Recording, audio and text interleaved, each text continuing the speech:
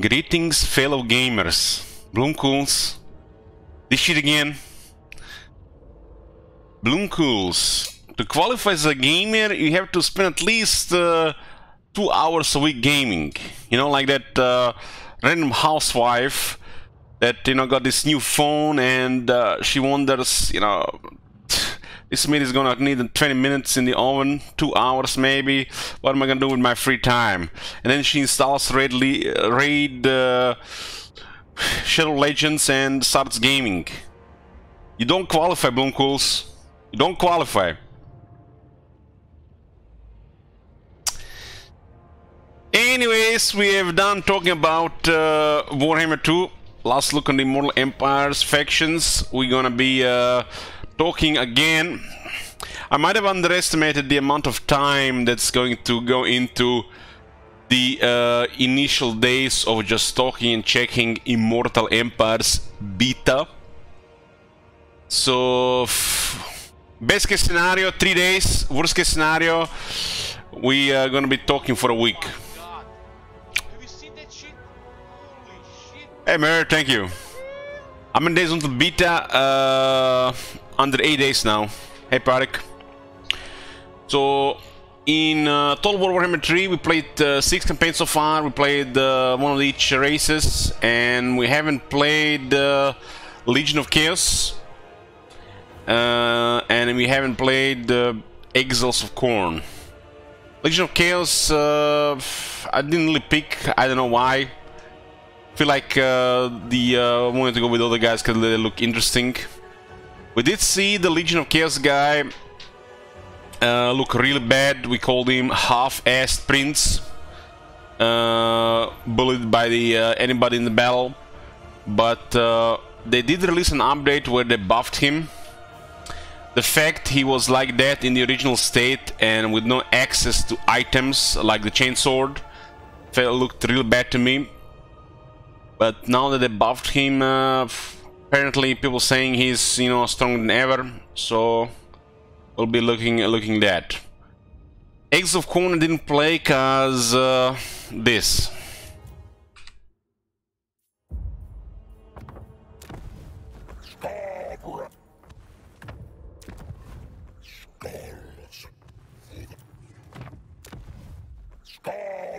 Come on, you gotta say it, I know.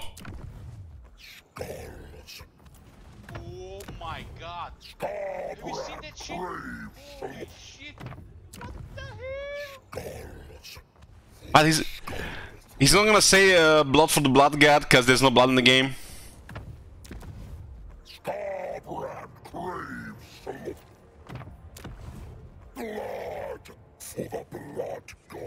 So there is no blood in the game. There you go. He even has a line, but there's no blood in the game. So I don't know. I wanted to play Khorne when they introduced the blood. Khorne looks like a lot of fun, but it's been 6 months and still no blood. So ends up, you know, faction everybody's praising. We are gonna be playing Lost or whoever, I don't know when. So what's gonna be for today? We're going to do a turn 1 look at the Legion of Chaos and the Exiles of Khorne. That's basically part 1 of Legion of Chaos and part 1 on Exiles of Khorne. We are mostly gonna continue playing Legion of Chaos, and at some point we'll continue Exiles of Khorne with the part 2 after that turn 1. So I want to see for myself in front of me what I have, because it's been 6 months and I don't, other than fighting these guys on the campaign and seeing some stuff in battles and their campaign effects, I haven't seen shit about these guys. Self-control guys, don't ever have to spoil everything on day 1. But this was not a beta kappa, so this was just an alpha when they released it 6 months ago. So we got fooled. We should have probably checked everything anyways. On day 1 of Immortal Empires beta, we are gonna be checking all the factions in depth under microscope. So if you're expecting to see a campaign start, you're gonna be waiting for a while. So what you've seen with Jibber Jabbers in the last 5 days, this is probably what's gonna be at the start of Immortal Empire's beta. Oh my god. Have you seen that shit? Holy Thank you, Verst, and thank you, Barbarossa. So let's check some more stuff. So Demons of Chaos, Realm of Chaos. This is not Immortal Empire's beta, which is coming in 8 days. I say Immortal Empire's beta, and you should too. So you don't get your hopes up and thinking you're getting a full release polished game like Warhammer 3 Realm of Chaos was on day 1. So keep that in mind. It's Immortal Empire's beta, not Immortal Empire's beta or not Immortal Empire's. It's Immortal Empire's beta. And remember it. Remember it. It's 10 p.m. I just had my breakfast and I got a large coffee. So rip schedule, watch schedule. There's no schedule on this stream. We are doing all-night stream. Breakfast, yeah, it's a meal that breaks the fast. Ding ding ding ding ding. So Demons of Chaos, it looks like 1 or 2 factions in Realm of Chaos who should have actually had the Realm of Chaos and all this copy-paste repetitive campaign. While the other factions could have had something entirely different, instead of they made everybody just slay the same shit. So Demons of Chaos, manipulated into horrifying act by another, the Ungol Prince has given himself up entirely in exchange for the ruinous blessing of all the Chaos Gods and ascendancy of demonhood. So what's his name is from the prologue? Yuri? Was Yuri? Yuri has been tricked by Be'lakor to kill the mortally wound Ursun. And he's been pretty much left to die. He gained a serious amount of corruption just by doing this, and apparently, you know, that was enough to become a demon prince. Dmitri? I think it was Yuri. The newly arisen demon prince shrugs off his mortal form to take on an ever-changing aspect more pleasing to his new patrons, who continue to war for his ravaged soul.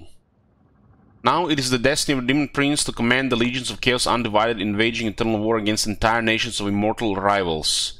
As he seeks a terrible vengeance on sovereigns and even gods, will he claim the mark of one master or forge a path that will bring him to utter domination, which even the dark powers will struggle to harness.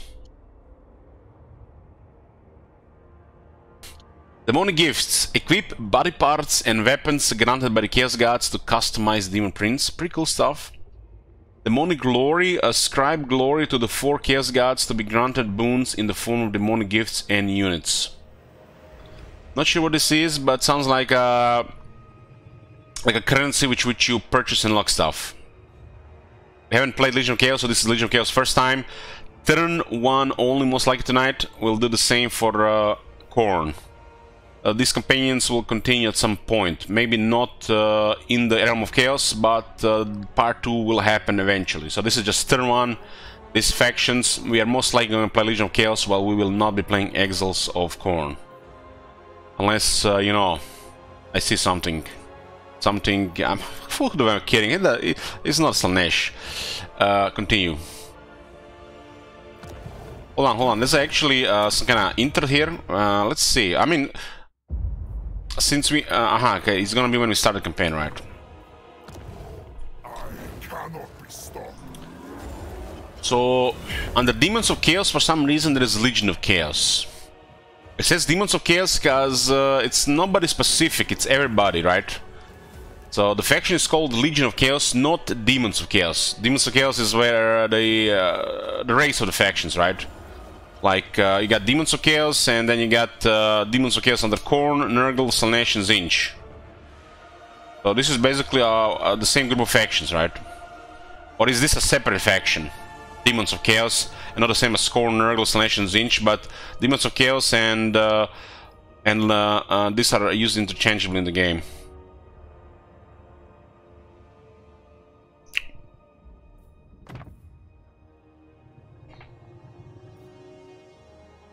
considered a separate culture, so Demons of Chaos, and then we got a Legion of Chaos. Does this mean, you know, we're gonna have to call these guys Demons of Chaos, and then these guys Legion of Chaos, and then we might never get a second faction, and it's always going to be just Demons of Chaos and just Legion of Chaos, like it's gonna be Slaanesh, and only Seduce Slaanesh, and never another faction? Maybe they're just leaving a possibility, you know, just like what's proper standard of faction and race calling. Hey, okay. This world will burn.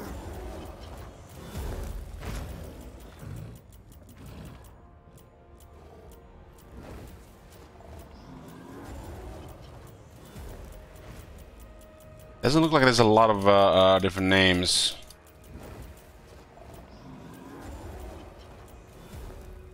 So, once mortal, the Demon Prince is a great and powerful servant, Kecleon. I never seen this guy to be anything powerful, but in hands of the player, who knows. He was one of the worst Legion Lords we met on the battlefield in the Realm of Chaos. I'm not sure who's worse, Legion of Chaos, Demon Prince, or Skrag.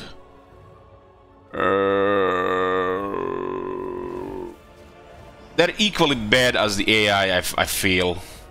Also, just lords that just suck for the AI. But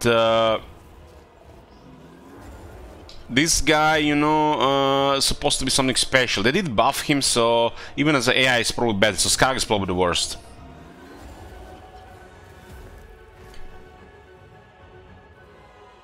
Once a more, Demon Prince is a great and powerful servant of Renews powers, earning favor through acts of violent glory in battle. Demon Prince grows and mutates into a being of godlike power. Take a looper, forever bound to the whims of his dark patrons.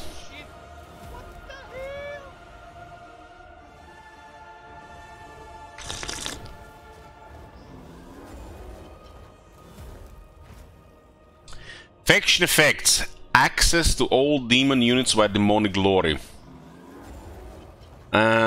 And how is this a good thing?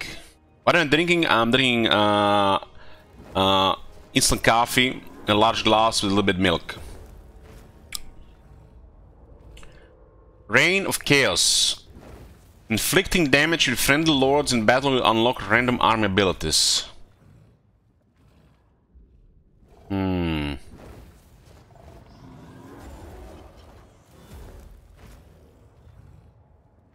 I don't know, guys. It seems to be like they went with unique and nothing special. But you know, depends what your is, what you want to take for special.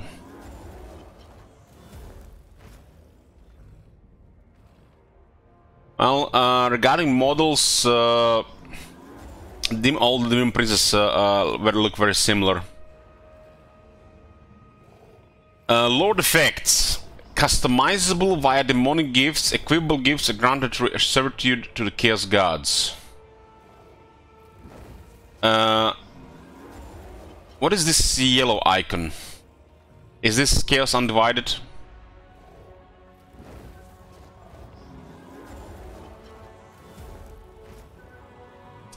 Undivided.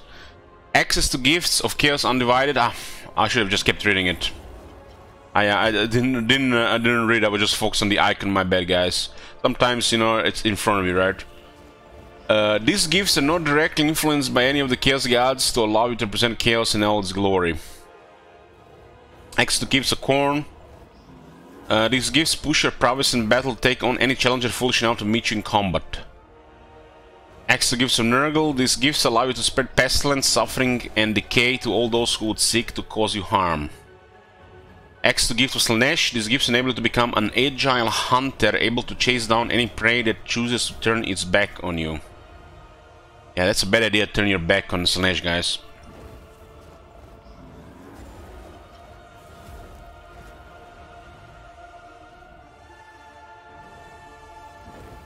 Access to gifts of Tzeentch. These gifts grant you the level of knowledge in Winds of Magic required to change the tides of battle. Well, I haven't played him myself, but when we played the Kislev campaign, he was really bad. Was still their best unit, but compared to any other guys, he was horrible. He can't even equip items, and the AI gets, you know, click, click, click, click, click, click, click, click, click. Job done.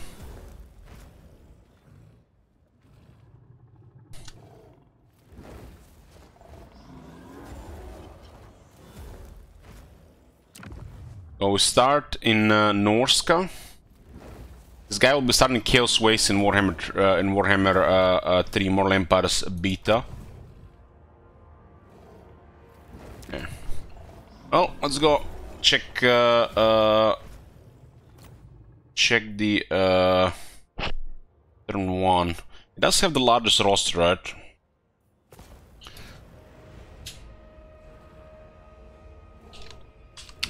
Well, Demon Princes do look like a hateful bunch, and I'll be embracing the meme here.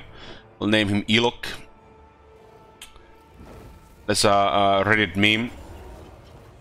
If you're not familiar with it, apparently somebody on Reddit has said Elok, mistyping my name, which is Elich.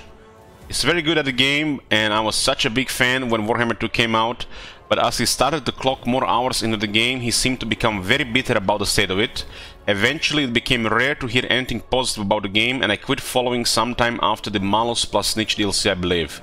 I was looking for a place to talk about the game, and I loved, and that stream just became a place to trash CA and Warhammer 2. Don't know if it still is, haven't been back.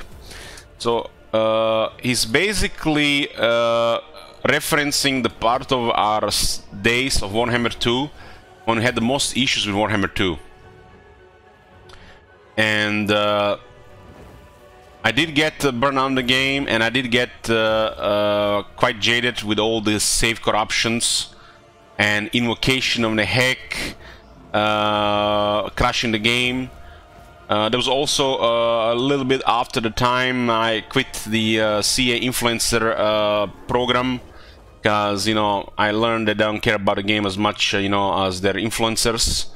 Checking one bug report in 2 months and stuff like that. We were just being milked there for our influence to market the game, and had zero feedback or influence, you know, to help make the game better.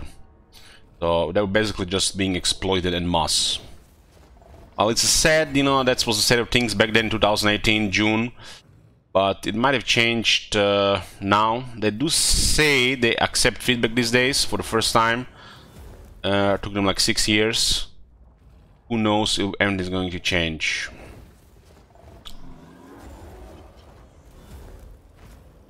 Anyways, let's check this faction.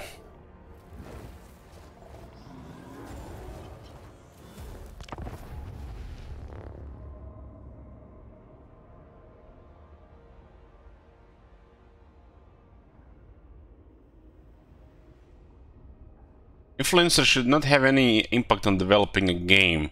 They should provide a feedback on how to make things better.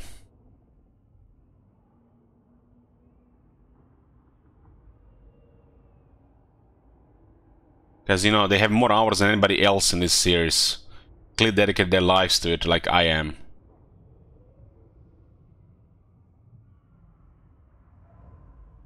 Is it part of development? Well, I guess you might say it is, but not really.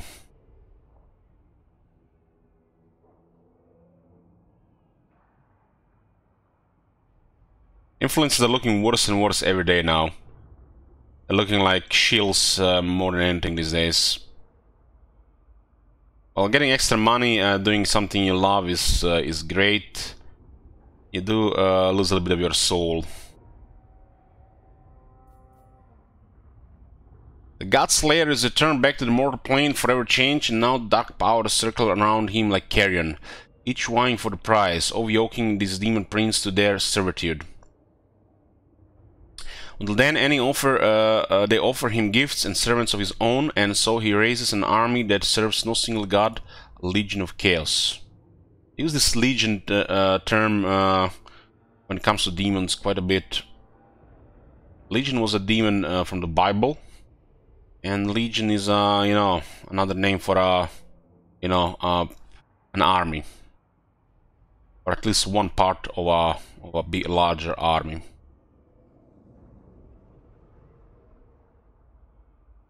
Yet, even as he courted by the dark powers, even as he is courted by dark powers, there is a great bounty found in the Chaos Realms. I do not need to travel far to find Demon Prince and make my offer. Already he lays the foundations to a new fortress from which he will cast a reign of terror. Gotta say, of all the fantasy worlds and universes, Warhammer makes the demons and the chaos, you know, part of their universe the most interesting demons that I've seen. Well, they do usually have you know, similarities between the fantasy universes, right? Like grotesque, evil-looking creatures with glowing eyes that usually have magical powers, either to cause harm or influence or kill. Have you seen that shit? Holy shit! What the hell? Thank you, Exodus.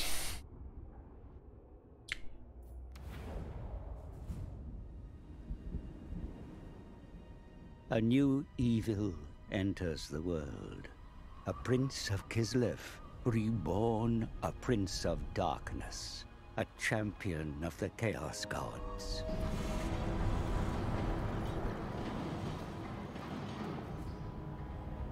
Kislev will fall. It will kneel before me, before Chaos. You think too small for one so powerful. Have you forgotten, Seer? I killed Ursun. Why stop at Kislev when you can give Chaos the world? No more twisted words. Wait! Ursun lives! You lie. Wounded and dying by your hand, but alive. The Shadow has him still. Be'lakor will pay for his betrayal. The god bears power. It is yours for the taking. So take it. The realm of Chaos cannot be entered. No one can cross the Maelstrom. I can. I will guide you back to the Forge of Souls. All I require is one drop of Ursun's blood. Finish the job you started, mighty God Slayer. God Slayer. World Slayer. Ursun's power is mine.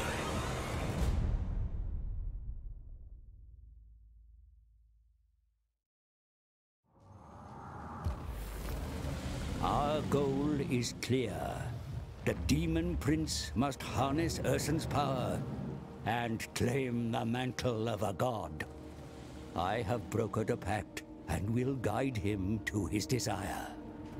Oh my god. Have you seen that shit? Thank you, Mises. What the hell? Advise me, as my brother once did. Take me to the Chaos Realms, or suffer his fate. Prince of Demons, God Slayer, the ruinous powers watch, waiting for you to make your mark on this world. The deeper the scar, the easier it will be to wrest Ursun's remnants from Be'lakor. First, establish a capital. This will alleviate the attrition from which you currently suffer. Your new fortress is all but complete. Claim and dedicate it to one of the Chaos Gods. Yet do not linger, for trespassers approach. Colonists from Nordland attempt to settle the untamable lands. In a mistaken belief, this will quell invasions God. from the north. Have you seen that shit? Holy Wipe shit. out the gullible fools at their beachhead, the Bay of Blades. Then make the Scalings pay for failing to protect lands that are the dominion of Chaos Undivided. The other Norscan tribes should be conquered and subsumed into your burgeoning realm. And across the Sea of Claws lies even fatter prey.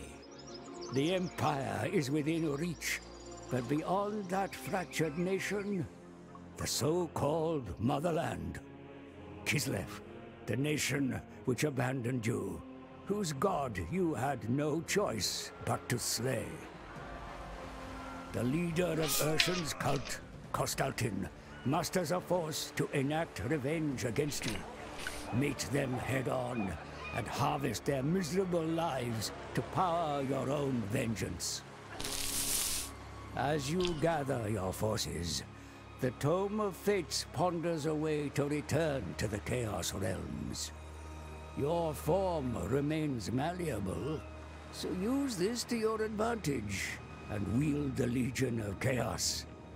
A prince will become a king, and then a god. How they play Legion of Chaos? Demons of Chaos will automatically wage war on any non-Chaos faction they counter. Demonic Glory. Demon Prince may earn favor with each of the gods of Chaos.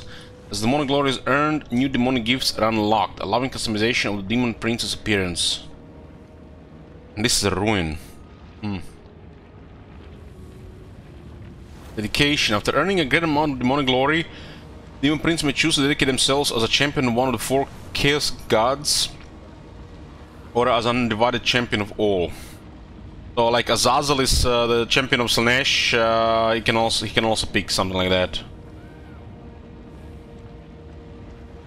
Why is Illich so much louder in the game? Well, maybe because you want to hit the game volume and increase the sound of the everything. Let me just increase the game volume.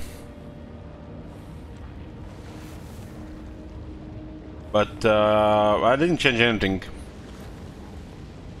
We were talking about stuff recently, so I lowered the game volume a bit. But if you guys think sounds are off, you're always free to give feedback regarding that.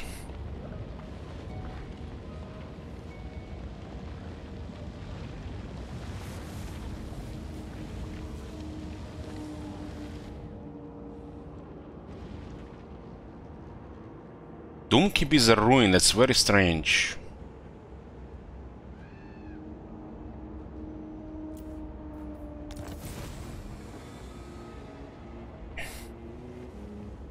Defeat an army belonging to the following faction battle Nordland. So Nordland is very Norska, cause you know, that's just what the Empire does, they invade Norska, because poor Norskans getting bullied by the Empire peasants.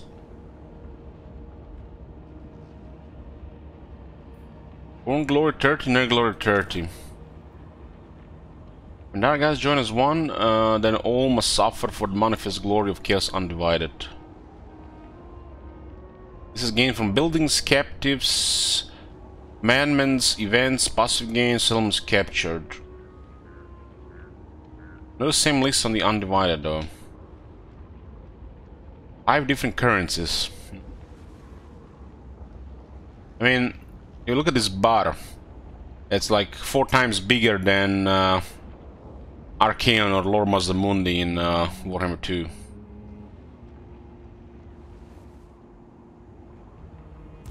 Demon Prince. Okay, let's see the Demon Prince. An army of a variety of units here, including some Bloodletters. Let's get some Khorne units, some Nurgle units, some Slaanesh units, some Tzeentch units, some more Slaanesh units. Chaos Warhounds. This looks like the just generic one.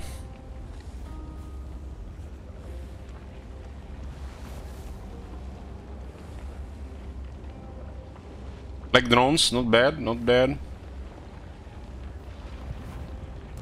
This world will burn. You look at the climates, it looks like Syncope past like the rest of them. Yeah, demons should have all the climates suitable. And it should be corruption that drives them and not climate. So much power. Okay, so let's see. Nice, nice. This looks like exciting and promising. So the guy has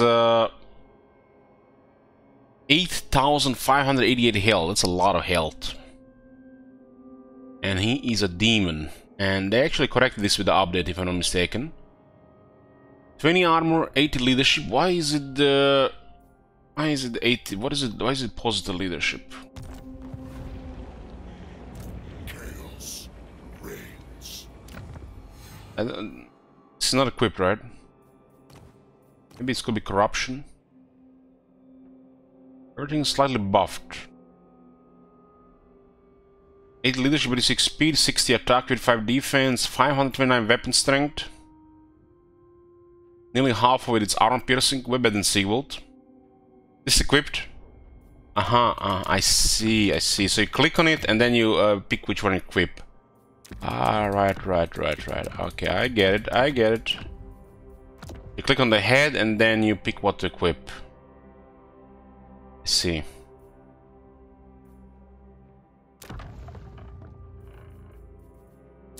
These are basically his body parts. Obviously has body, right? Okay.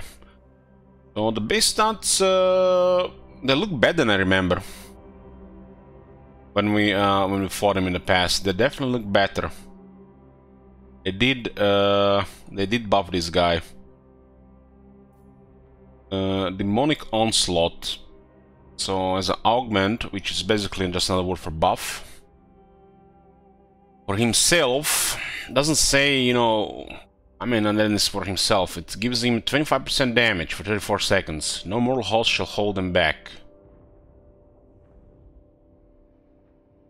It's almost like it's missing how this works.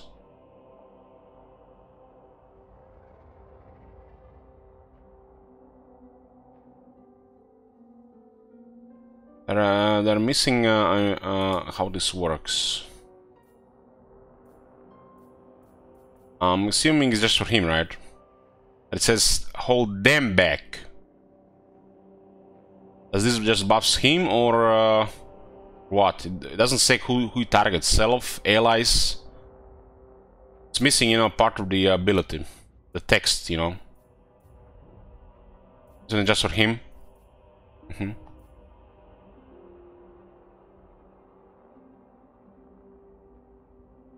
When you usually click on ability, it tells you how it works, but this one doesn't tell you how it works.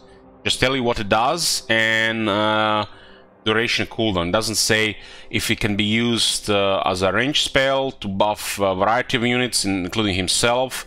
Is it for the other units? Is it for himself? Is it a self buff, group buff, AoE buff? You know, doesn't say.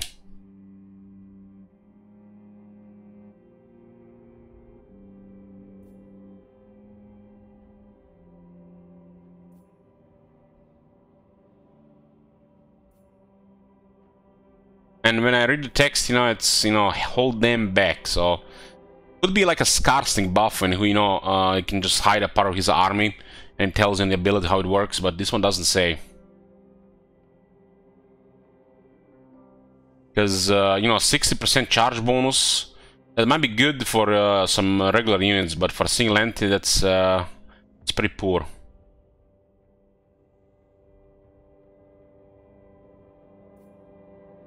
I will tell you what I mean. I will show you what I mean once we find another ability, because they usually have 2 more lines of text, which this don't have.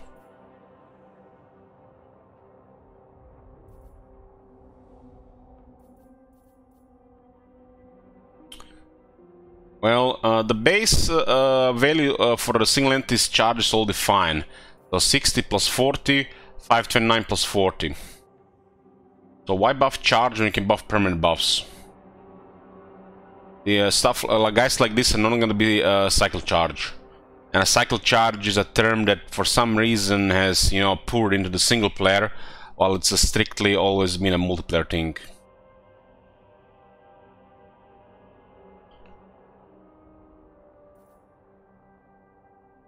He's only one guy, so getting 40 charge is nothing.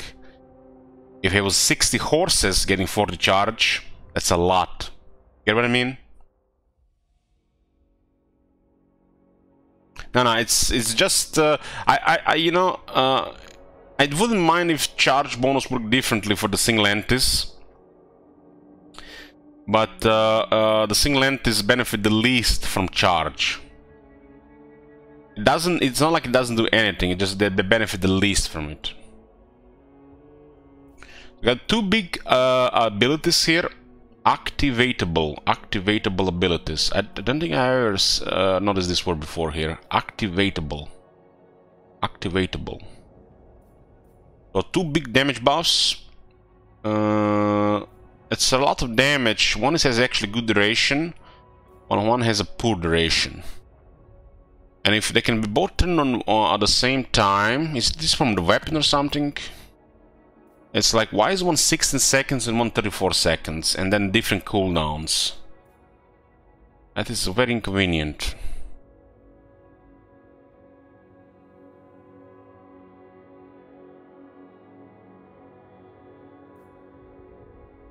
I mean, making a contact is fine, but the moment the contact is done, it doesn't do anything anymore. And this guy swinging his sword will be always better than try to, you know, what I say, cycle charge. Meanwhile, for a cavalry, cavalry has a massive charge bonus, and the charge is a really important part of the unit. So you want to consider disengaging and engaging again. Well, for single entities, that's not a good thing unless you're in a desperate position or in a multiplayer environment. It's better for this entity to continuously do his attack animation, which are already amazing, and instead of trying to disengage, missing 3 to 5 animations, turning his back to the unit, getting hit a couple of extra times. Just think about it, use a little bit of logic. It's pretty clear.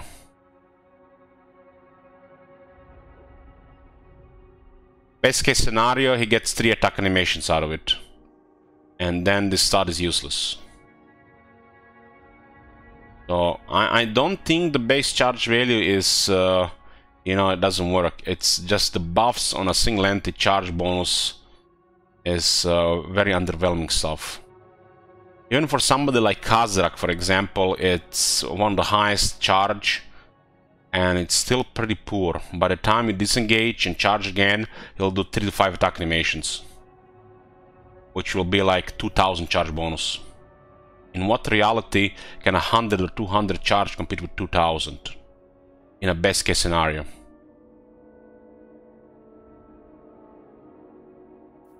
So entering a melee encounter, it does seem to, you know, do something, but something that's supposed to be buffed or be a part of you know, a proper stat list, it just doesn't really benefit compared to attack and strength. Just think one thing in consideration. Last thing I'm gonna say. Usually they have these buffs at the same values. You have, you know, plus 12% speed, plus 10% charge, plus 8 attack, plus 10 charge. In what case would the 8 attack all the time ever be an option you don't pick over something that gives you 10 charge instead? So you get 8 attack all the time, or you get 10 charge. 10 charge bonus will do nothing, while 8 attack is massive.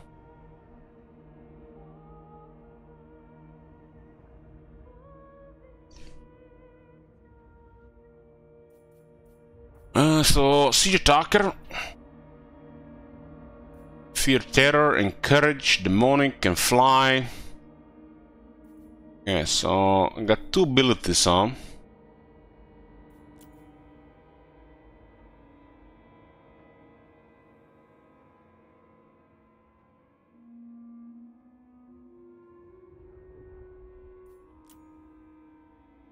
So the base stats look pretty good, and he does seem to have physical resistance. He didn't have it the last time I remember. He was a demon, but not being a demon, because apparently, you know, he has to be balanced around his items, but while he doesn't have items. So it looks like they've done him justice this time.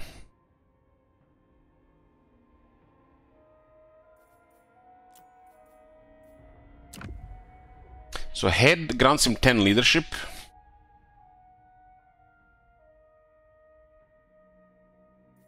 Torso grants him 5 defense and 10 ward save. That's actually not a bad torso. We're not gonna call it we're not going to an armor. That's just a torso, right? It's different for this guy. This guy is unique. So I got a torso here. For torso, that seems pretty good, you know, as a starting one, looking good. His stats seems to be way higher than I remember. He used to have really bad stats. So it looks like they definitely made him proper. Should be closer to Be'lakor, not some, you know, naked guy with no stats.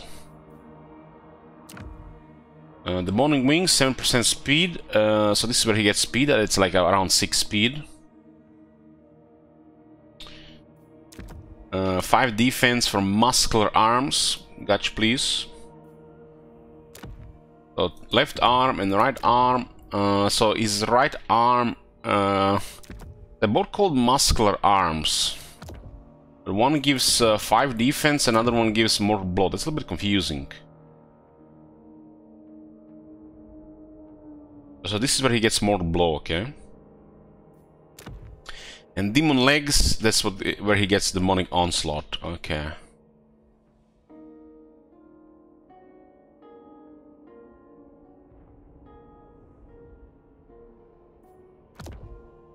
Demon's Tail, 5 attack.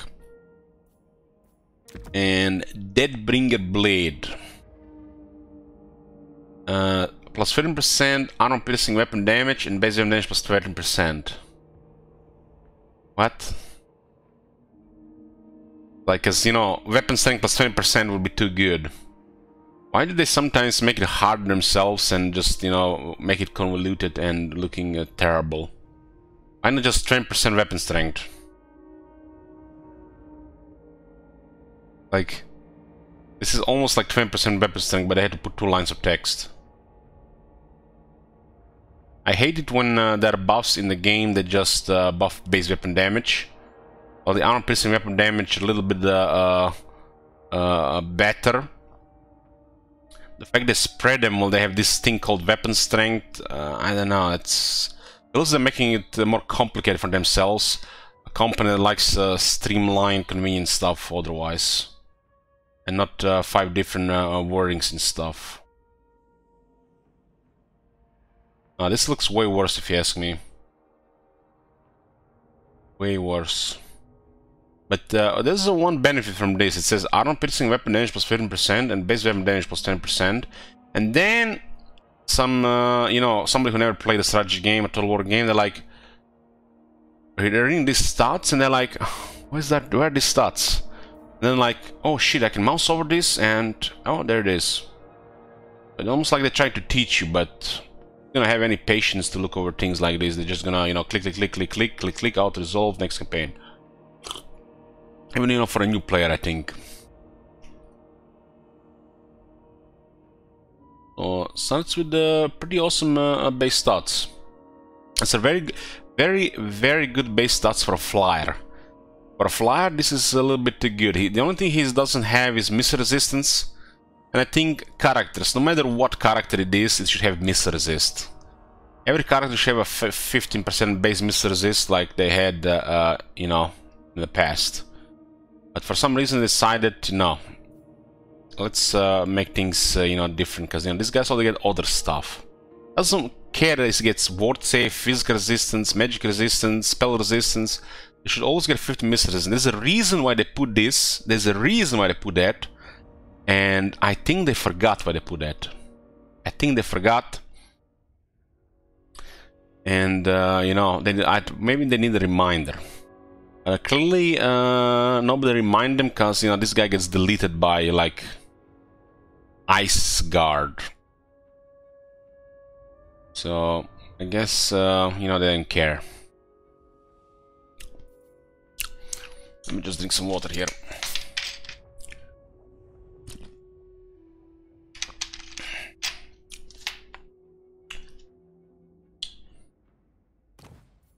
I love it how they, you know, introduce systems over the years, and as they develop other stuff, the core team may not respect the balance decisions made by the secondary team or janitor team or the intern team or the DLC team. Sometimes, you know, they don't get the big picture why it was done like that.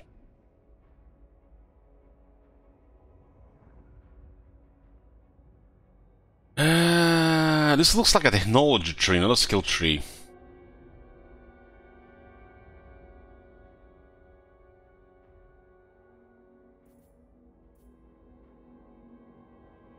All glory gained. Glorious warfare. Khorne, Nurgle, Slaanesh. Oh god, no. No. I need to see what this is. Oh no. God damn.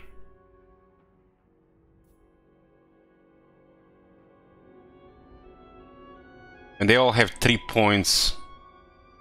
Most of them.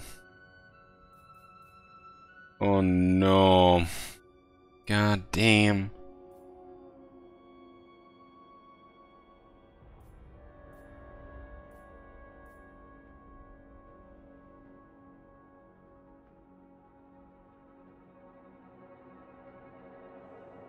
This guy has so much stuff. So much stuff, and has 3 points for corruption. It says here a legendary lord.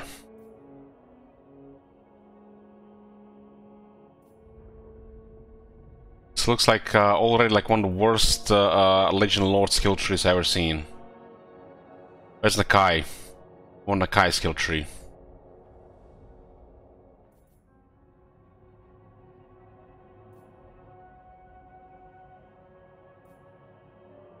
So, Chaos Undivided.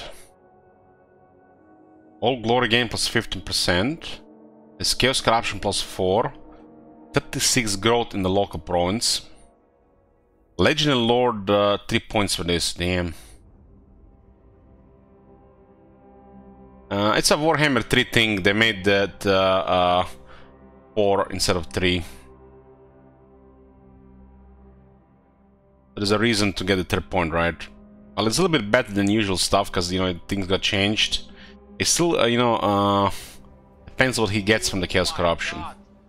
Have you seen that shit? Thank you, Orglum. Holy shit. What the hell? Oh my god.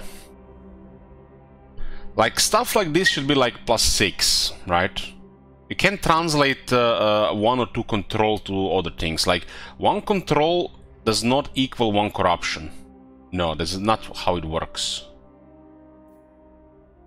When 8 growth might equal 1 control, might. But then you get 36 here and then get 3 here. And you still get more from this than you get from this. This is a legendary lord. If a legendary lord should get control, it should be something like at least between 6 and 10. And since I picked those 2 numbers, make it 8. Okay. 8. For a legendary lord, it should be 8. And I think 8 is an okay number for somebody who doesn't want to deal with control. It's a skill that, you know, suitable for a legendary lord. If they put like control on a legendary lord, either trait or a skill, like you got Trog. Trog is +1. That's just horrible. Unless it's like some kind of inside joke, which we don't get, or something that, you know, lore joke from some lore or something, like +1 growth joke. It's, I don't know. It's just horrible. If you create a lore that Hell? Drinking money. drinking money. Okay, thank you, haha. Let me drink some coffee. Haven't been drunk in 2 months. So, if you put a Legend Lord skill, guns control, making at least between 6 and 10. Especially if it's gonna cost 3 points. If it's a main trait, it gotta be at least between 5 and 10. Like 6 to 10 would be a good number, and get a middle one. Like, I don't know, maybe you want, it's like, I don't think they get this. Oh my god. Have you seen that shit? Holy shit. What the hell? Do you think a demon prince, the scariest, most badass entity that leads your people, your faction, you know, whatever bloodthirsty, backstabbing faction you got, you think that unforgiving rule or the demon prince would be so fucking terrifying that control would be like, it says plus 30 here and not plus 3. If let's say this says plus 10, plus 20, and plus 30, and then we got like, damn, they finally get it. They finally get it. I finally have a control skill that is not a filler, and that it's fit for a terrifying lord that's worthy of him, and not some generic copy pasta.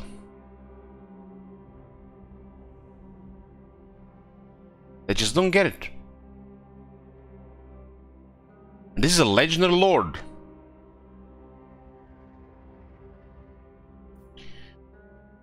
Respect of the North. Diplomatic relations preserved with Warriors of Chaos, Demons of Chaos, and Beastmen North. This is a good one. This is a good one. Okay. Well, this looks like okay. You know, hard to say. I have not played this campaign, but it looks good to me. This is like above average stuff. God. Well, this is like average. This might be acceptable as average. This is like, oh man, they just don't get it. Stuff like this should be merged with this and put something something different here.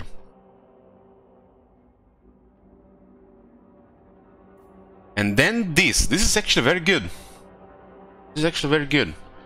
Convenient diplomacy does make for easier campaigns, and especially lowers the tediousness, frustration of the randomness in diplomacy, because you know, scaling make peace with Kislev and they have no enemies and you are neutral with them, and now they declare war on you because you don't have this skill. And instead of you invading Kislev, now you have to deal with scaling your border. This is the primary example I can give you, you know, just a random thing that happens. And again, it has hundreds of factions. You want to minimize RNG in diplomacy. You want to make sure it's in your favor. You want to be the ones doing the moves, starting wars, sending your armies where you want to send them, and not reacting to invasions and the RNG elements of diplomacy, because it's out of your control, because you're ignoring diplomacy. Stuff like this gives you a lot of control of the game. If you think about it, it's stuff like this in Warhammer 3 is way better than in Warhammer 2. And I fear some people might complain about stuff like this, which I've already had a comment or two about this in my previous campaigns, like Nurgle and Tzeentch, regarding how we deal with the other demons. It creates passive environments. And some people might complain about, you know, how everybody's so passive. But when you look at you're playing Nurgle, why would you want to fight Khorne, Slaanesh, or Tzeentch when those factions are gimped? Meanwhile, Kislev and Kantei are Terminators. They're not regular human, they're Terminators. They got exoskeleton skin and whatever. Inside, they are crazy buffed with unstable economies.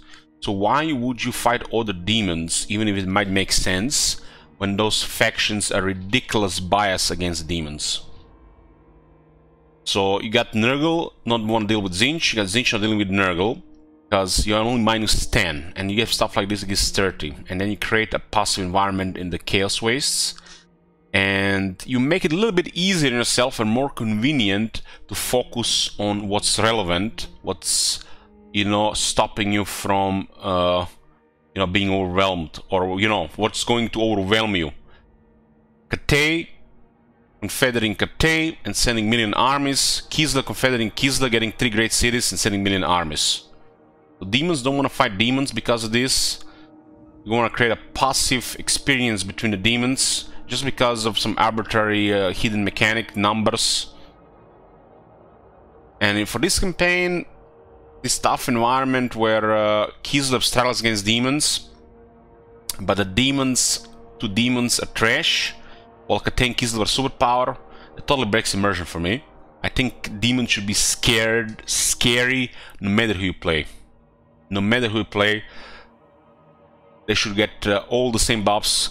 The Kislev and Cathay and all the demons, even for a mini campaign like this, they should all be terrifying and formidable. And the proper versions should be respected.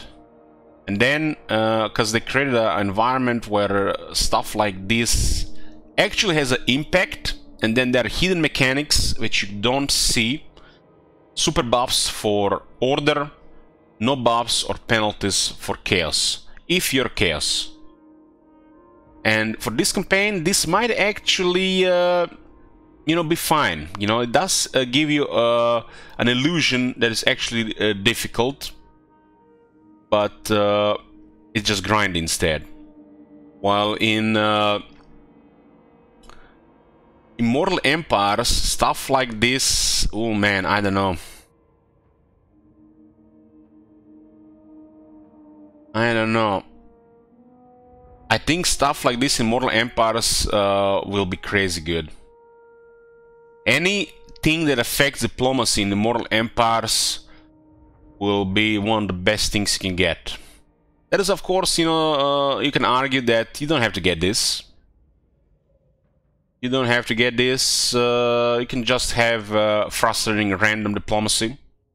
Sometimes it'll make sense, some will make no sense. We might never get the non-aggression. We might never get the confederation. But if you get diplomacy tax in an environment that is no longer realm of chaos with an anti-player bias, with massive buffs on, you know, one side or the other, in Immortal Empires this is gonna be stupid strong. And it might make campaigns too easy, how it was back in Warhammer 1. When Chaos invaded, everybody is like holding hands, allying, and then Chaos gets defeated and they sing Kumbaya. And nobody's fighting anymore. They did change this in the past, and I fear they're gonna make the same mistake with this in Warhammer 3 Immortal Empires like they did back then. Because they're gonna create a passive environment, because they changed diplomacy to work in a passive environment. So this is how I see it, guys. This is how I see it, because 30 in Warhammer 3 is like it's close to like 80 in Warhammer 2. Now imagine you're playing Warhammer 2. Anybody who plays a lot of Warhammer 2 get plus 80 relations with a faction. Have you ever played Empire or Bretonnia and all those technologies? Super overpowered diplomacy technologies? Well, stuff like this will make it sure. Empire loves Empire, Empire loves High Elves, Empire loves Dwarves, Bretonnia, Kislev, they will never fight each other, and they will support each other. While, you know, those factions are stupid strong together, this is a little bit different. Warriors of Chaos might be better now, Demons of Chaos might look good. Beastmen are always gonna be trash if you ask me as the AI, and Norska, I don't know, Norska is a miracle as the AI, it's just underwhelming. So, it's definitely not order-tied, but it's the same thing. While it makes sense for the Empire to be allied and working with Dwarves, Kislev, Bretonnia, especially, you know, if it needs to, you know, deal with, you know, like factions like demons or some kind of in-game scenario. It's very overtuned on the values. And there are always people mentioning, you know, challenge and difficulty, but then, you know, you also have to consider, like, you're playing Dwarves, the Empire controls 6 settlements by turn 80. You want challenge? Well, declare war on the Empire. Just do it. Nobody wants that. That's not challenge. That's a grinder. It's a grinder where you're gonna be fighting 5 armies every few turns.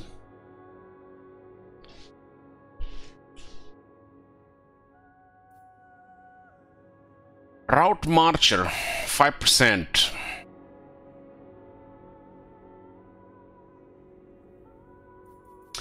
Lightning Strike.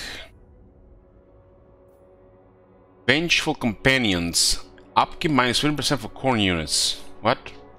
This is not corn.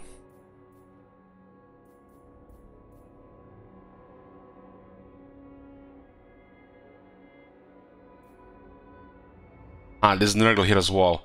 Oh my god. No. No, no, no, no, no. What the fuck have they done? 12 skill points! What the fuck were they smoking when they were creating this? Jesus. I need a drink, man. It's like, I don't have any alcohol, man. But if I had some alcohol right now, it's 10:39 PM, I would have definitely started drinking here. Like, what the fuck is this shit? 6 months and nobody complained about this? Holy fuck, this is the worst shit I ever seen. 12 skill points. Chaos Undivided my fucking ass. You want to play Chaos Undivided? Yeah, sure. Get 12 skill points so you can have 2 units here, get 50% cheaper, and then this unit 50% cheaper, and then this unit will get 50% cheaper. You might just use 1 corn unit and 10 Zinch units. Yeah, they're totally undivided. Holy shit, this is so bad. It's like they just don't get it. So they want to make Chaos Undivided and they want to create 4 of these skills. So you pick Undivided side. Undivided, right? You're going to use numerous units. So the right idea here would be to create all 3 and probably like up to 20%. Since you're going to be using a variety of units, it's going to be hard to make sense on the battlefield for starters. And second, what about the battle skills? Holy shit, it's a can of worms waiting to be opened, right? So this should at least be 20%. Heck, not even, if not 30%, if you want to play Chaos Undivided, because you're going to be playing with a circus with poor synergies and some synergies that might be too good. So probably not going to be playing Chaos Undivided. You're going to be playing, you know, 2 types of units. So if they go like this, it should be all units and much cheaper. But if they decide to create 4 different skills, and they should have at least made this go up to 30%. That's 12 skill point. I'm playing Undivided, 3 points for 30%, another 3 points for 30%. I say we pick 3. That's 9 skills. Holy shit. 9 skill for 30%. Meanwhile, you go play Moratti, click. The whole army 30% cheaper. Just like that. 1 click, 1 button, 1 fucking button. That's a legendary lord. Not this trash. That's a legendary lord. That's how you do it. That's how the guys in Warhammer 2 did it. Who the fuck did this, man? What the fuck?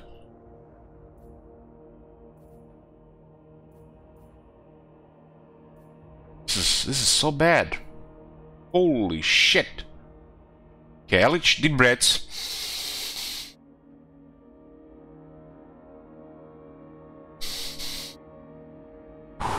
Okay, this is just one part of the skill tree. He has good base stats, Elich. He has good base stats. He gets unique stuff here. Okay, let's keep looking. Let's keep looking. So that was the Chaos Undivided. Okay, let me just drink some water here.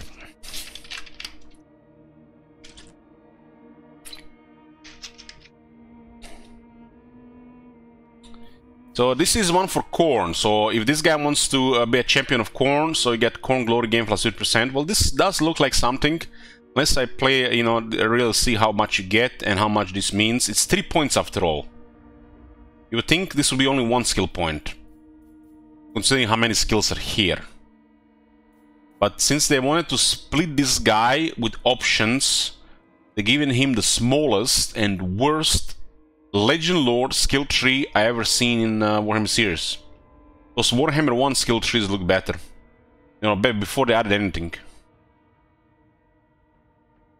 But the base stats are incredible, so there's something still here.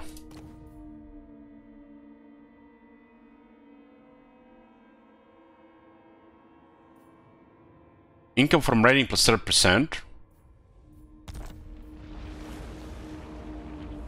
He has the generic raiding stance. Raiding stance has always been missing on some factions a 0. And on some factions were okay, like Greenskins I have okay raiding. While most factions missing like a double. Not a 0 but a double.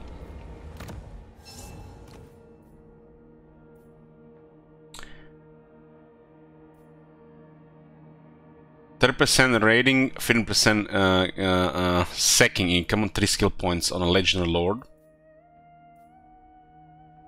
Unholy Terror Troopers, 8 armor and 6 defense for Bloodletters, Exalt Bloodletters and Chaos Warriors of Khorne.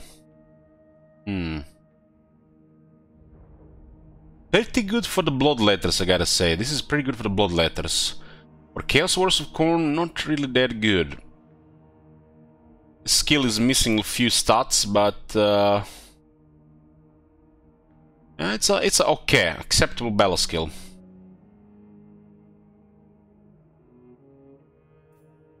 Might of the Chosen, Reign of Chaos, additional chance for Khorne rewards plus 5%. Reign of Chaos. Not sure what it is.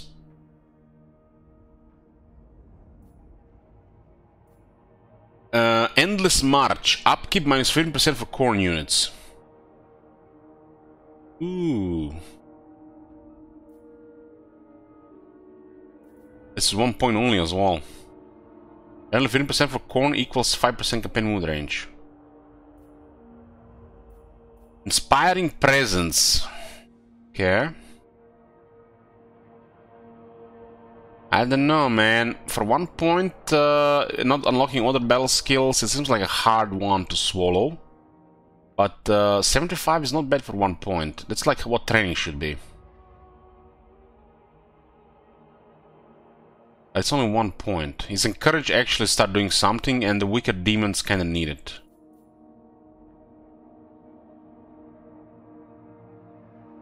I mean, this is acceptable being here. It's fine being at the start, right?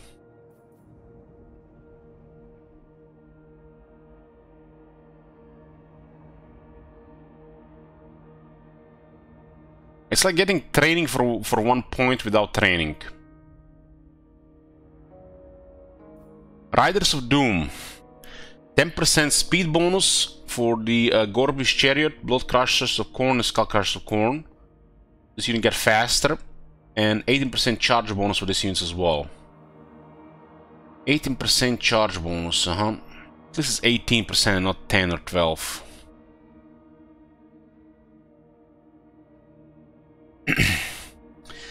Bloodthirsty Beast. 8 attack and 10 charge bonus for Fleshhounds of Khorne, Chaos Warhounds, Chaos Furies, Spawn of Khorne, and Minders of Khorne. Oh, that's pretty decent. I'd rather it be damage or a defense, but fits with the Khorne to get, charge instead. This one is 18%, well this is 10 flat. I hope one day the guys realize how much is 18% and how much is 10 flat.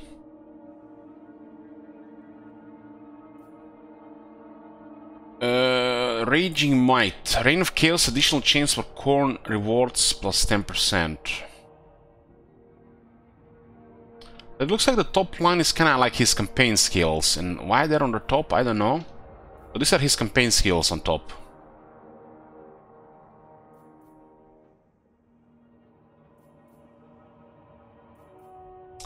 Forge and Fury, 3 points to make the Bloodthirsters do 15% more weapon strength.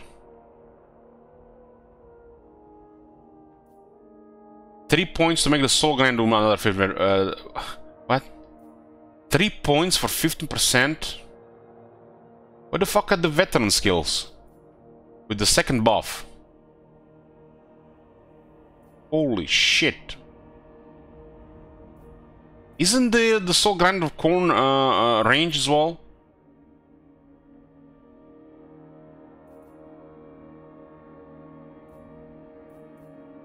Spilling of the blood. 8 attack for the Bloodthirster.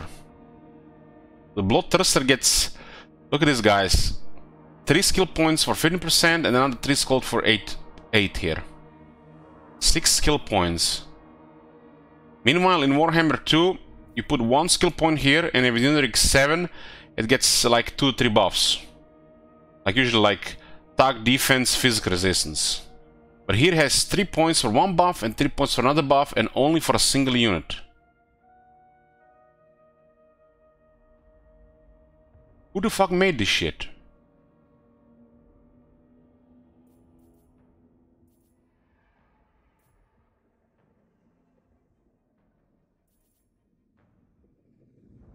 Oh my god. Why are there not 2 skills? Why are there 4 skills here? Where are the veteran skills? Why did they break the mold, the template for the battle skills? Bloodthirster, Soul Grinder. Then Bloodthirster and Soul Grinder. Heck, this should just be 1 skill for 3 points.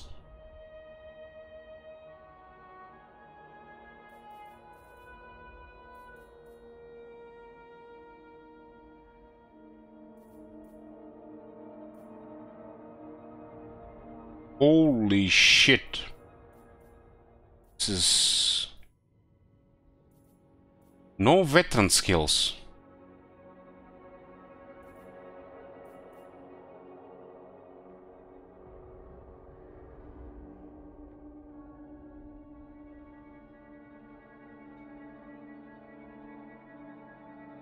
Maybe they didn't want him having the veteran skills for demons to make him monogods better with their demons.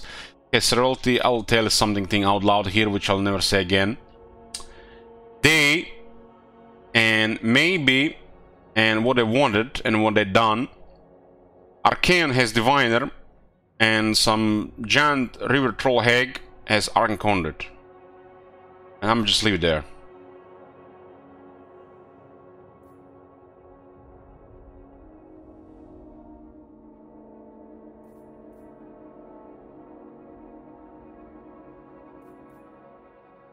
Grimy terrain. Lower attrition suffer from all attrition.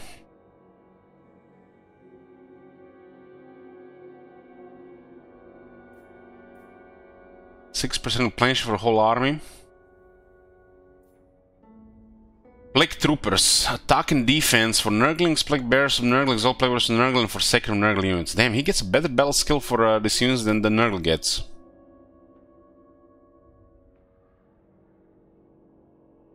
It actually makes the Forsaken a little bit more relevant, because it's on the same with the Plague Bears and the Nurglings.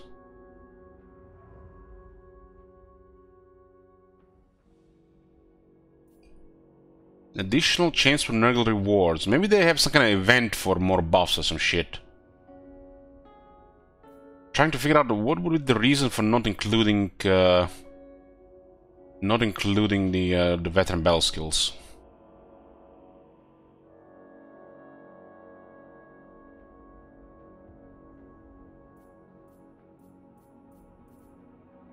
I tried to do something cool and unique with this guy, but... like, what the fuck is this shit?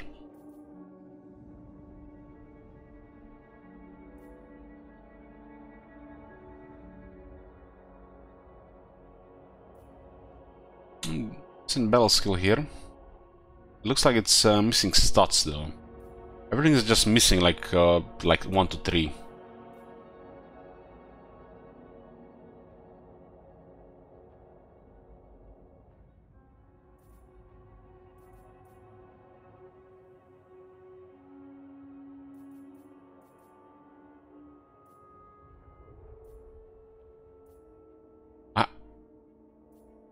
I was about to say, are you fucking kidding me? No range buff for Soul Grinder? At least Soul Grinder gets range. Holy shit.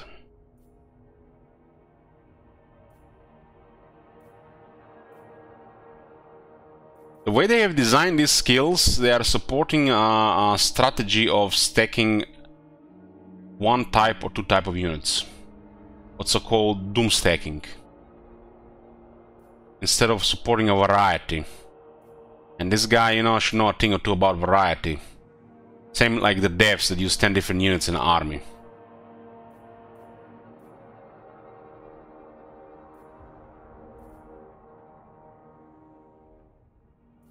Three points to get 15 armor for the Great Unclean One. That is insane.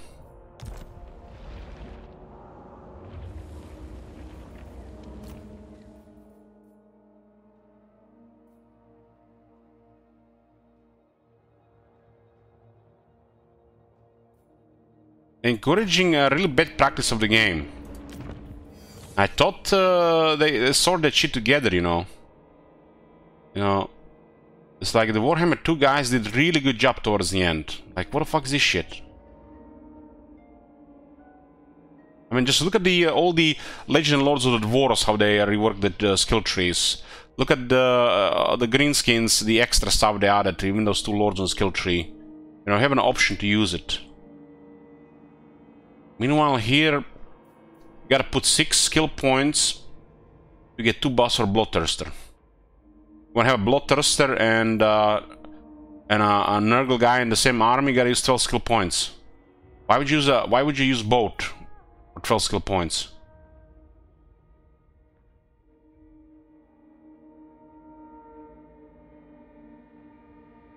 It will make a little bit more sense if a lot of the skills were just 1 or 2 points.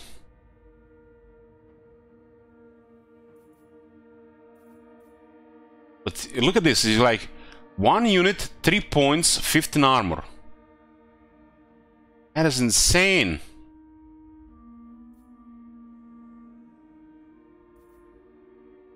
Why did they split this one to 6 points? They make the best units got the worst battle skills. And there is no veteran battle skill.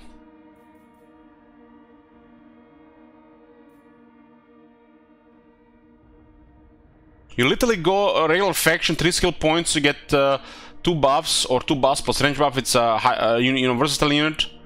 But here they're taking away one of those buffs, just 2 buffs. Then they create this guy, and then they split these units into, instead of 3 points, 6 points. So they give you an option for variety, but they give you really shit skills for it. What a variety?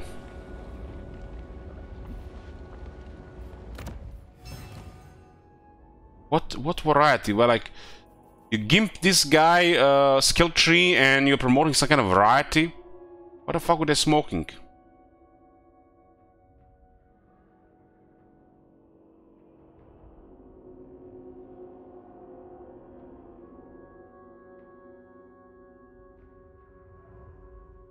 Yeah, let me just update this.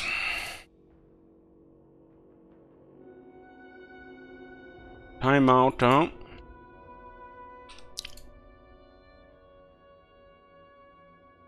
And a City Slicker initiative, huh?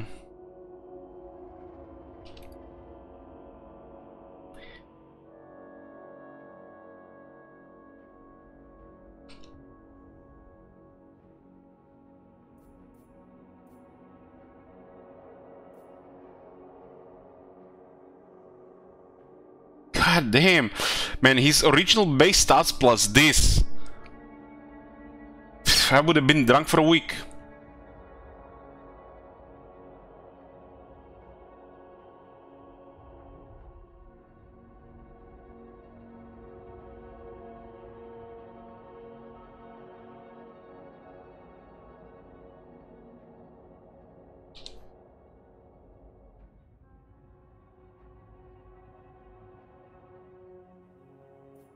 This is Slanesh. Recruitment cost minus 50%. Hero action success chance plus 12% all heroes. Ooh, another good skill. So we've seen a second good skill here. This is a good one. This is almost like a Legend Lord skill, but it requires 3 points. Like, real Legend Lords have stuff like this for 1 skill point.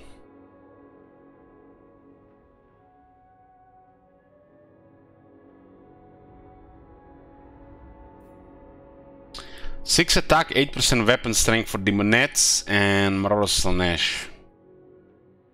Not bad. 6 and 8%.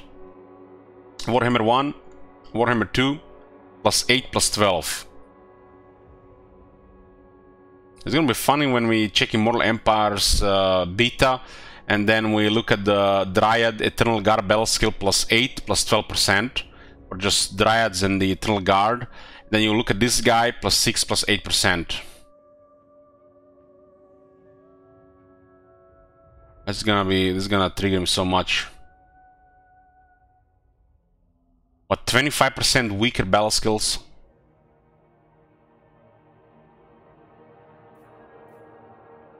Reign of Chaos, additional chance of Slaanesh rewards. Lower up for the Slaanesh units for 1 point. Ambush, success chance plus 30% Lord's Army. It's okay, you don't have to play this guy ever. Well, I do need to complete achievements, okay, so I have to play him once.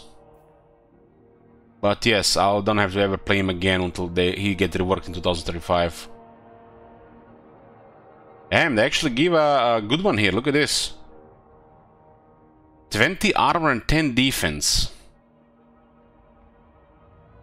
I know why they did this. They did this because it's a Slaanesh units, right?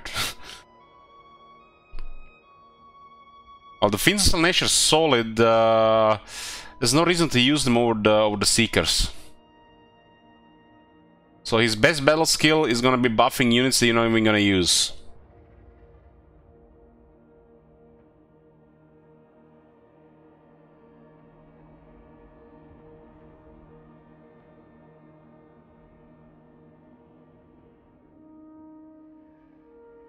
There is 2 achievements, one for the Undivided Marks, one for picking out 2 runs in. No.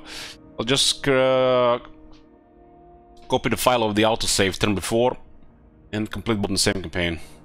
No fucking way I'm playing this guy second time with this shit.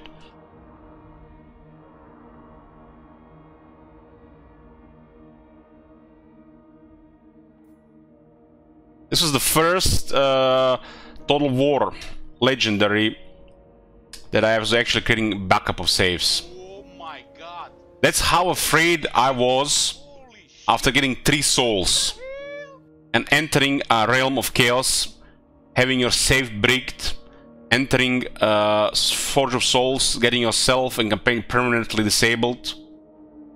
I was actually creating backups this time. That's how broken this shit was early on. People were losing their campaigns daily, and they had to restart and do it all over again. All the realms, Forge of Souls, all over again, just because of a bug in the Realm of Chaos. The idea that I had to go do those battles again at the very end, and everything from the beginning, was so fucking terrifying. I was creating backups of the saves.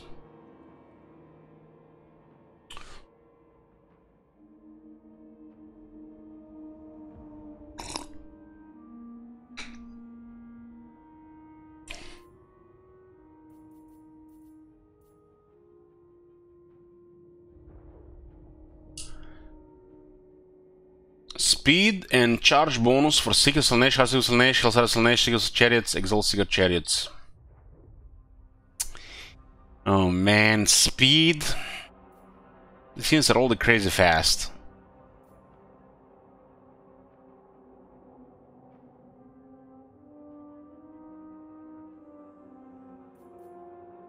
Wish this unit's got this buff here and not this buff. This would actually be an excellent buff for these units.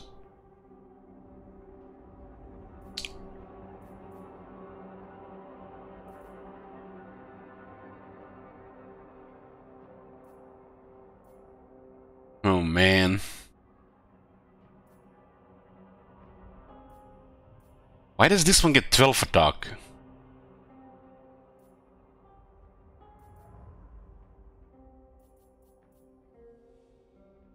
Soul Grinder of Khorne gets 8 and Slaanesh gets 12. The Soul Grinder of Slaanesh is very good.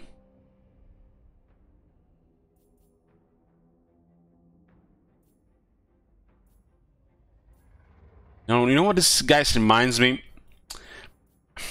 Okay. This reminds me of I was making meat one time, and I just, you know, got the meat out, and I just, you know, washed it a little bit in water, dried a bit, and I started cooking. I didn't put any salt, any pepper, seasoning, anything. Then when I started eating it, it tasted so fucking bland. Can you imagine cooking meat without salt and pepper, black pepper? But then there is a safe mods, I mean Tabasco, and you just pour Tabasco all over it, especially the green one with lots of spices, and it's all good again. But why? Because I forgot. This is like cooking meat without any garlic or seasoning.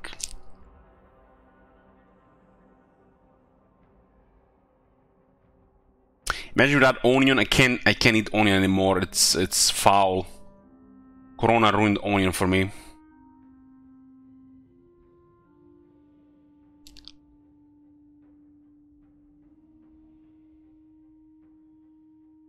I used to love onion. I can't eat anymore.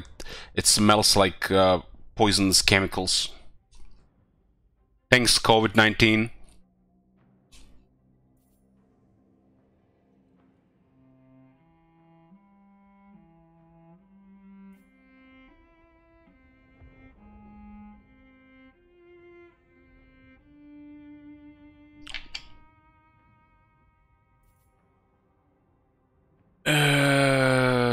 Tzeentch Glory. Reinforcer. Reinforcer marker move cost reduction minus 75% faction wide. And enemy reinforcer time prediction accuracy plus 10% faction wide. It sounds like it's something like it's faction wide, but it's you know, situationally good or totally irrelevant.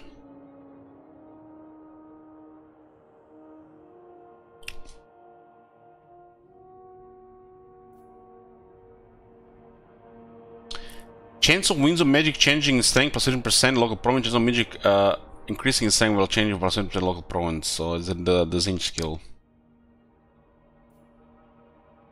10% barrier and 6 defense. You know, because these range units, they do need defense and barrier.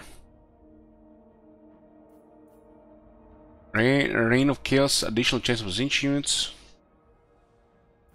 You know, when I'm looking at this skill tree, guys, you know what is going through my head? I'm like, Tank Sigmar, there is like 90 factions in the game, and there are 4 Empire Legend Lords in the game. You don't ever have to play shit like this again.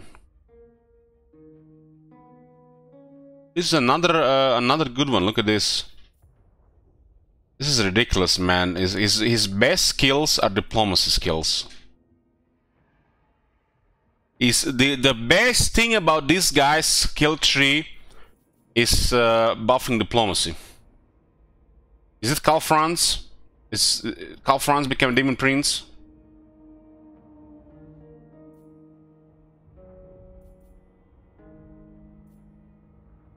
God Slayer, more like a diplomat.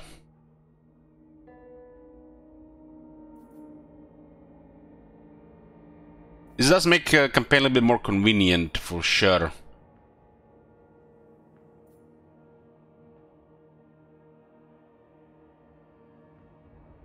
Maybe 50% more barrier for the Chaos Knights of Tzeentch. Ooh. 12% weapon strength. Ooh, that's he actually gets a better one than Tzeentch. There is no veteran battle skills. It's not very like he gets half-assed skill tree with half-assed battle skills. It requires so many skill points.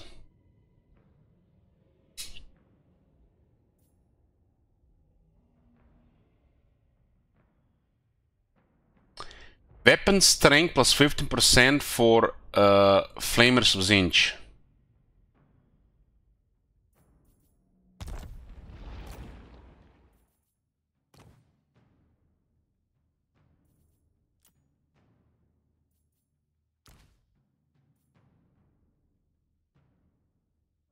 This unit literally goes poof when it goes into melee. Poof. But they're buffing weapon strength.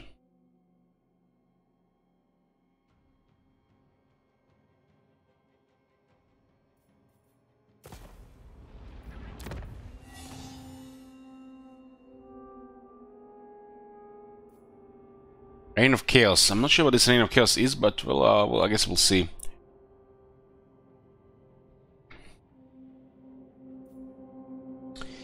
Barrier plus 15% for a lot of change.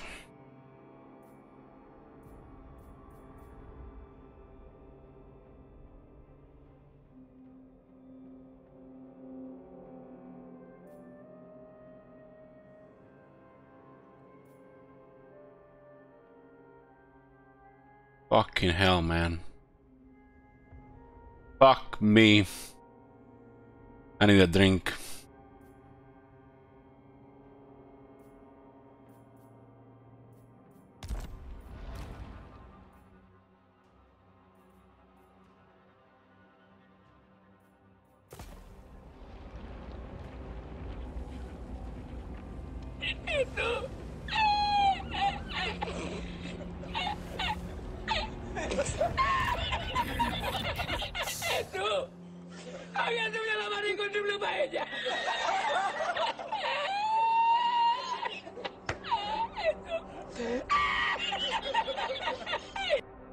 So let's make a summary here.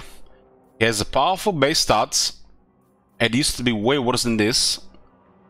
He does not have regular items. For some reason, not having items is fine. And not having a combat line is fine.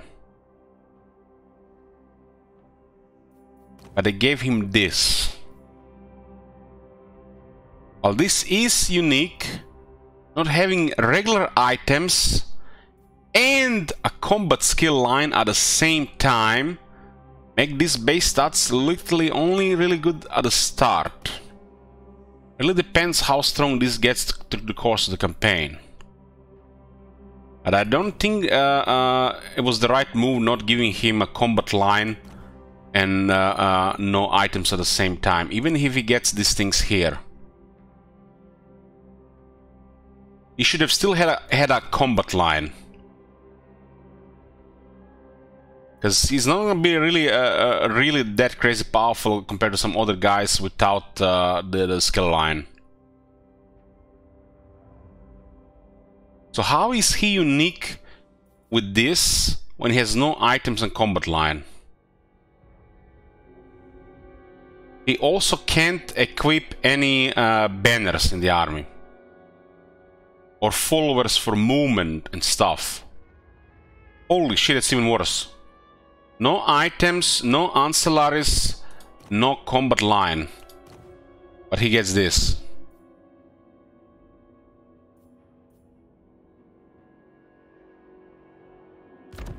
Let's see what this is.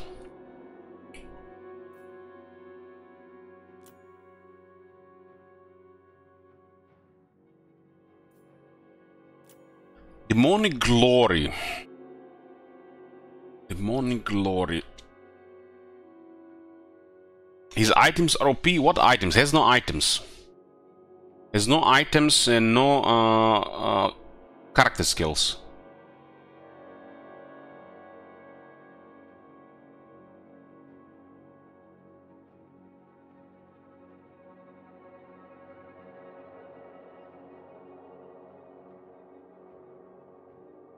He said these are demonic gifts.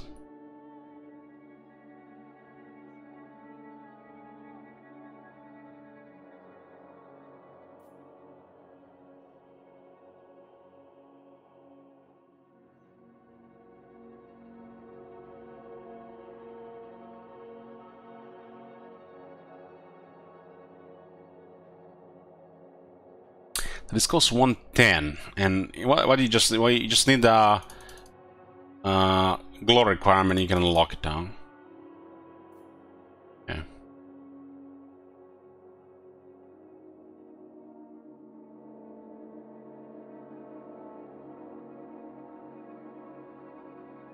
It's looking like an okay body part.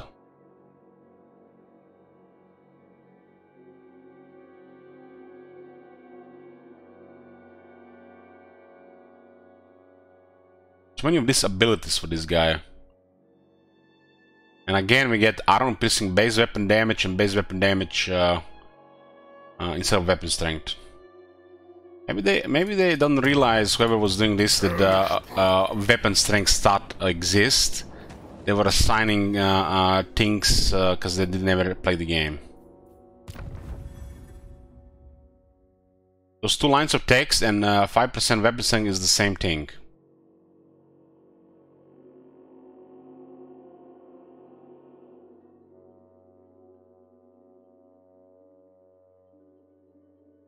So why is this worse than his weapon? Demon Prince.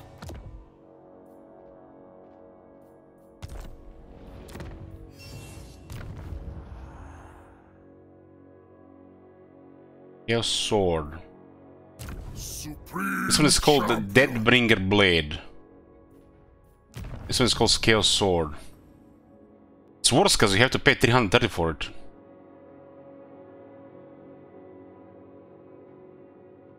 So this is a cosmetical thing.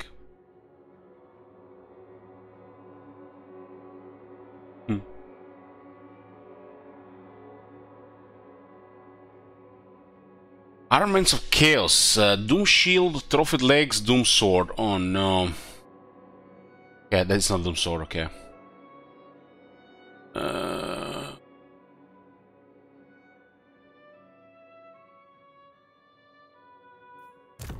Are you fucking kidding me? Garnet.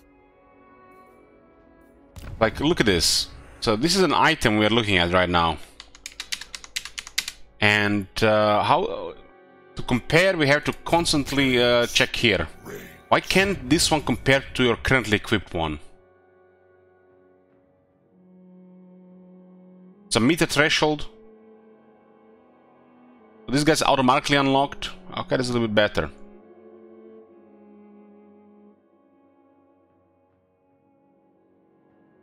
Couldn't they put the quality of life here when you mouse over this and it actually tells you what's the difference? There's so many things to click, plan, but you're gonna have to compare it here as well. What is the comparison?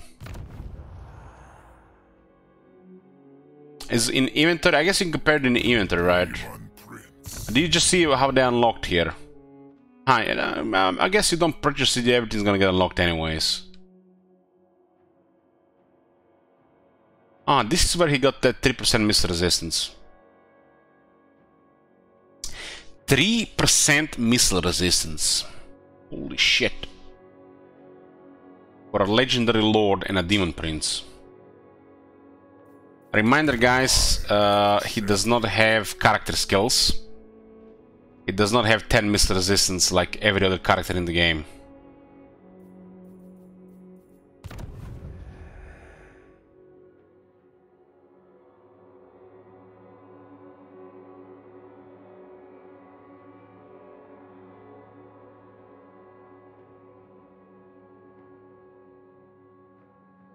Armaments of Chaos, the Fanged Prince.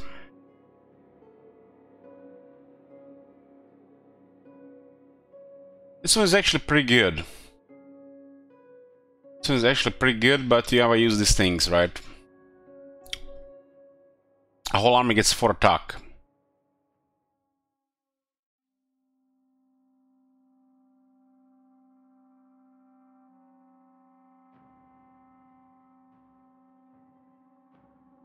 I really hated how they split the weapon strength into armor piercing and base. Just made it look so bad here. Why not just weapon strength? Why they split in the two?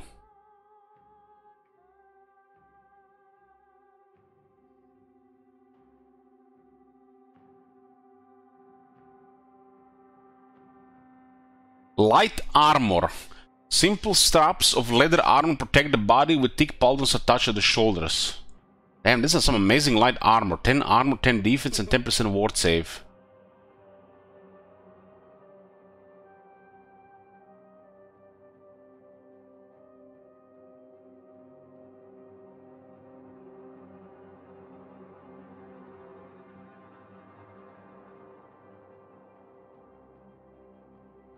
%3% spell resistance. Oh no. This crap is part of this set that actually does something.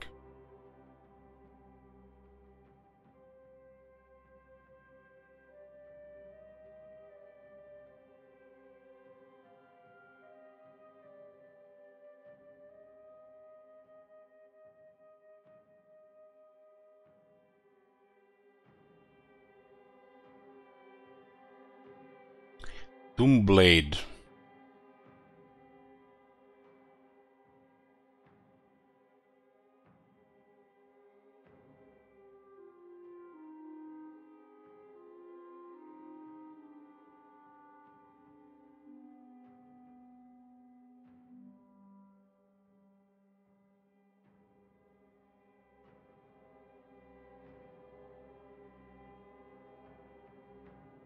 This one must have been done by the same guy that did the Slate of Kings.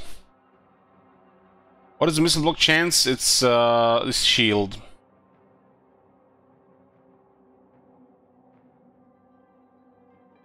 Shield.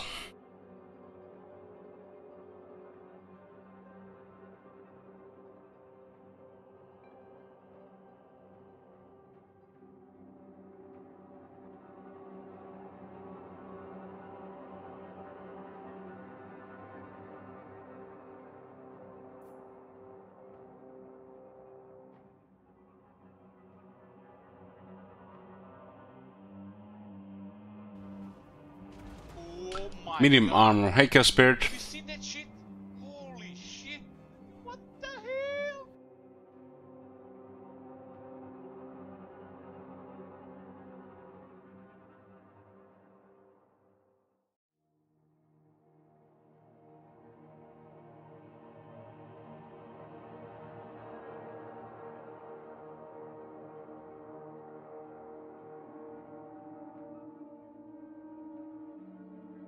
Armored Cosmic Body. 200 barrier. Only 200. Especially since the nerf, that seems like such a low amount. Takes forever to recharge. Dedicate Undivided.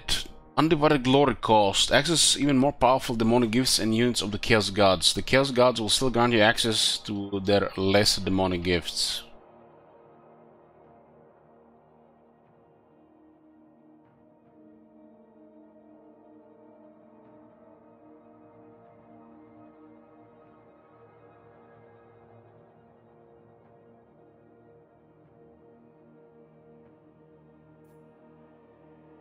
Yeah, but why would you have 200 barrier if you can get 10% ward save?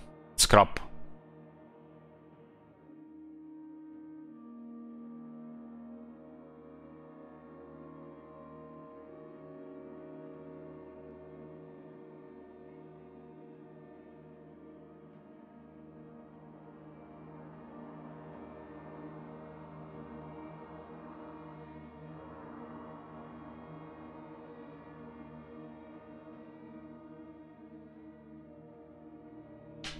Demonic Glory. Following effect will apply automatically once you attain 3190 Undivided Glory.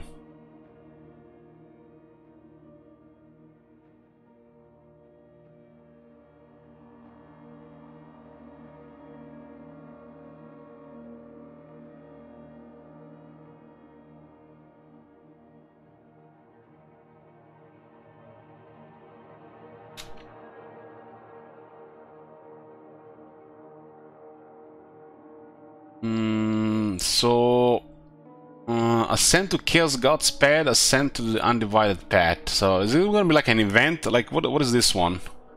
Ascend to the Chaos God's Path, Undivided Path. Is this what I mean? This thing here?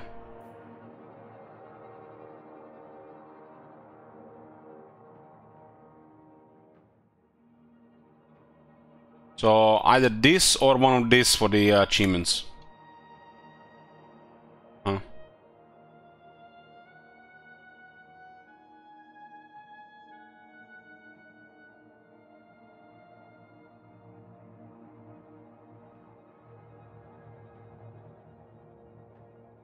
Minders of Khorne Great Weapons. Like the Runes of Nurgle. This is how we unlocked the summoners units. These are the higher tier units from the other factions. And another 25 relations. So far, what I've seen, this guy has like just the best diplomacy buffs for these factions.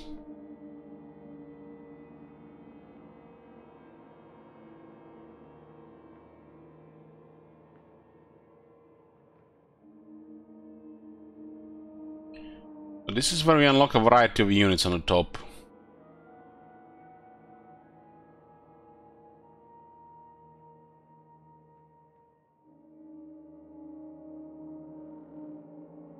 Undivided 2, Lord recruit rank +3, Hero recruit rank +3, Chaos and Undivided Corruption adjacent provinces +3.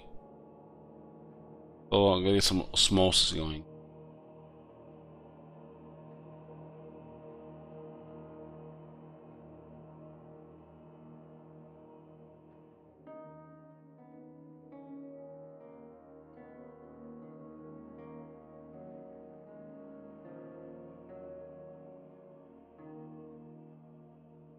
Whole army gets 20 armor and 15 physical resist. That's actually very nice.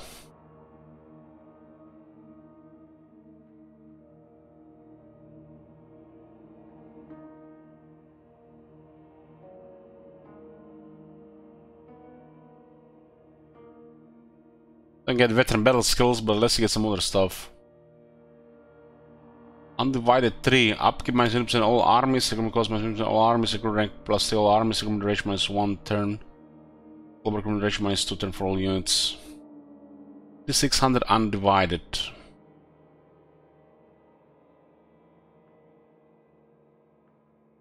Well, the undivided does look like seems to be very convenient.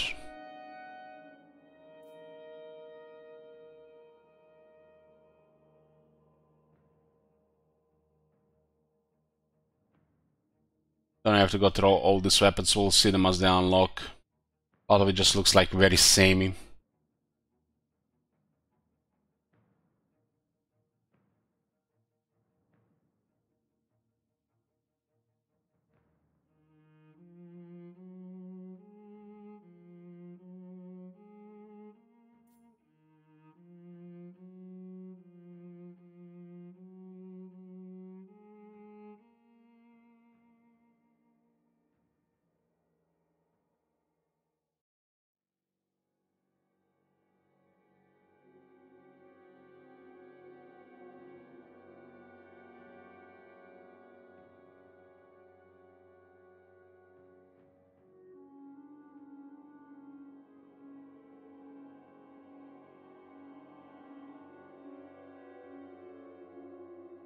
That was the undivided path, this is the corn path. So if you pick the corn path, more powerful demonic gifts and units of corn. All other glory gain will be halted. Diplomatic relations +100 with cornered factions, and the other ones get big penalty. The penalty might not be enough to make it, you know, like for them to really hate you, if you have the other stuff, right? The Slaanesh will definitely hate you. Nurgle and Tzeentch looks like still fine.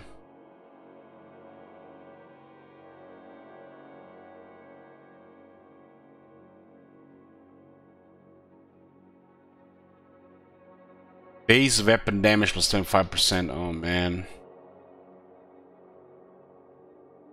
This ones have additional stuff on.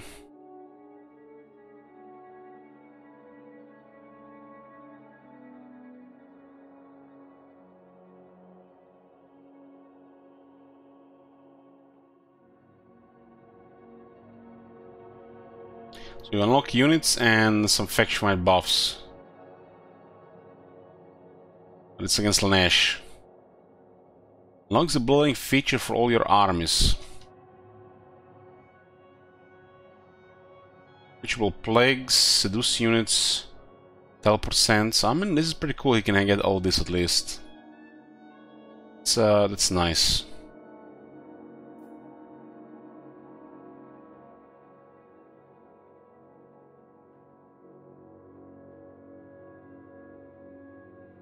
Leadership +5 for Chaos Warriors of Khorne units. What are they, fucking goblins? They need 5 leadership buff on this far in. Anti-infantry in charge, anti-infantry for Khorne units, all Khorne units, huh?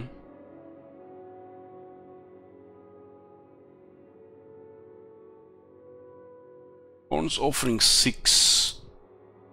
Casualty replenishment for the Bloodletters. Frenzy for the Flesh Hounds and Minotaurs. And weapons strength, spell resistance for the Bloodletters and Chaos Warriors. It looks like plenty of buffs are available.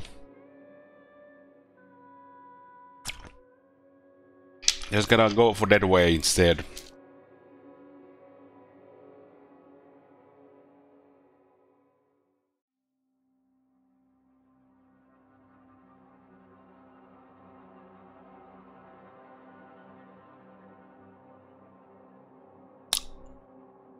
Perfect vigor for the Bloodletters, huh?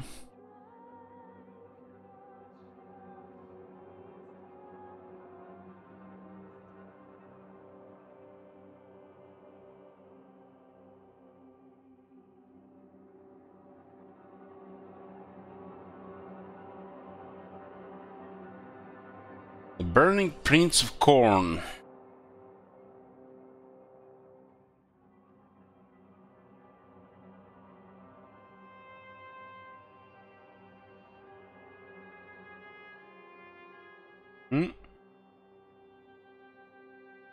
Slaughter Halberd.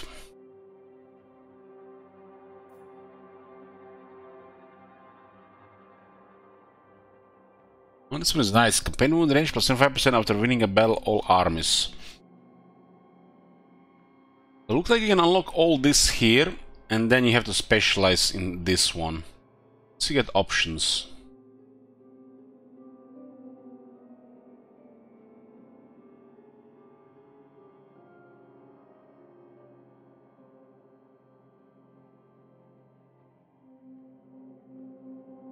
So they give a pretty good bonus on this one here at the end.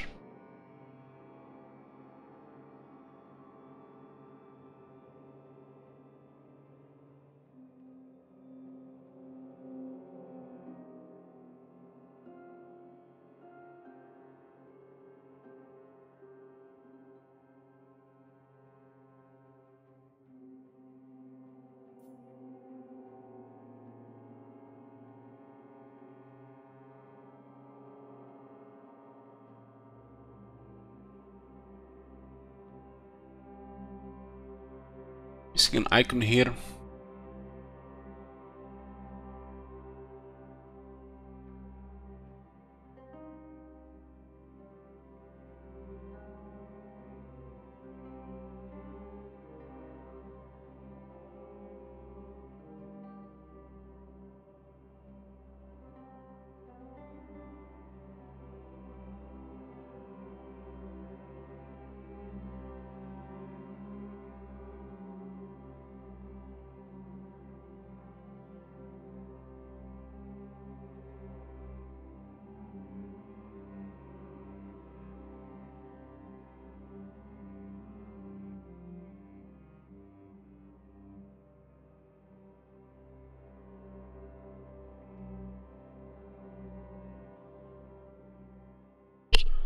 Bloodthirsty and the Burning.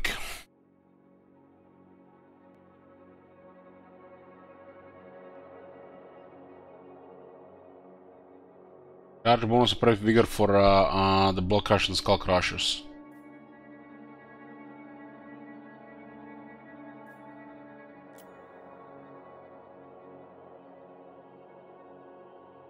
Metal has buff against Zinch. I see you're gonna unlock all of this, right?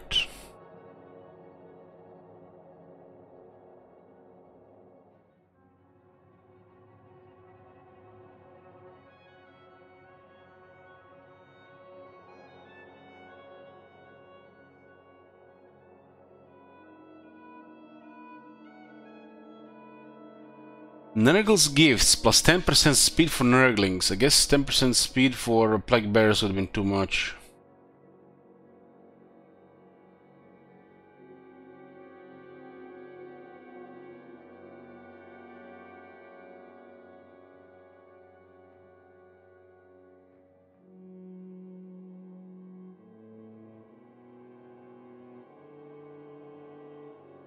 Plague Bearers seems to get really tough with dedication here.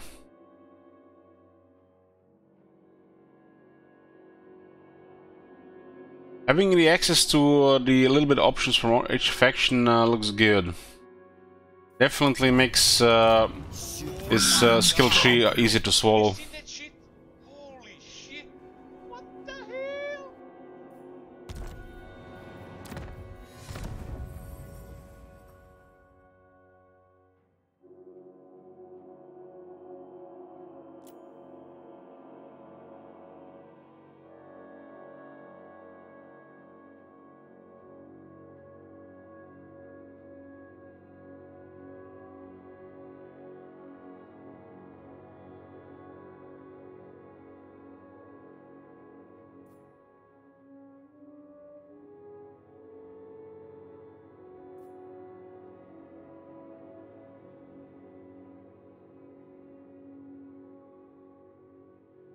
Bonuses are infinity plus 30 for Beast of Nurgle. Damn. Garrison unit.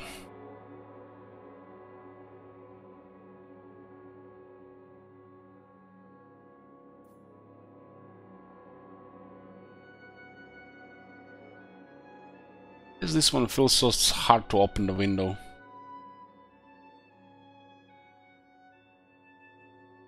Blighted Feast. Now we can we actually see what it does?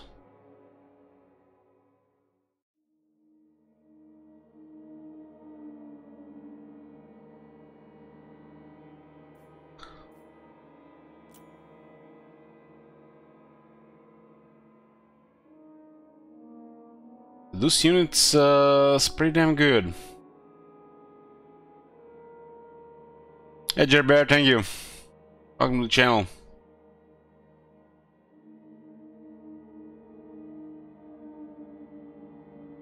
Yeah, this Demonic Glory makes his skill tree a little bit easier to swallow.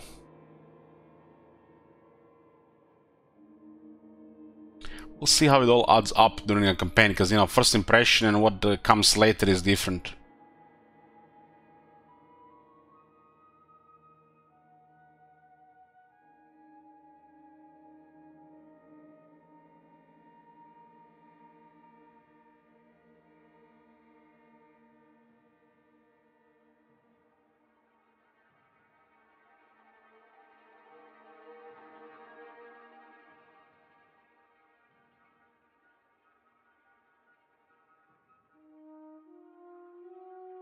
So let me get this straight. Chaos reign. Let me get this straight here.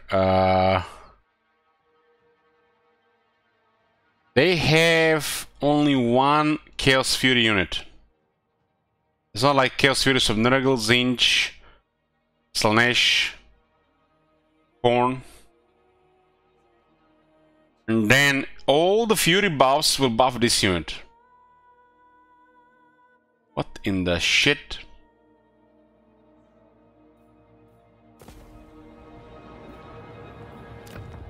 Oh, I do like me some Harpies. I mean, Furies, my bad.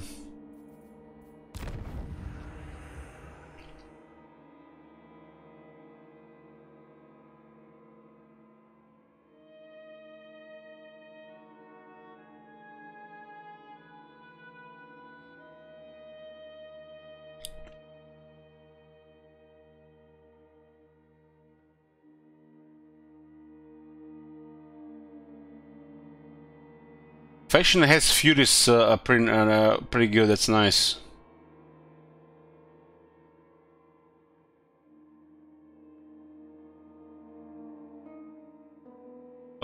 Basically a lot of samey stuff towards the end, just different type of buffs, depending on what faction it is.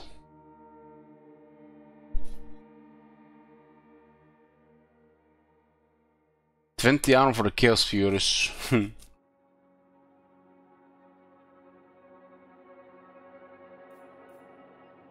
And the Tzeentch is on the end.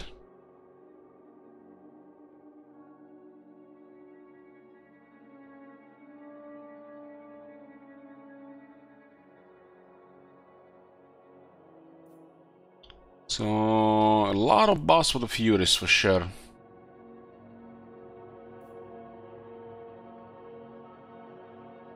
Well, at least they got a proper missile strength buff here with the flamers.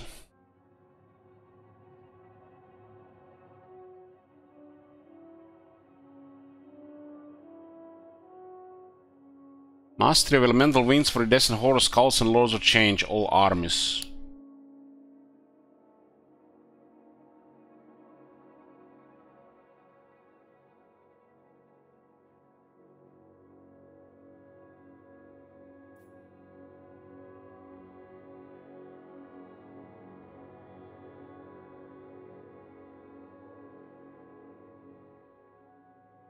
Lots of diplomacy boss all around too.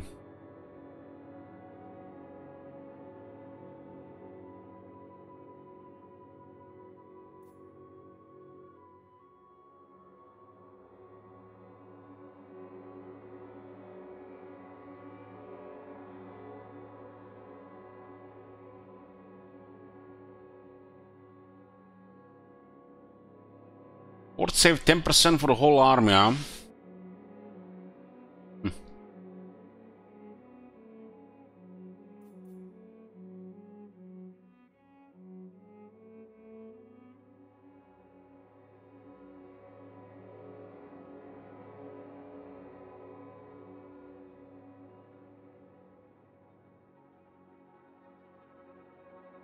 You could actually mouse over the set more to see what this extra stuff does. Gives you a little bit more planning. Barrier hit points for 75% for the whole army. Looks like a lot of potent stuff on this side, but you have to pick.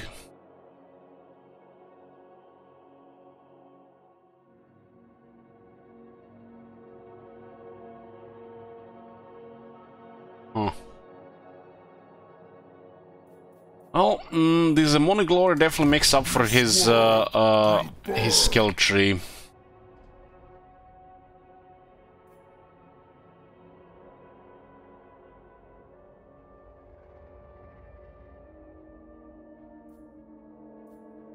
I'm even scared to look at the technology.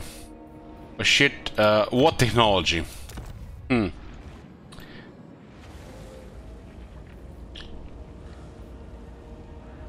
So everything is in Demonic Glory. Chaos incarnate. Oh, they definitely went a different way here. So this is like a... It's like it definitely feels different. They made everything literally around Demonic Glory and everything. It was different because of it.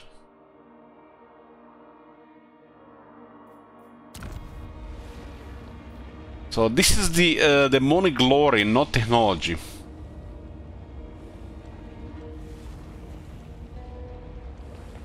So much power. No technology tree, Interesting.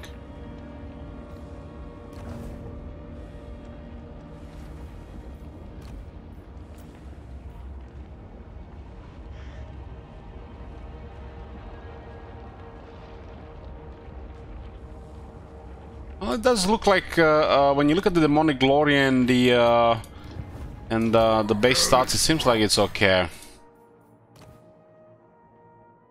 Looks like you can get some fun bonuses going. If you look at this like first, without looking at this, it looks really bad. Oh my god! Have you seen that shit? Holy shit! What the hell?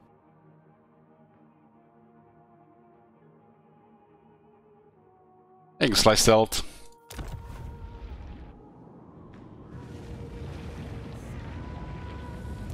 I will not obey. So the game wants us to engage this guy, Khorne Glory and Nurgle Glory. Seems like it's gonna be assigned differently. Kislev's fallen champion. Start with a non-aggression Exiles of Khorne. And the Seducer of Slaanesh don't like that. We also started our war with a lot of factions, including Norska.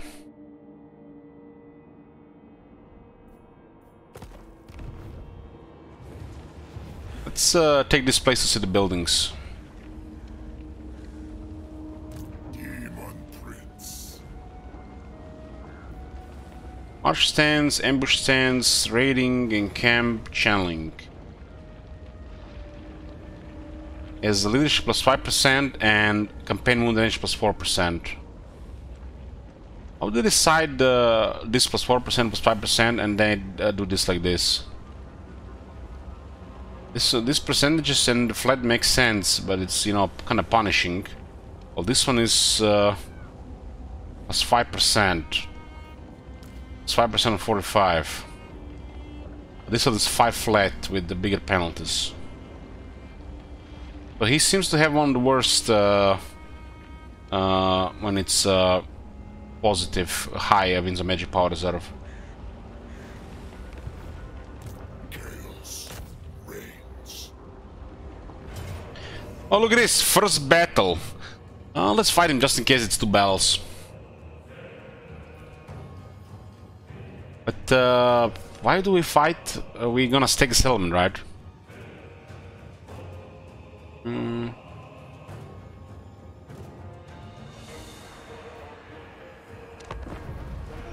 Thank you, Wrench. Have you seen that shit? Holy shit! What the hell? Let's fight, see what happens. There's still things to see with this faction. What's up with this starting enemy? Do you get a really good starting army? And look at the enemy. At the end of the world, they had like 3 more units. This one Legendary? No, this one easy. Legendary, you crazy?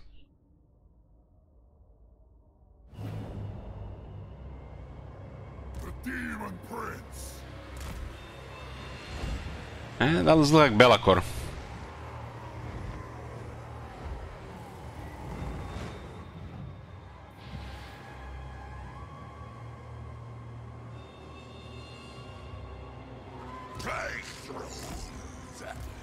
We do get the 1 serious Slaanesh, I like that.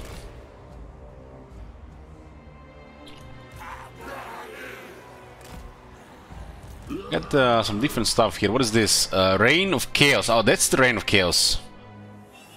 Inflicting damage to friendly lords generates glory points, which can be used to unlock one of the following bonuses chosen at random. Horn of Corn, AoE melee attack buff. Curse of the Slug, speed debuff, chain hex, narcissism, inflicts cannot move, Arcane Surge, Arcane Surge. So basically just to pick one of the 4 gets at random.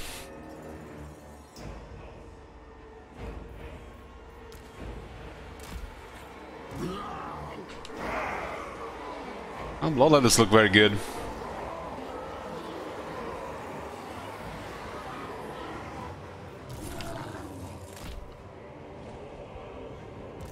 Demon Prince. Join together as my fist. No spells, huh?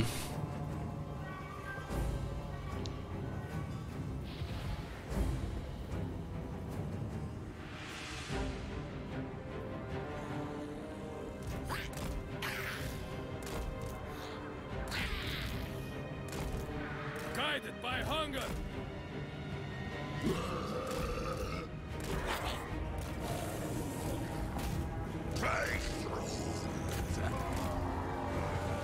Agonizing death.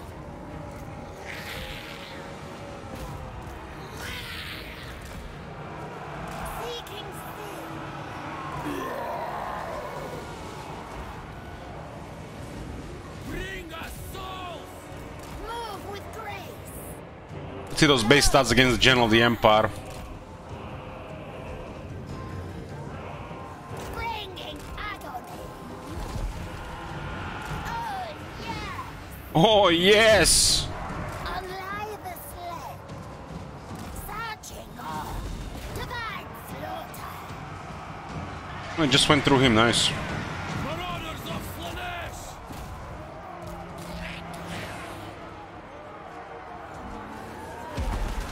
Still missing with the 60 attack.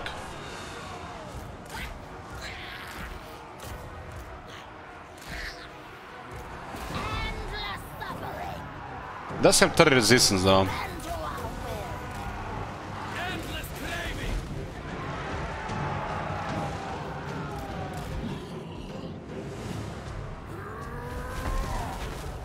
Marauders!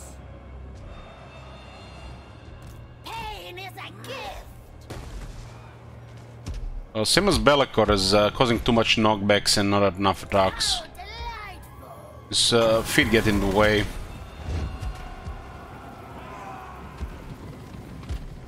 Seekers.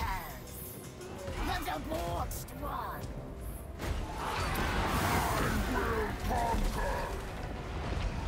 We thought the boss was doing okay damage to him. Like I said, the base stats seem fine. Use both of this. My divinity. 800 weapon strength.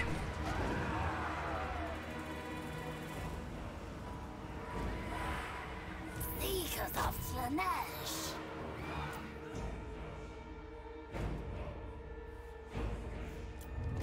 See if they're still alive.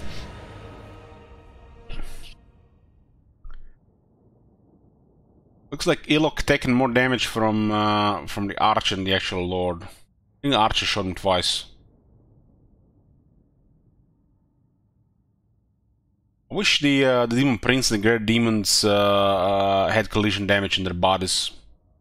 Looks really bad on Demon Prince and Nakari, for example.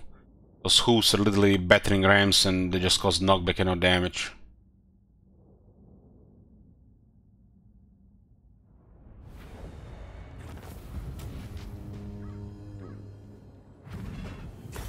Okay, so we have different stuff here. We killed the Lord but only got 800. So, offer to the Chaos Gods, or we can offer to a specific one. God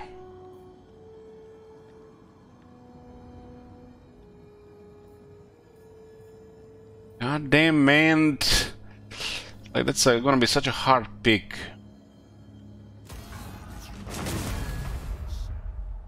One battle here only.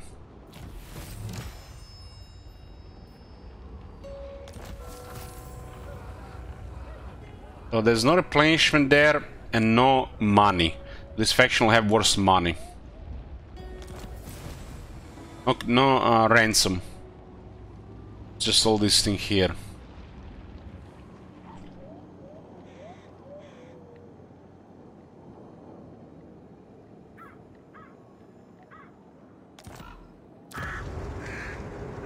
Didn't know this guy, this was a ruin to start. Dark destiny awaits.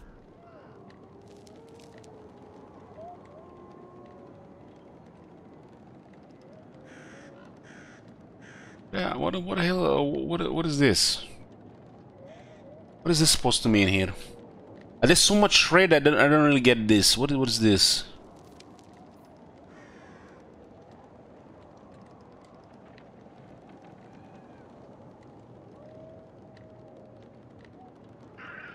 Is this the changed? I don't remember this thing being here.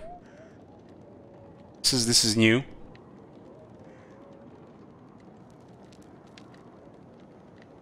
It tells you what else is in the province, huh?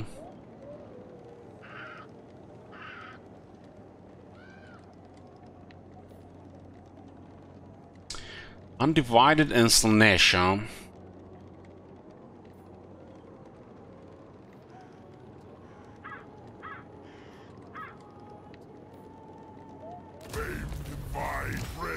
Why am I going Slanesh? Well, you know why, but Slanesh delights. Look at that. As long as the seduced units feature for all your armies. That is incredible.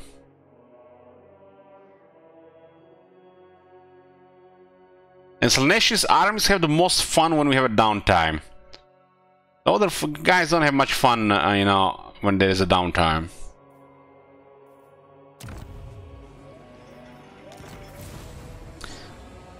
Okay, recruit 2 units. You will need a larger force. So this is like almost feels like a continuation of the tutorial with all these pop-ups and the text. You will need a larger army for the battles to come. Now the Doomkeep is under your dominion. Recruit more warriors into your host, and the victories will soon follow.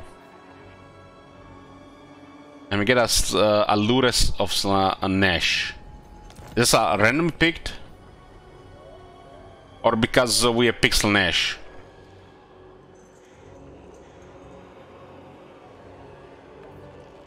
Supreme Champion. Because we dedicated the city to Slaanesh. Uh-huh. Yeah. Looks like we're gonna get the benefits from the Slaanesh corruption then.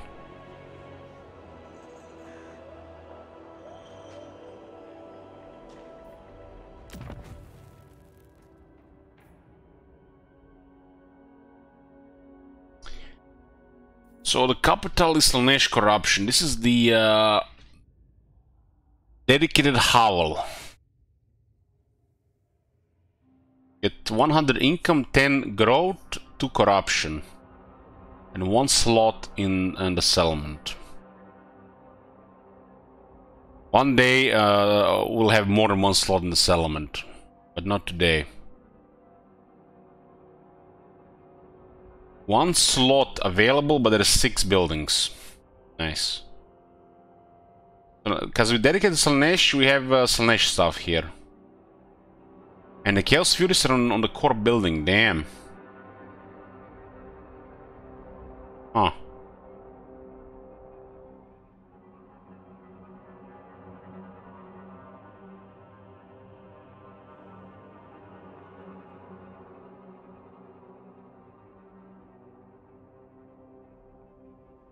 Well, the Models of Slaanesh are pretty decent. These are demons. And we saw all the boss of the Chaos Furies. The only downside of the Chaos Furies is 40 of them. So, you know, 40 fighters and the health is not there. Not as good as the Harpies, but this faction has actually a lot more buffs.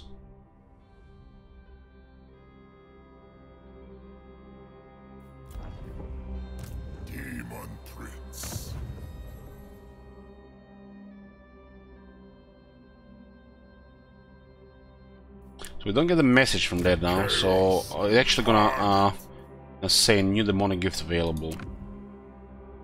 These are called demonic gifts.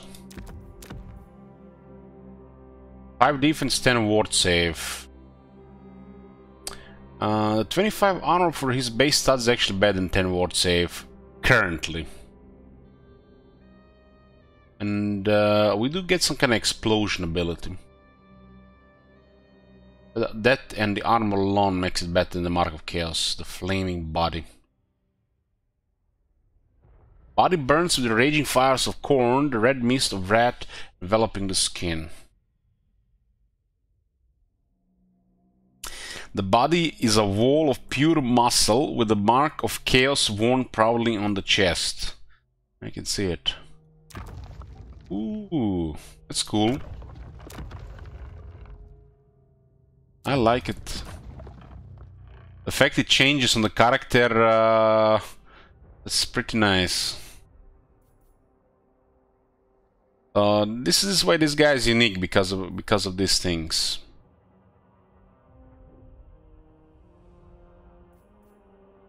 Legs. Demonic Onslaught is here. Huge bands of muscle envelop the legs, and each stride trumps palpably with power. The legs remain mostly bare, but for the light greaves that ensure large expanses of skin to remain displayed. So we got ability, or we can pick speed and armor, and a passive ability.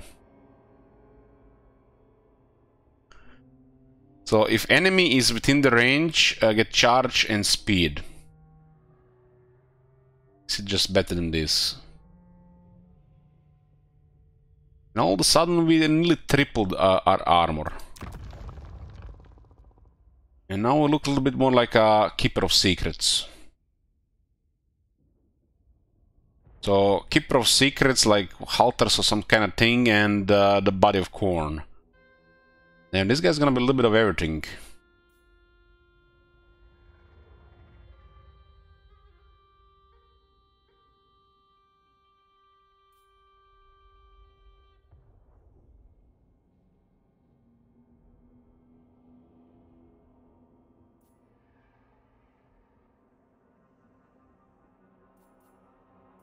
This got unlocked because of these two here, huh? Hellish power. So the core building seems fine. 500 income at the tier 5. Not amazing, but that's fine. Considering this is just a regular city, it's fine. The garrison provides 4 Marauder Slaanesh, 1 Allura Shadow, 1 Marauder Slaanesh Spears, and 1 Demand of Chaos. But tier 1 garrison also pretty good. Tier 2 is all the way better.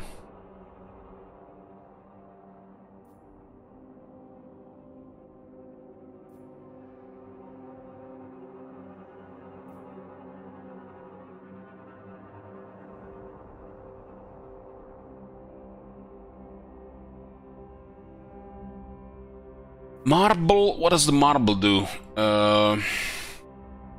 Marble mills under cult ownership generate profits for dark gods even if the workers are unaware of their true masters. Cheap recruitment for Tzeentch units, Tzeentch corruption and Tzeentch glory generated. Damn, that's 3 building for this, what the hell? 6,000, 3 different buildings to build to get this. I don't know, I think this would have been fine with just a single building. And it looks like this faction might benefit from all the corruption, all the gods' corruption.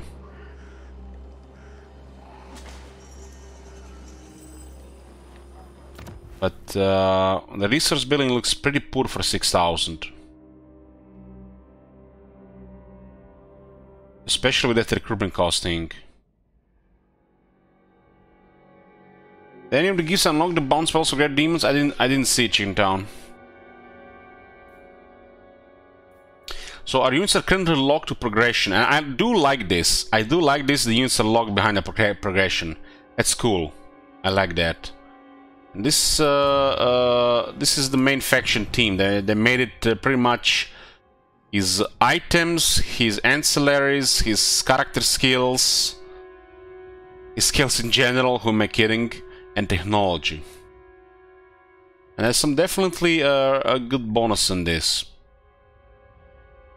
And there's definitely some choices as well. Supreme Champion.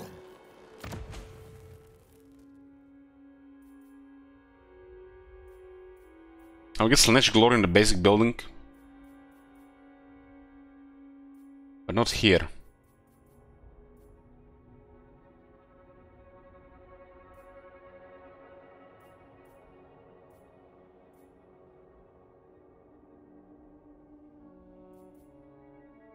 In a way, this guy has better Slaanesh buildings than Slaanesh.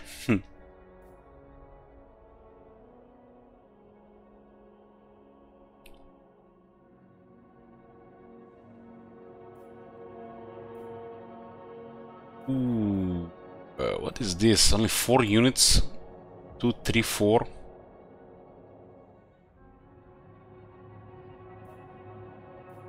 It's not very expensive. Should have been already in a lower one as option then. 335 turn-wise.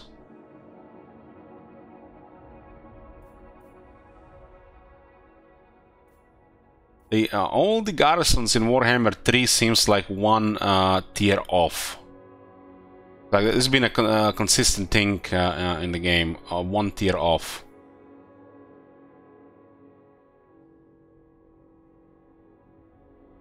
Like a pattern almost.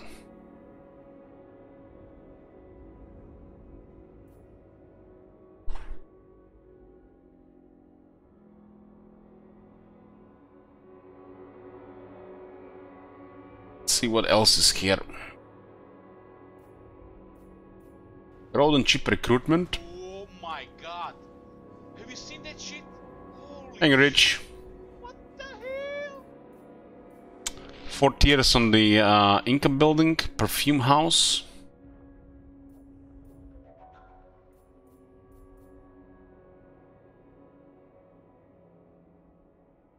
Damn, this is actually this is nice, nice one. I forgot the ranks, but has an option for income.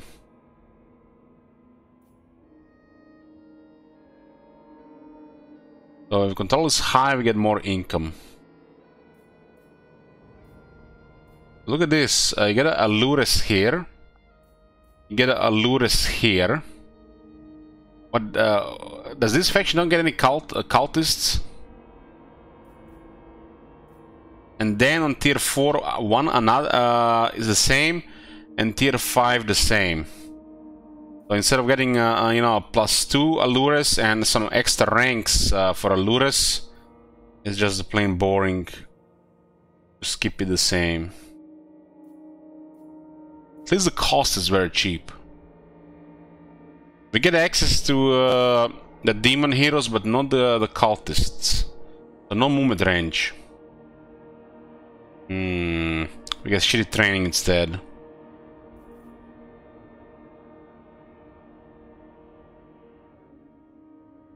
One turn for a tier 1 garrison and has 2 control.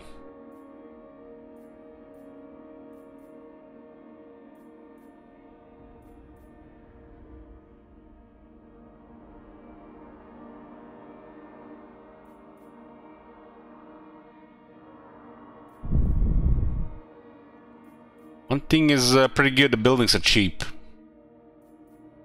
I like that actually the control building has a garrison. So you got a garrison and control in one.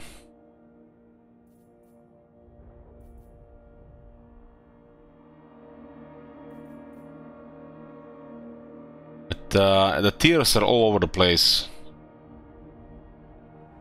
Tier 4 and regular Marauders of Slaanesh. I guess this is because the Chaos units don't exist, right? The Warriors of Chaos units don't exist. So they had to put stuff like Marauders of Slaanesh here, because there is no Warriors, there is no Chaos, you know, what's it called, the Chaos Warriors of Slaanesh. So makes me wonder if they're gonna fix this once they actually add the rest of the roster. It's a DLC unit, so unlikely, but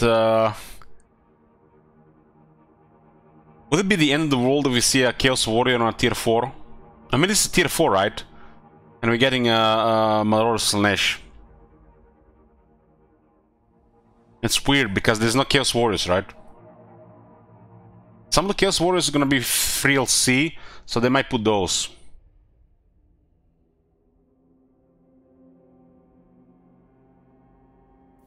Pretty straightforward here.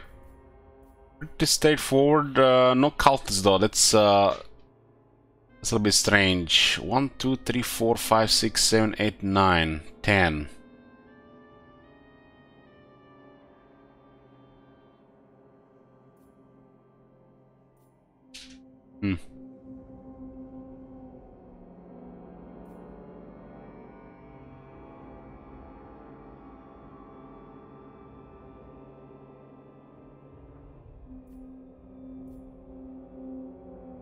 The recruitment buildings are way too convenient, but you still need a second one here. Would be nice if the Allures building was on this building, right? Like they could have put this here. Kind of weird seeing basic military and then it is this. Feels strange, man.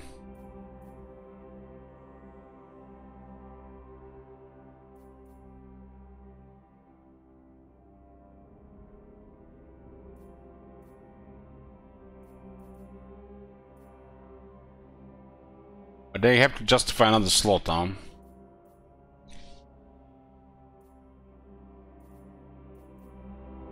Considering this is chaos, the buildings are not horrible. Just the usual stuff that seems to be, you know, a going thing in Warhammer 3. You know, with high tier buildings. Like missing hero ranks, proper capacity, and other bonuses on high tier buildings.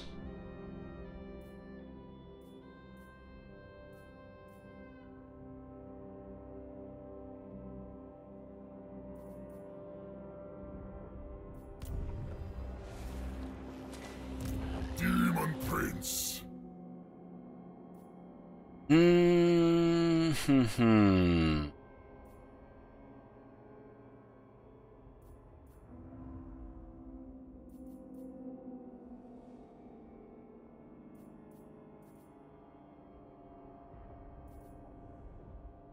Diplomatic relations with the Wars of Chaos, Demons of Chaos, Beastmen, Norska.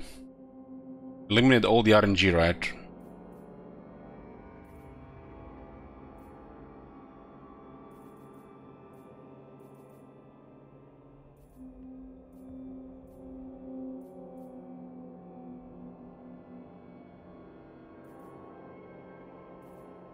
So no cultist hero, no technology for movement range,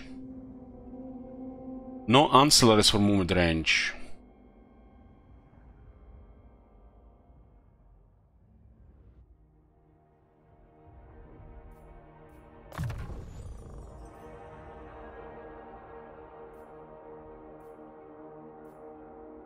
Going for the respect of the North. I need 1 point here for that. A boon to the great reaping.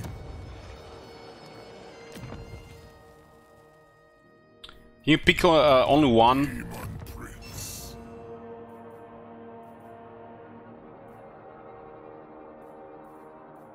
You can pick more than one.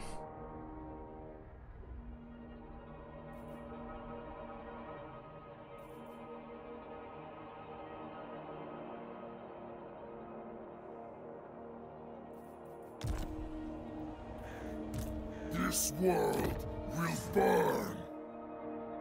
That would have been something if you can only pick one, right? Minions, bow before the So the coast seems kind of dangerous because we're gonna be seeing other guys there. But this is part of our province. What do the commandments do? Can't see them because you don't know all the settlements. You also had war with these greenskins as well. Tribal fury.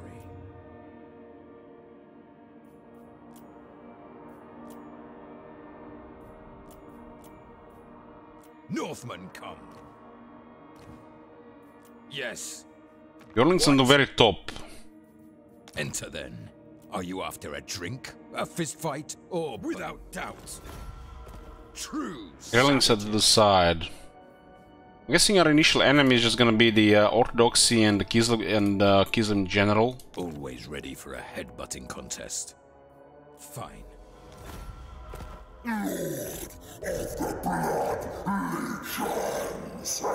Altar of the Spawns. What does these guys have? Those guys have underway, so make sure those guys go down first so they don't annoy us. This place is nothing special right now. chaos incarnate.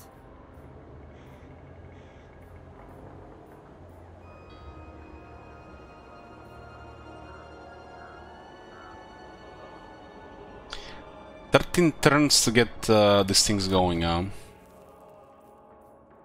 It's a long time.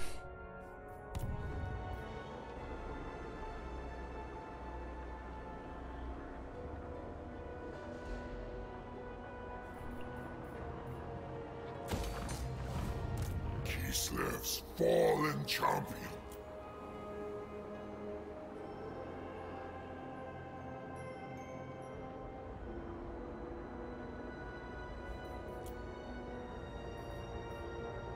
Ooh, these guys actually have access to all the regiments renown.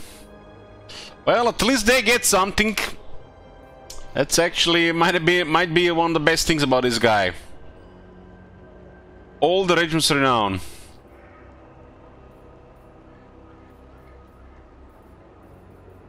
living weapon. At least they did him a favor there. They do have some ground units here. Flying, we just have plague drones. Serve me. Get 3 more, or we just move towards there and continue recruiting.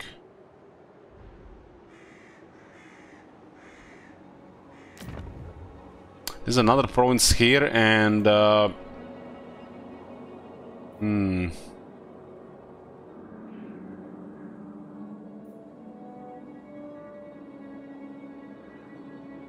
problem is we're at war here, here, and here, all the same time. We are in the center. It seems like a nightmare. These are Lord options. Herald of Corn, Herald of Nurgle, Herald of Slaanesh, Herald of Tzeentch. Oh, definitely not getting a Tzeentch one.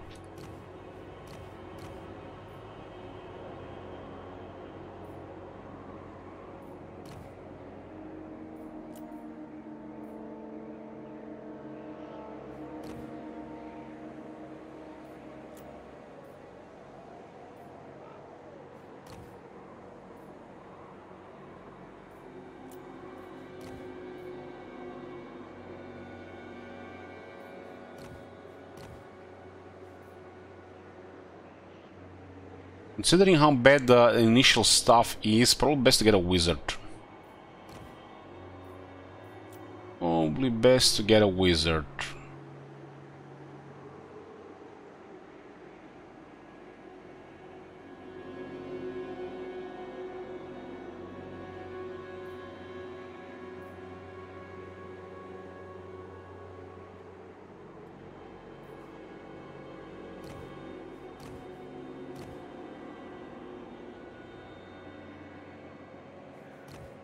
These guys have the worst lores for what we need.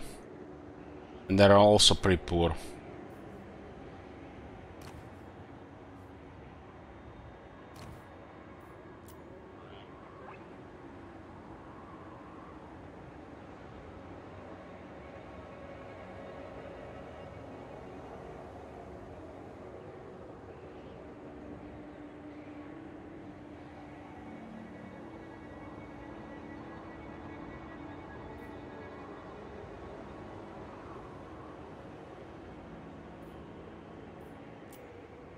Defense is overkill. Here the speed is more useful.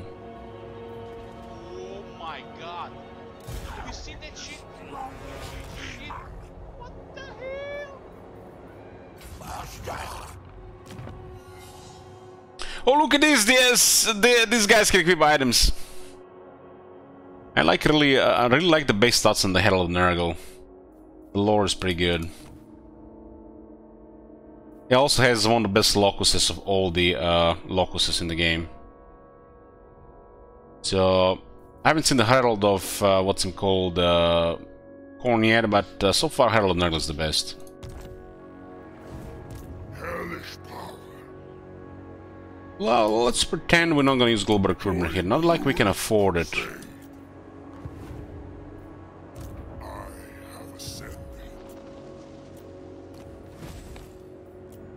Oh, we're definitely going to be continuing this campaign, but we're also checking turn 1 of Corn, right?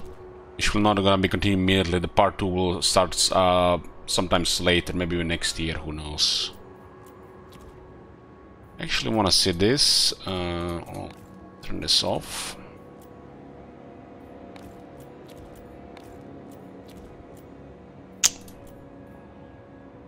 Nurgle is has some of the best stuff of all demons. Anybody says otherwise, they're clueless.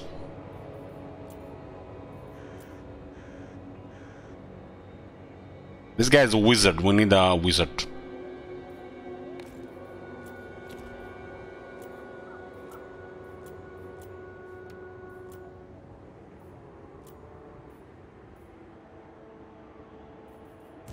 Demon Prince.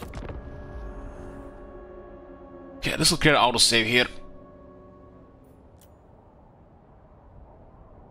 Oh, turn 1 complete. What do we get? Lord of Slaanesh. fine, fine. I'll take it, I'll take it. The Blissful Rapture. Strong. That could have been way worse. Discipline would have been amazing, but Blissful Rapture is good enough for the army.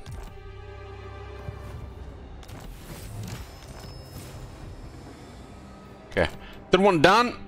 We'll do a short break and then we'll check the turn 1 of Exile of Khorne, just to get that out of the way, because who knows when we're gonna play that. So this is gonna be part 1 for this campaign, boys. To be continued. We're gonna be playing this campaign, but I want to see also Exiles of Khorne before Immortal Empires, at least turn 1. See you guys after a short break, or make it like a 15 minutes, not a short break.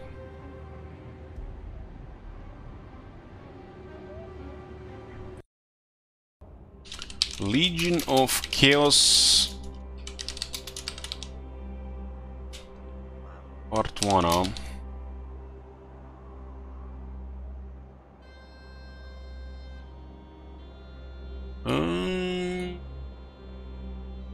Upgrade the campaign command.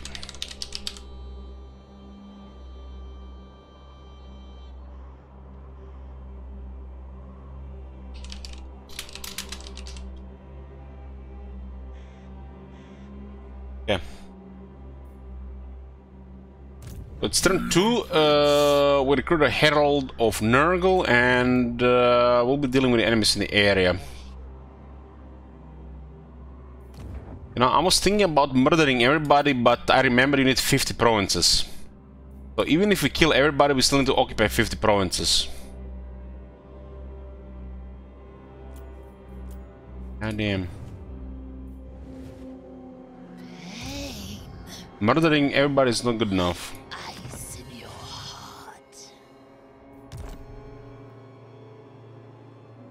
Ice numbs Herald souls.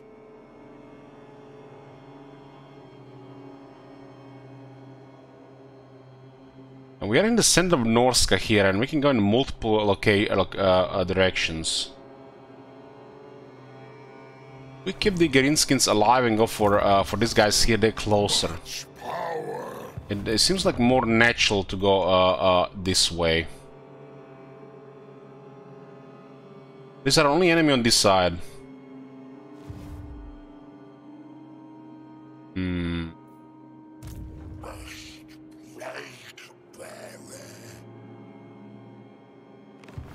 The city itself on tier 1 is pretty poor. Pretty poor. Taste our pleasures. On the hunt. It's not the end of the world if we investigate this direction.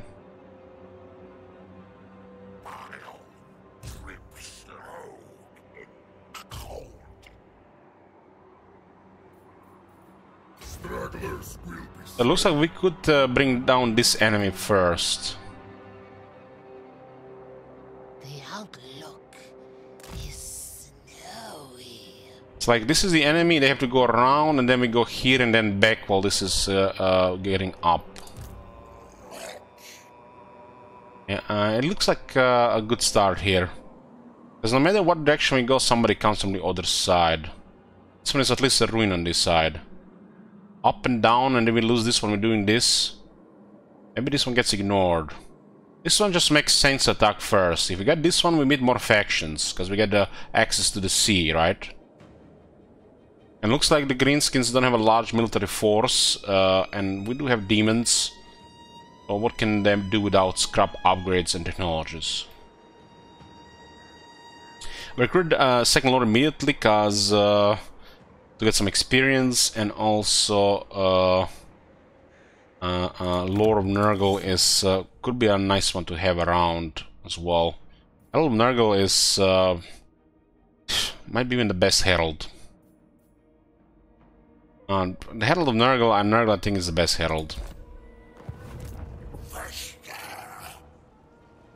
Goes well to help the armies.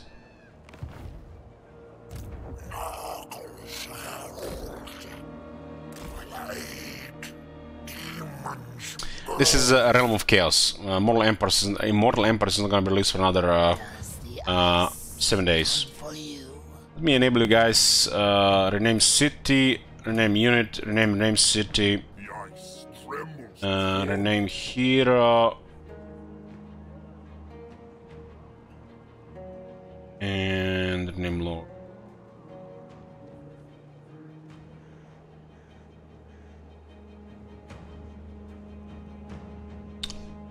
Hey, home run.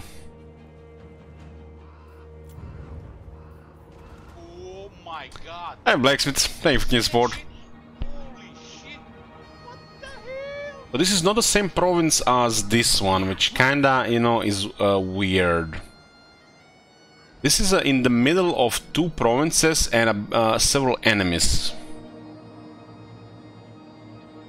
So doing this side here first while going around. This location, it feels like whack-a-mole location, but we do have 25 turns, right?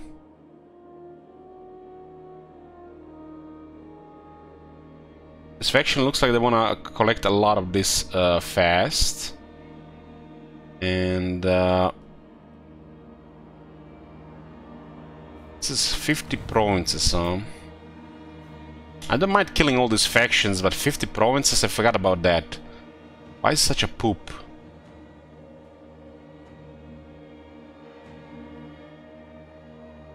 I mean, the sieges alone will give us over 50 hours of the campaign for this one. The sieges alone.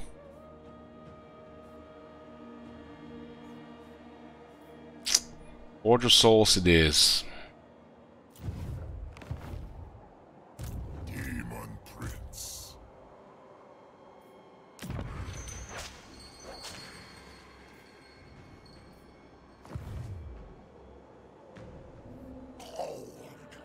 Pneumonia. Influenza.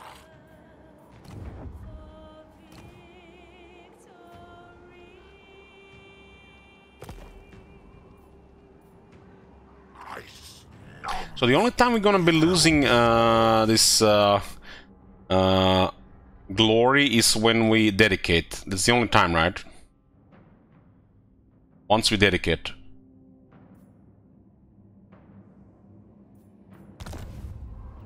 I didn't see any other costs for this. Maybe there's gonna be some kind of event, something.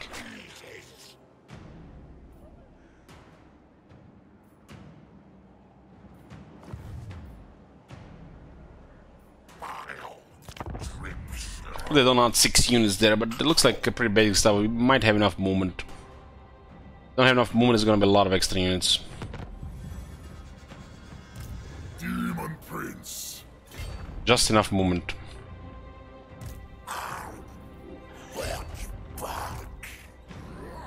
Holy shit, if I put him on the other side, he would not have enough movement. Get at me, Ed. Tier 1 settlement. We should not even be a siege, but it's a siege because Dev said so. I have ascended. Send Elok to attack this. We do need to fill this thing for the slightly more movement. Apparently the Gobos are too much for our demon army, and it's a valiant defeat right now.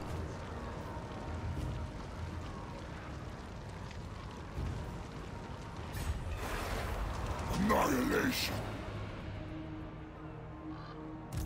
Feasters of pain. Grants 30 experience. One day they'll fix this. Hopefully they don't make like some lazy shit like 50 or something. Do something right like 100.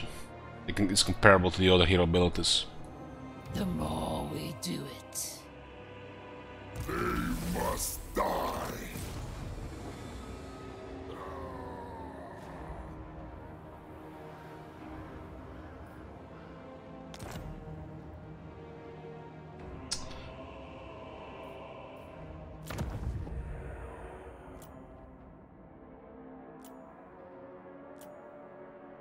Leave only gore.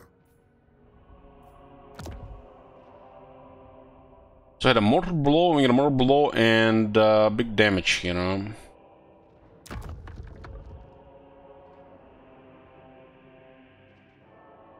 I mean conflict, Deathbringer Blade.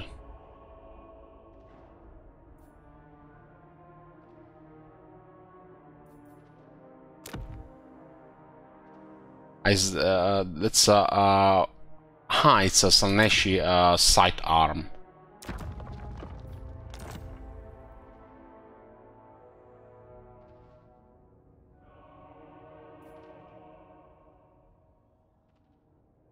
Okay.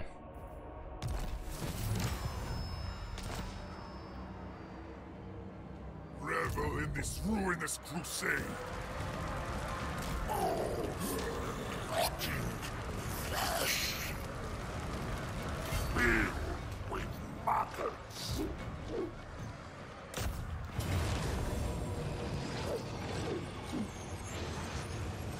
Pyrrhic victory. Let's start the predictions.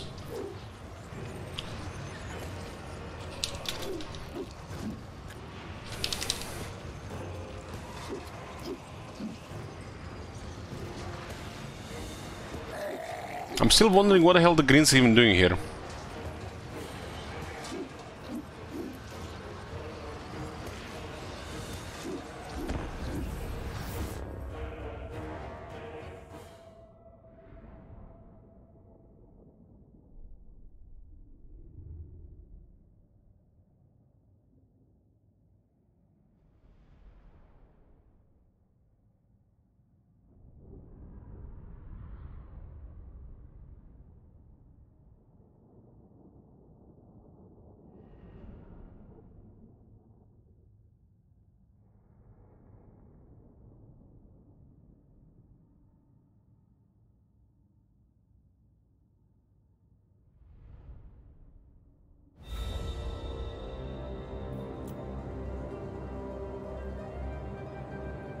Let me 4 flyers. And we do have Lash of Slaanesh.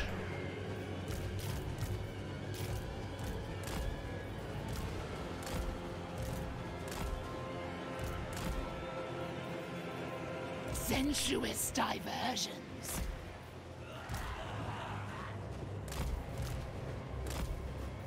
The pangs of suffering. So these Zinch guys.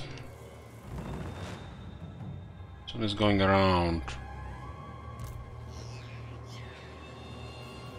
The flyers in the same group. This guy's in the same group, and this one can actually maybe there's some kind of trees here.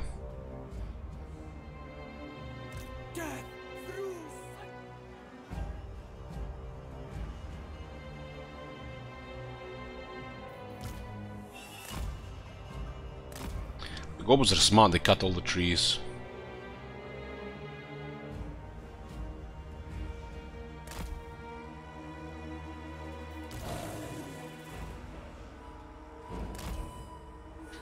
Come together, my minions. I will conquer. Finding fresh souls.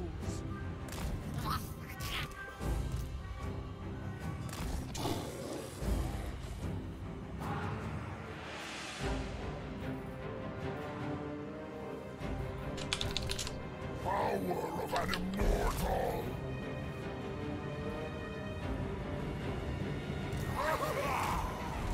Guys have 64 leadership. And I did melt a tower here. Demon Prince, bring him doom. This will be exquisite. Sorceress flesh.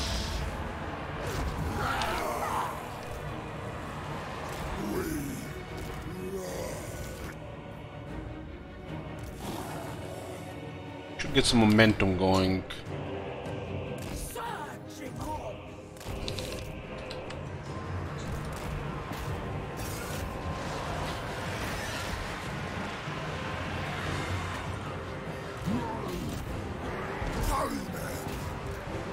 And the Taliban there.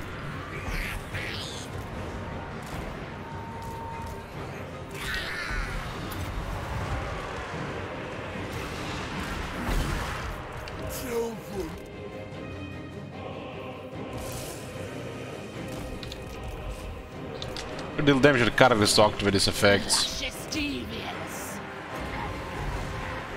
The Prince of Chaos rises.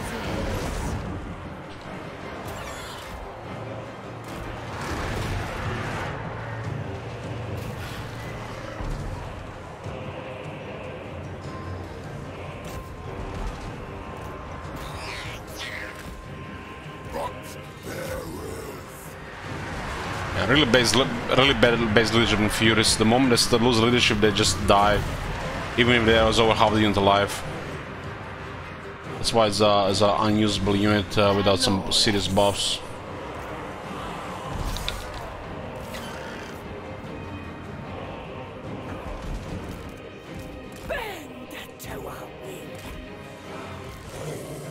The moment the leadership goes down, which is easy on 35 leadership, they just die.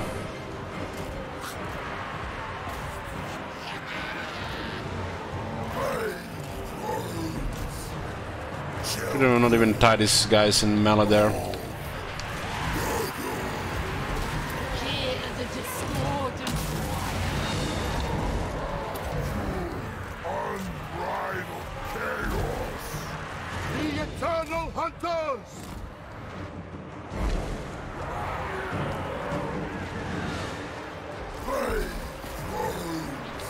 The aesthetics are lethal. I miss that, the aesthetic is a little. Okay, gonna get some momentum going. Marauders of Slaanesh! Extravagant display. So this guy is on the ground and not on the ground at the same time. Plague Father's Slozen! Seekers! On Linus leg. Ravage them!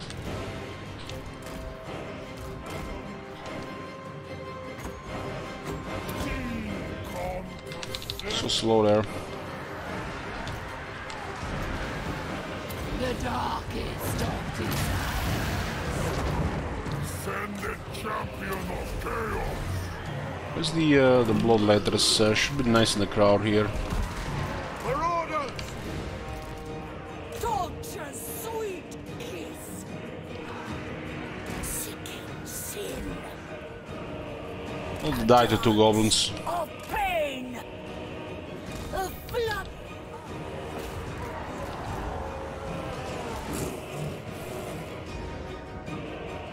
Marauders of Slaanesh! Sorcerers. Make them scream. New position! Walking Rata! The Demon Prince! Endless Grave!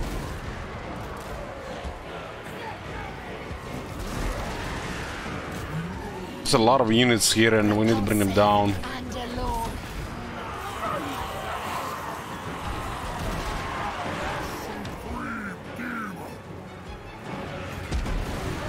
The Prince of Chaos rises.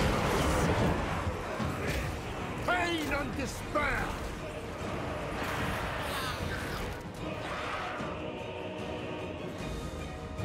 Both Chaos Furies, the moment that got hit the side with nearly like 2/3 of the health, they lost over 20 leadership, started crumbling and they just died. That will never really work for them like that.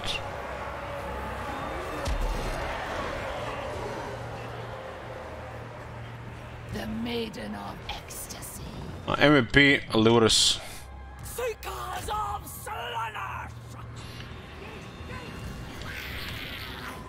Took me 25,000 damage nearly. The Demon Prince! Got the most kills, Elok. Walking God! Bloodletters on only 10,000. Carnage The reason why they got getting kills because Alurus was dealing all the damage. The debauched ones! You damage a lot of entities and they just get chopped by the anti-infantry. Beautiful.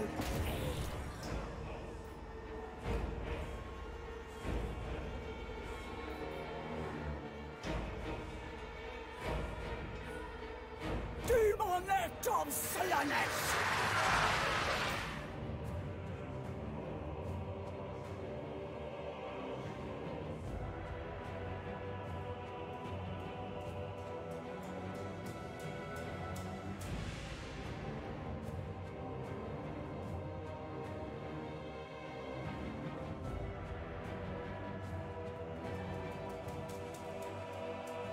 This is the engaging and not disengaging.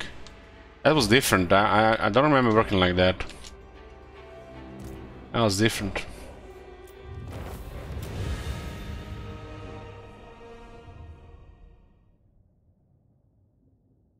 As you can see, this unit is not basic leadership. Most of the damage was taken because they're demons. This unit needs more basic leadership. The moment they lose some leadership, even they have very good health, they just die. But with buffs, they'll be usable. They just need some buffs going so that the leadership gets increased. There's too many units there causing pressure on them, so they just died.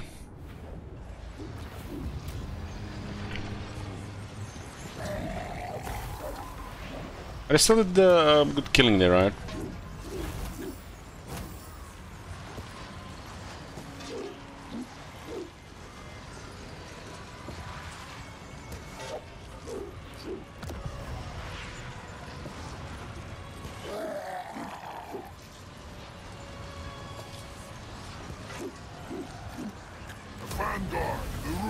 Lost. Slanesh familiar. Does the faction get all the stuff? Demon Prince.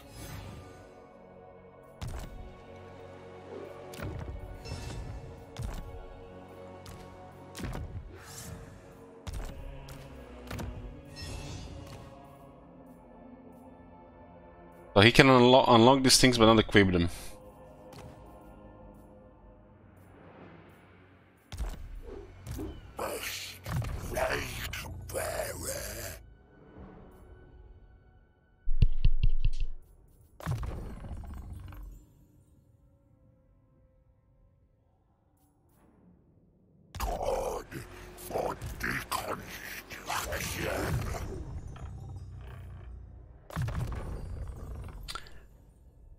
Friendly relations with Wars of Chaos, Demons of Chaos, and Beasts of Norska. Beasts of Norska. Corruption of Chaos seeps in the land like a sickness. The glory and strength of those forces pledged eternally to ruin. It can only grow and stir. Grow and grow. Many servants of Chaos are connected by a ruinous web that joins their force in a common cause. Boon to the great reaping. Common cause. This is what, 10 seconds? This is -1.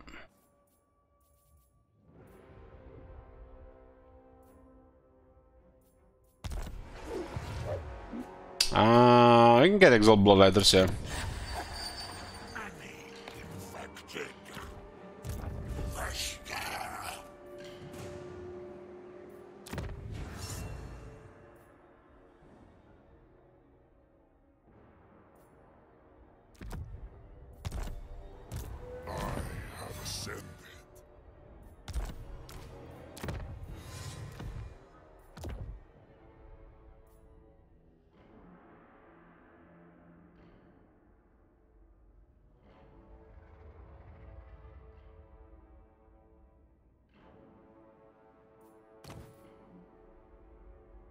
Right?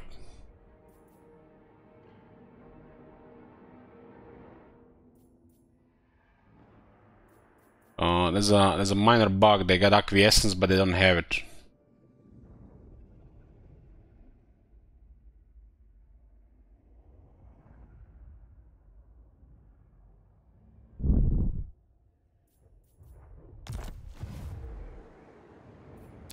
We are infested!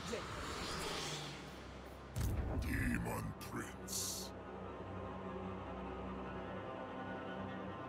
It's just a typo here. I mean, the icon is just bugged here. A hero is supposed to only get a lash, while the herald gets both.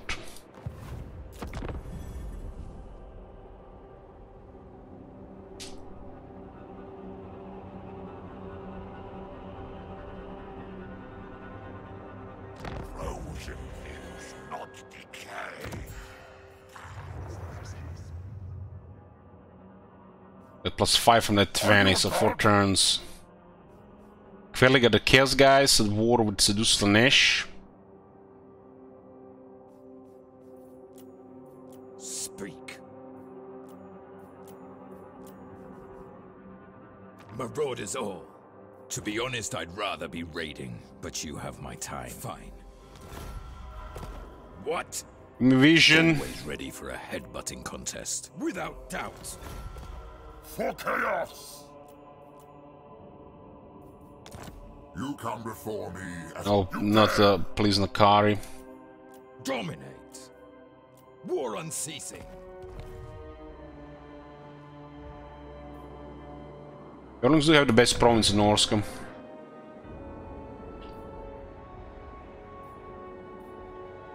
Northmen come. So these guys, Tribesmen gather. these guys are not worth scaling, legions per turn. They might Enter put then. that thing in Are the you after a drink, with a a hope fist there. fight, or both? Just meant so many factions as well.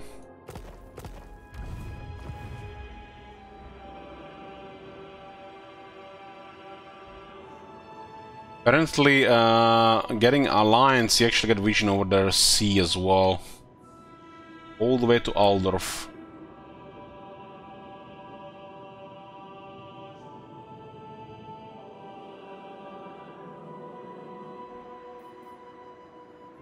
Supreme Champion.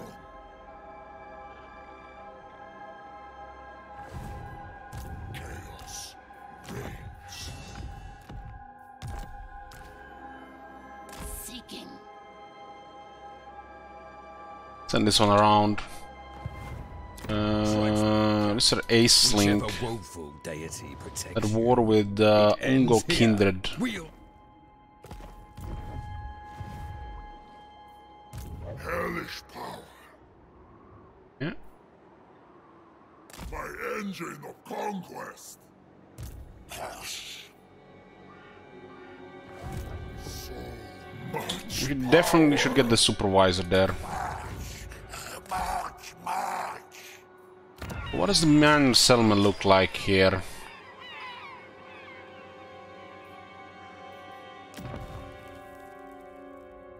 It's pretty good for a minor settlement, 300 income, huh? Basically just a smaller other one.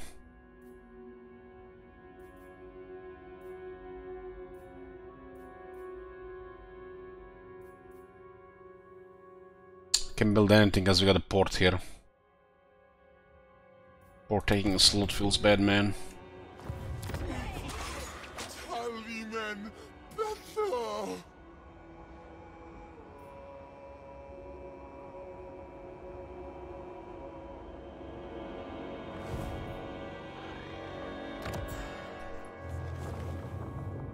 The outpost available here, but we're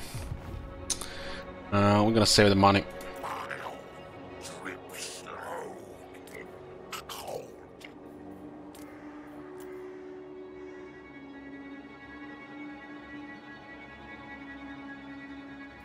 With that passive 5.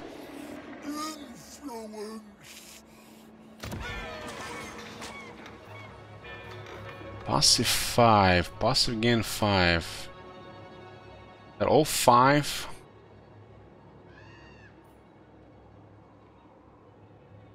Passive gain 5. Demon Prince.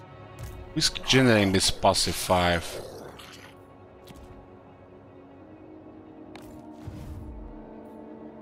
Supreme Champion.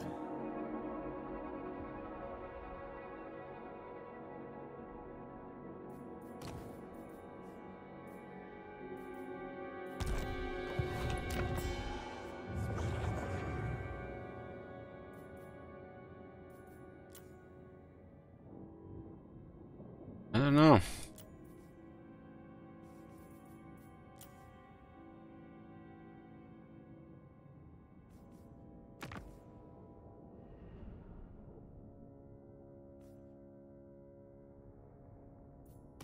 The spoilers, come! Those bonuses will take a time to kick in. Norska. Frozen things not Oh, still with some of the early guys, so we might get also invaded. See into the Empire. We need to get vision to avoid the bullshit, the hidden mechanic. But it also makes the campaign a little bit look strange, because we have to send something that we have to pay for.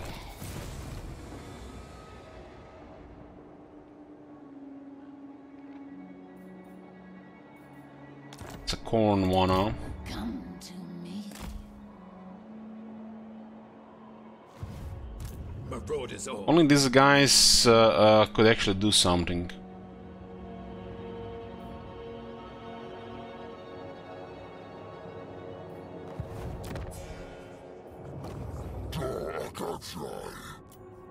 Sacred Executioner!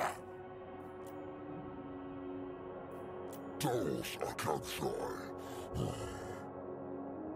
Take what's theirs.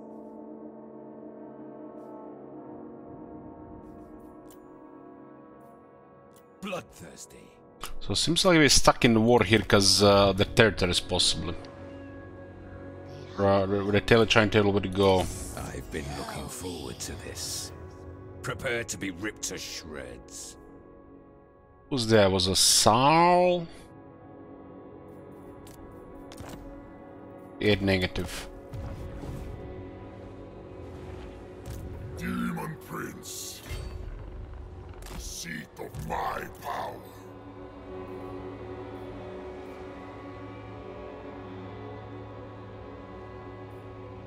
Serve me. Serve chaos. Harold does it. Plague. Demons. These guys are down here, we don't have the vision. Your pain. Send her to the other side. Not before the best.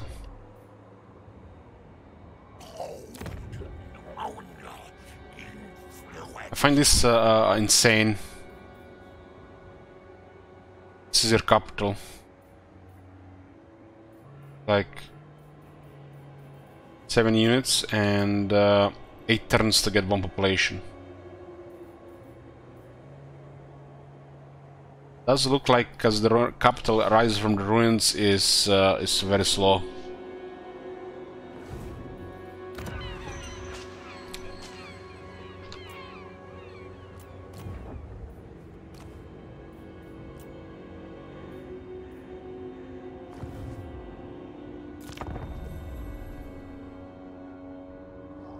Opening with 2 Furies was the wrong move. We should have taken tomorrow Slanesh. Furies are not gonna work until we get better buff for them.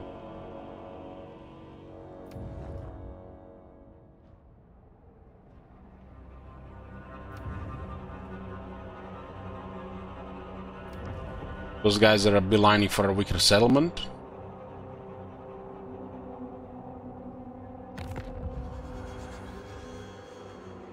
Explorers of experience. A step too far. I find it odd that we are at war with 2 Norska factions on top of Kislev and Nordland. Northmen come. These guys have an enemy nearby and they're coming after us.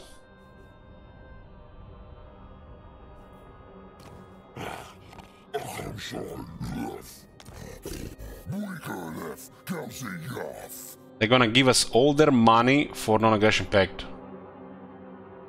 What I say, guys, the best skill on this guy? Diplomacy.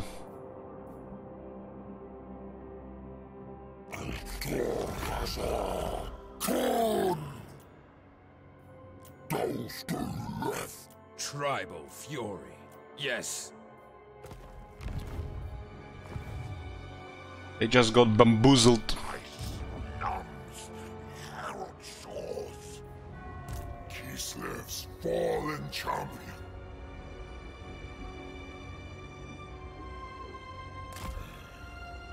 I go where I please.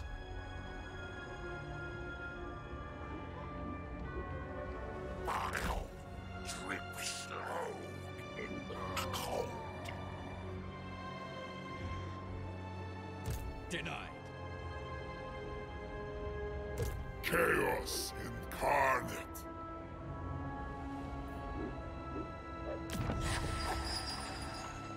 Do the ruinous powers forsake us? Sure about this selling, but it's making 200 per turn. Maybe we should give it to somebody else, like the Greyling. Always ready for a headbutting contest.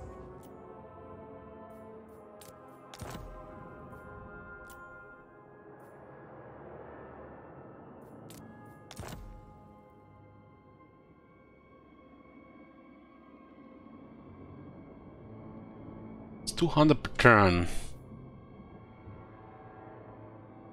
And then they go for Doomkeep, which we lose a whole turn. This option exists. Bring death. Bloodshed! Don't let them shun.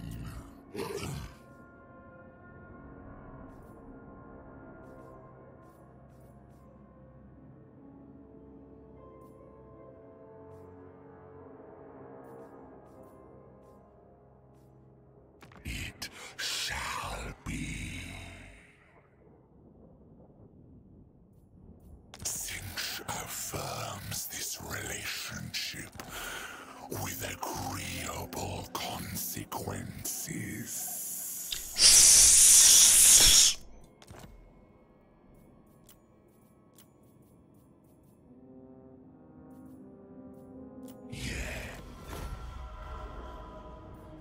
Ready! Well, this faction was not at war with anybody. We get this vision of the sea and we automatically at war with them.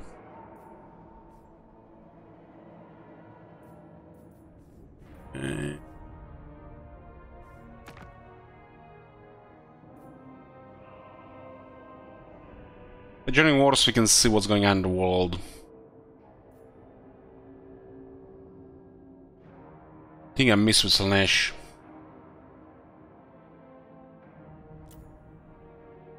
Slaanesh has some amazing spying abilities.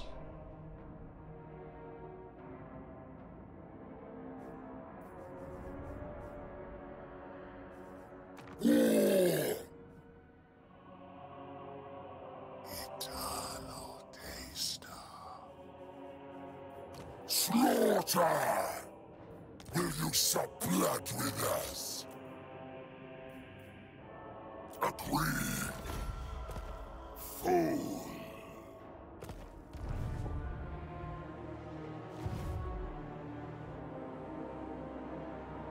Orphan says those elves were so annoying that in my campaign where I ended up going before crushing the Empire.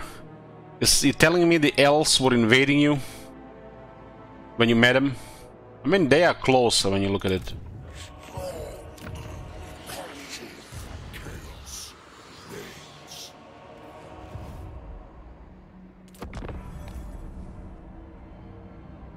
Why are we getting this passive? Where's this passive coming from? Anybody knows this?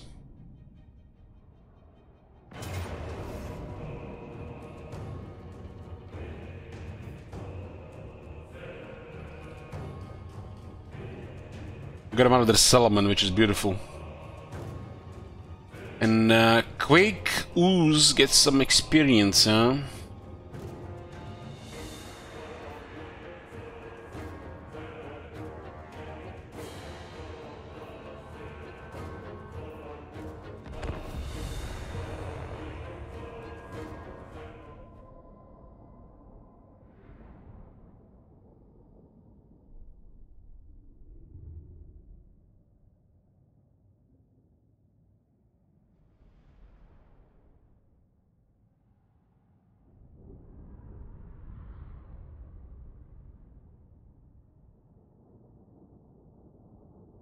One gun and one bow, plus there are guys range as well.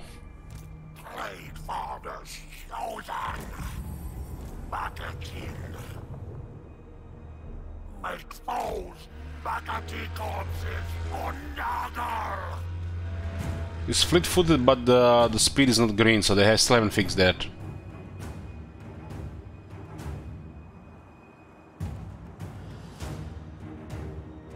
Logic.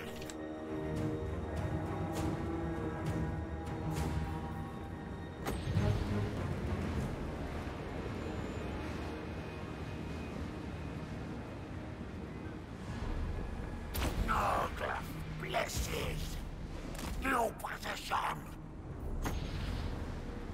Putrefaction. Trail of maggots. How the hell did we get hit through the rock? Rancid footprints. March for Nurgle. Lodging.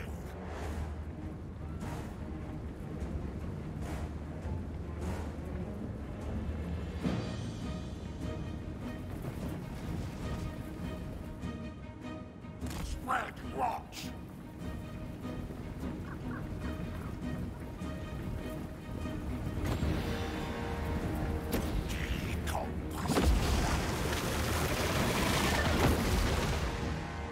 Packaging moves.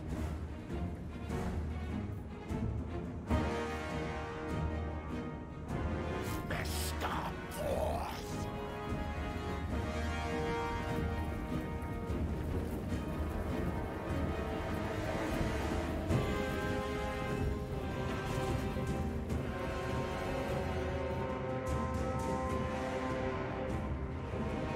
This world is mine.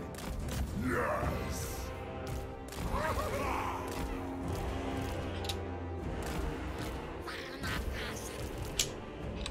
Join.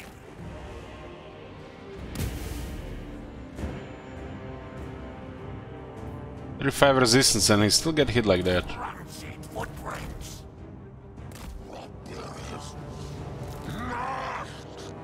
On the hunt. Putrefy. Mighty decay. Follow Nurgle's side.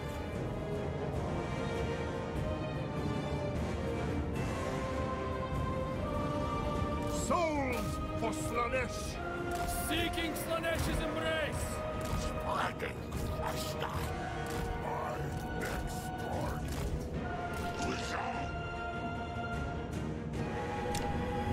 Marauders of Slanesh! Marauders!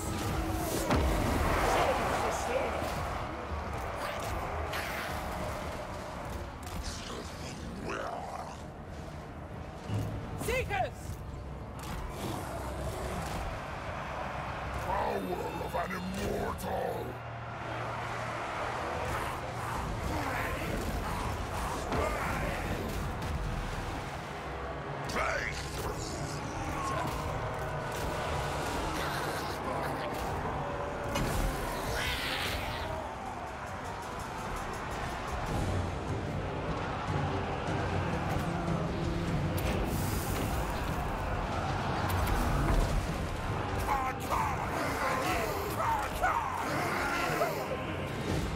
No!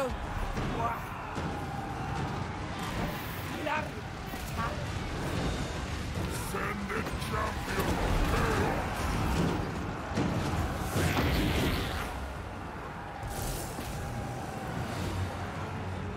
Pain and despair! Drinking pain!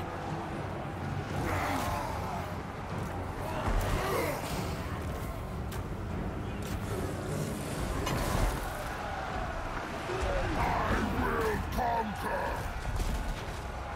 Kintal! New position!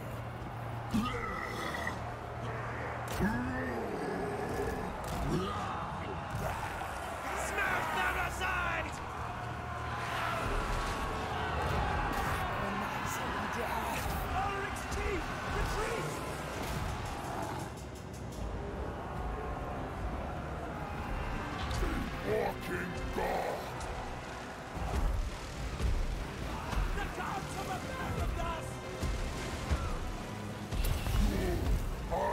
Knockback, knockback, knockback, knockback, knockback, knockback, knockback, knockback, knockback, knockback, knockback, knockback, knockback, knockback. Seekers of Slanesh!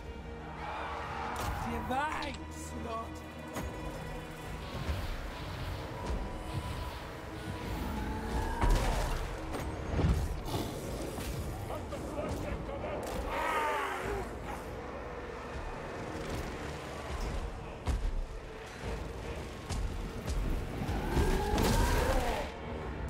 Seekers of perverse indulgence.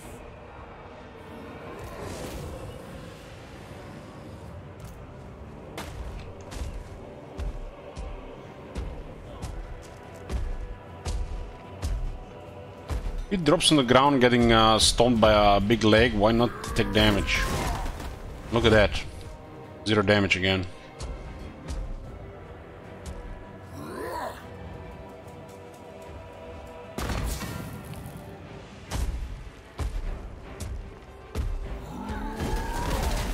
So leg knocked him down, but the fist attack still connected. The debauched ones!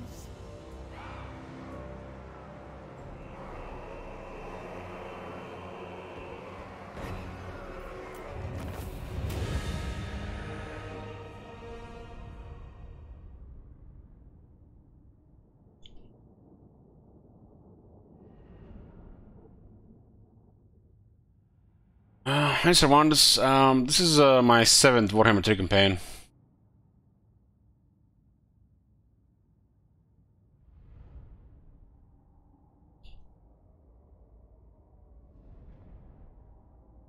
Or campaign 207. It's in really 207. Yeah, I did 200 Warhammer 2 campaigns. This is number 7 Warhammer 3.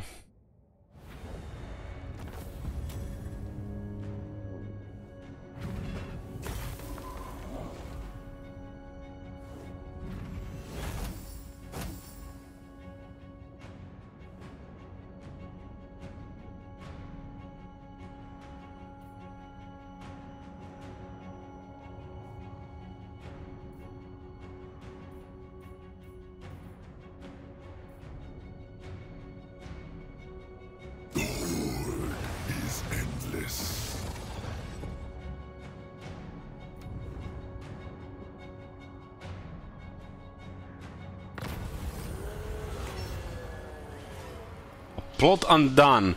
Your most trusted follower drags a beaten demon before you, having caught the fiend conspiring to overthrow you. Coolly, you cleave the traitor's chest open. As it gasps its last, you ponder how to best use its demonic essence. So they have events, huh? Elok gains Ruinous Infusion, campaign mood range plus 5%. Or Quake Ooze gains the Prince Mark plus 5 leadership. Consume its heart. To feast upon the betrayer's liable will surely flood your immortal veins with ruinous sorcery. Not mention your legion will revere you all the more for your brutality. 5% more campaign movement range is okay, but what the fuck is this? Oh, Brass Cleaver. Demon Prince. Does this even work? Works.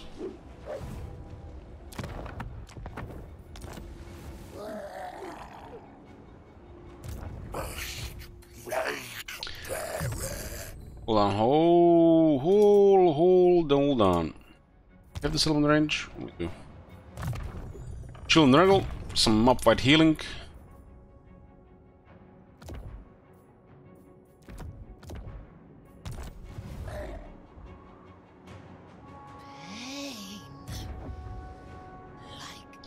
Ars Blaster says, show CS stats on how many pick plus 4 leadership feels weird, man.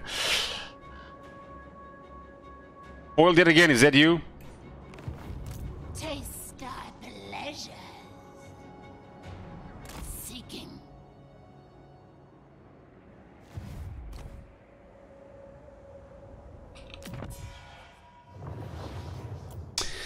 All Might says leadership was important for Realm of Chaos campaign. Yes, it was. That's why, you know, I need some alcohol for some leadership buff.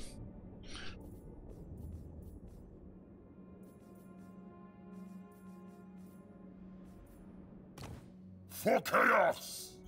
Wrath into... What? Marauders all. I have ascended. That was their army here, but what about these guys? These guys just said screw the settlement, it'll be going around. Oh. Might lose this before it even gets tier 2.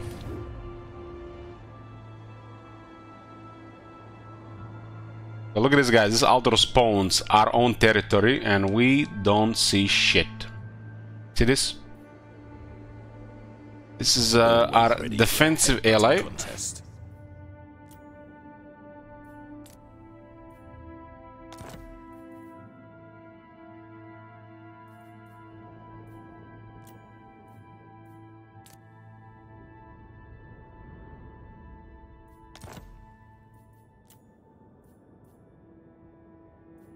You have my favor.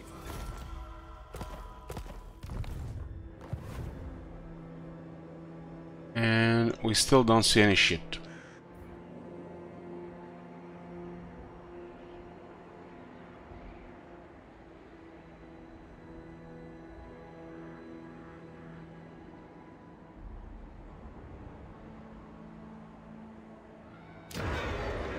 So the garrison got removed because it's a different faction here.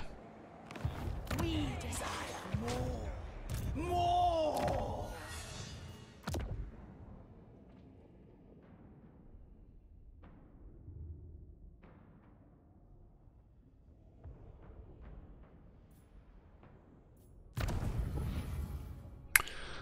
We unlock the Manessa Slanesh and we unlock the Marauder Slanesh with spears.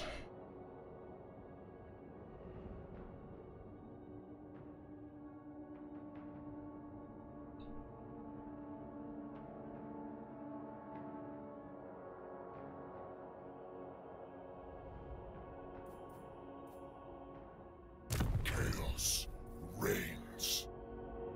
We get a Phantasmagoria and Orca's Phantasmagoria upgraded.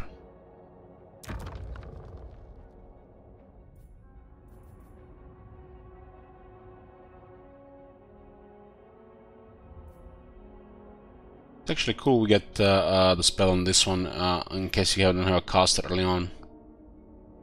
This set gives us diplomatic relations plus 10 with all factions. You're gonna love me.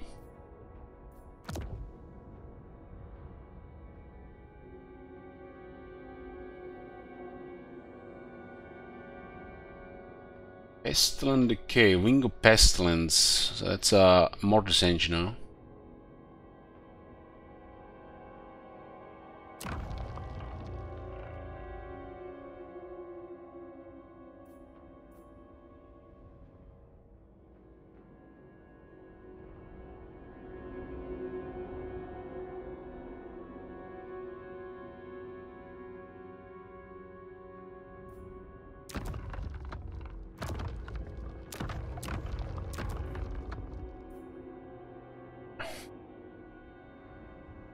Like they all fit here.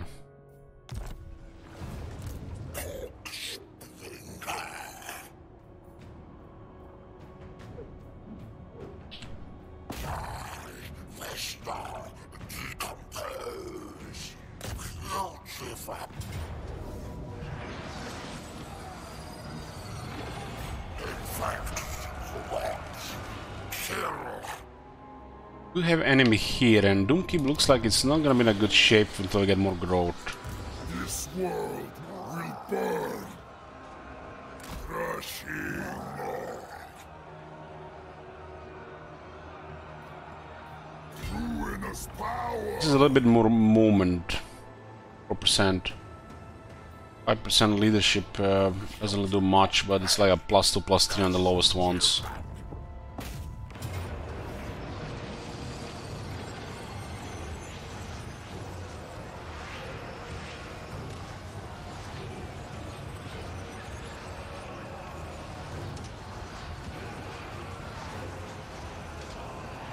Took me some experience by this guy leading the attack, but we also got a little bit ahead by having him early on. It's too early to auto-resolve cause still uncertainty. We don't have a replenishment bonus or follow-up.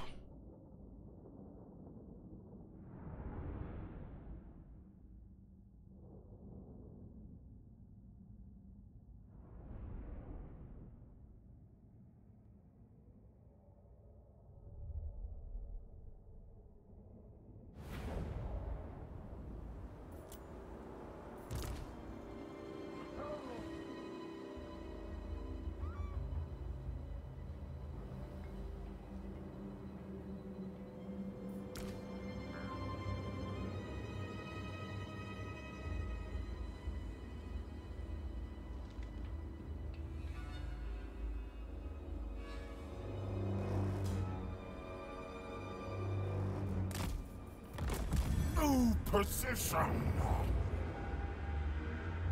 We Rotkin. We plague. We decay. We destruction. What is this? This is some random thing here. That's our abilities.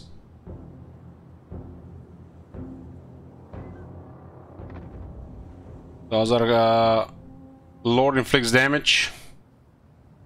We unlock these abilities.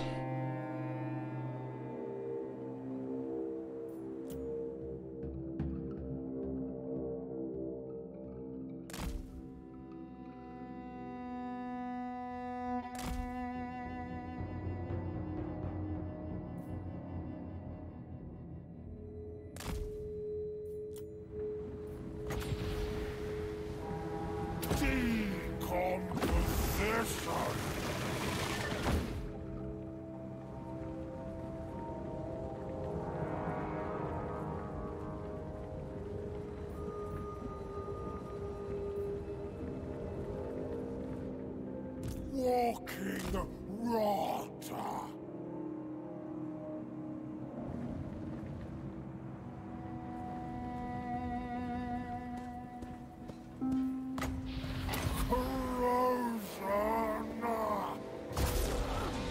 Single-handed kill there, damn. Damn, son! Decomposition. Putrefy. Spreading the star. Ascended champion. Rotkin together.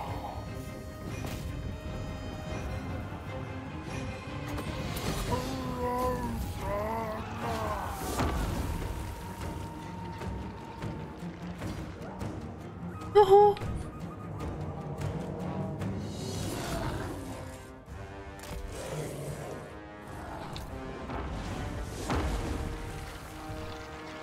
Herald of Nargothrond.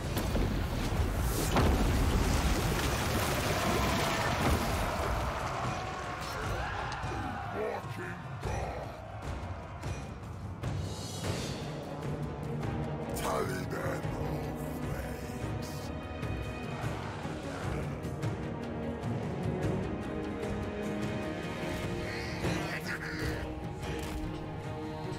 Fly! We I will conquer. Nuggets King. We do. Decomposition. Spreading ruin. Some brave spearmen there. Demon Prince. Will rot. Corrosion.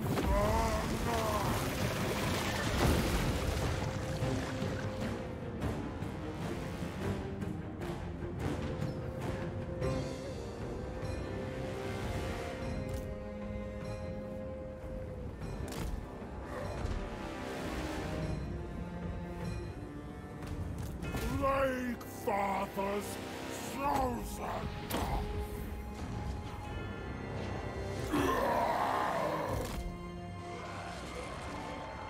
I will conquer.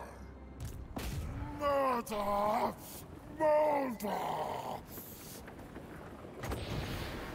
Decomposition! This guy can probably solve them all if they don't build any towers, but the towers add up. Herald of Nargol! Agonizing death! Best rot bearer! Hear the hymn of slaughter. Yes! Yes! Glorious annihilation!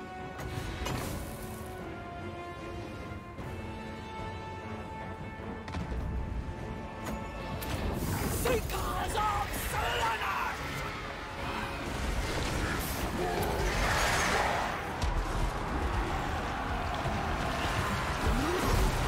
Seekers demands blood! Seekers! A decay lord! Kill!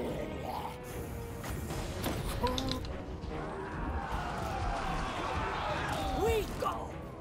Tear apart! Decompose!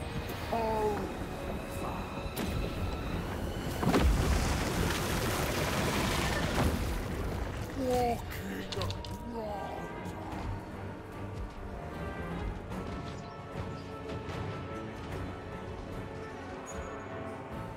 Blade rose!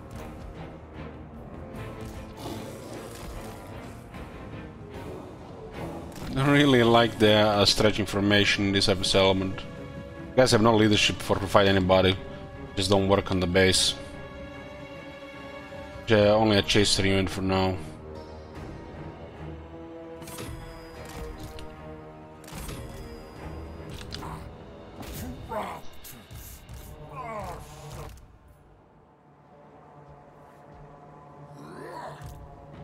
Without mercy! Move with grace!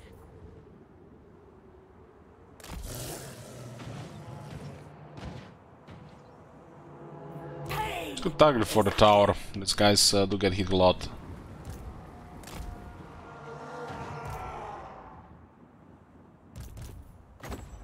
Putrefy!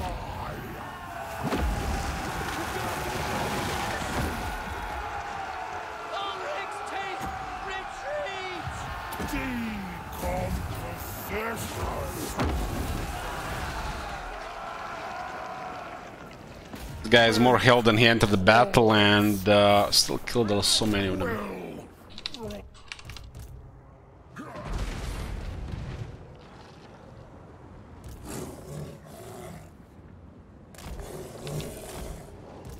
Metal Sands!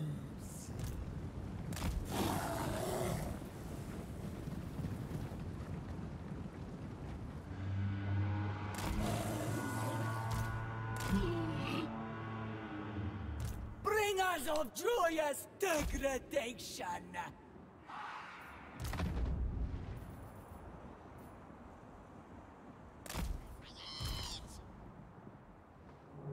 Power of an immortal! Power of an immortal!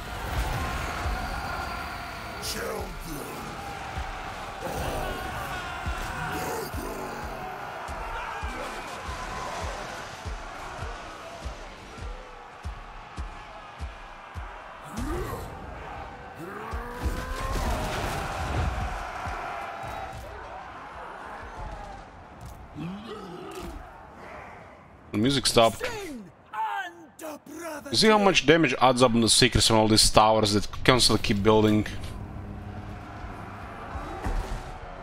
Just a small settlement, no units, and the towers just generate as well as keep generating.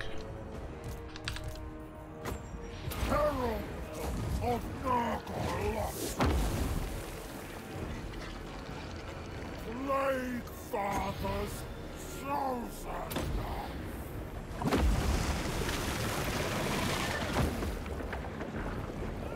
First, Grot Bearer.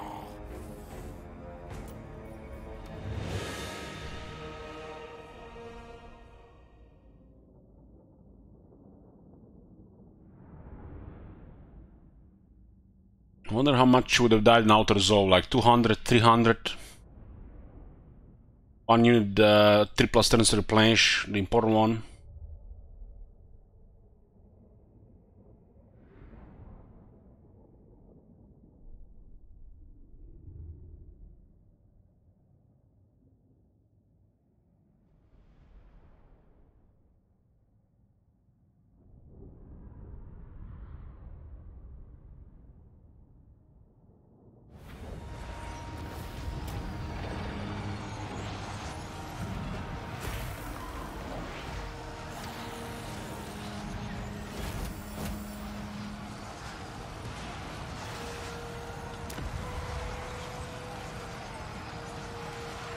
Slaanesh.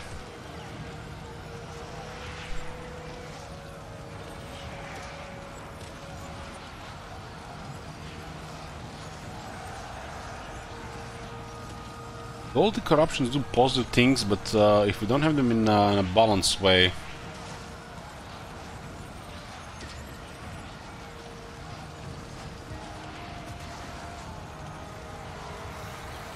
Getting close to seduce.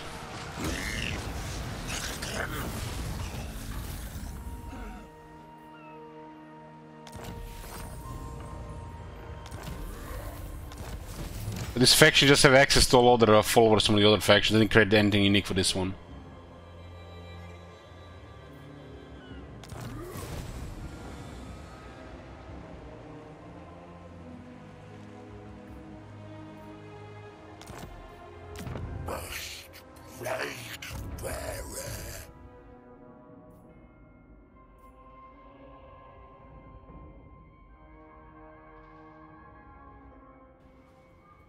Oh my god. Have you seen that shit? Holy shit. What the hell? You can fire inside.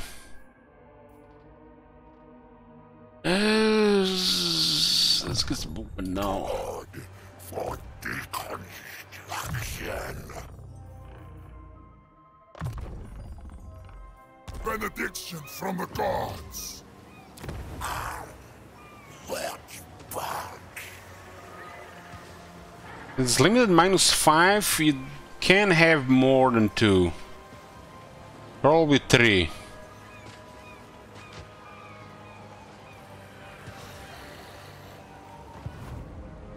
I sense corruption.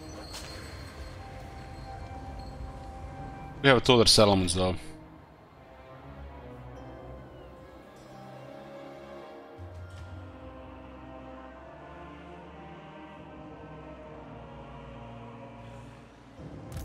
Demon Prince. How long did it take for Eggs of Khorne? It didn't take that long. This faction was longer. Bring Nurgle's rich. Chaos reigns. Serve me. Serve chaos.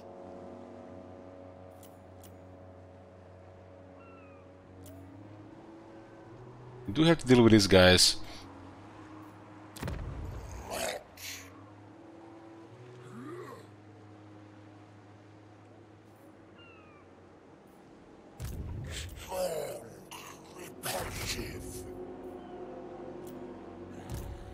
Longship Graveyard is tier 2. And this might get attacked by that other Norsca faction.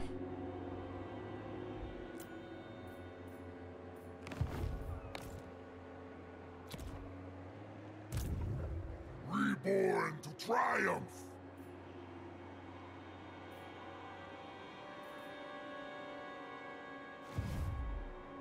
Chaos incarnate.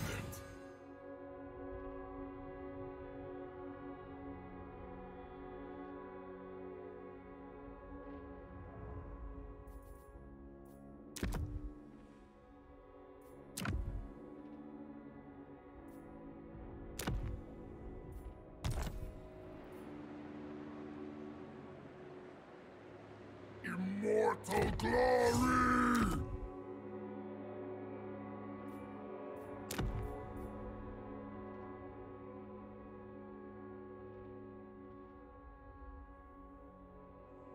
Enabled if in melee, and effect intensity increases with each kill made by the unit, up 20% ward save.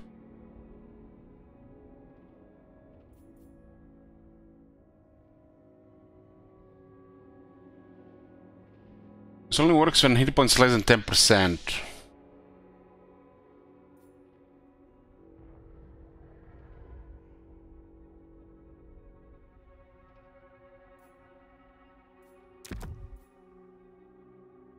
Armored Sentient Tail.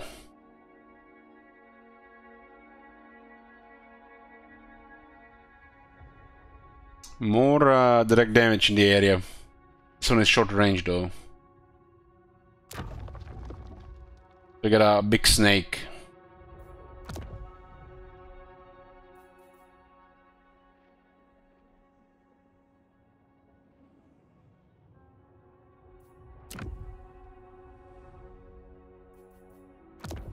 Colossal Mace.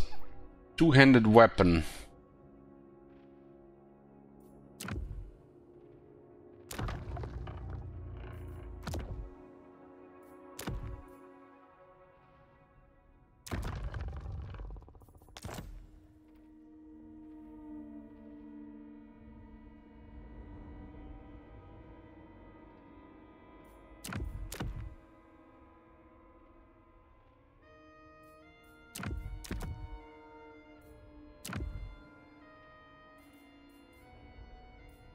This also gives us 20 anti-infantry.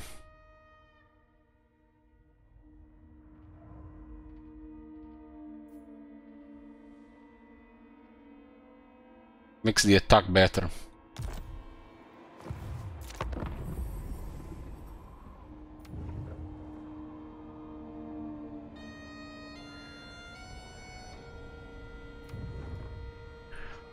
It's a big ass mace, but it has base damage, not armor piercing damage.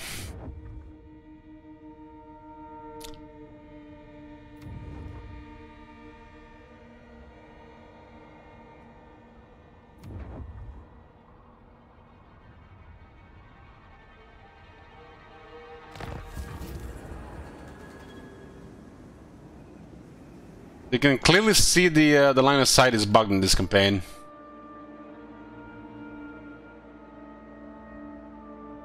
Maybe it's tied to their line of sight.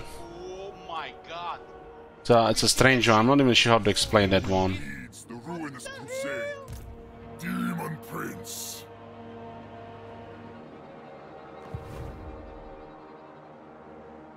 Shatter ice as if it were skulls.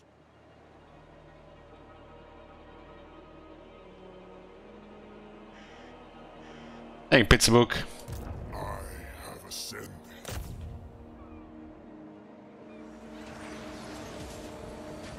The ice trembles before me.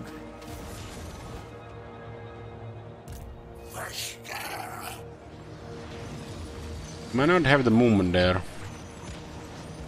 My rod thaws this frost. Move, rotting flesh. Oh, make Nurgle hungry.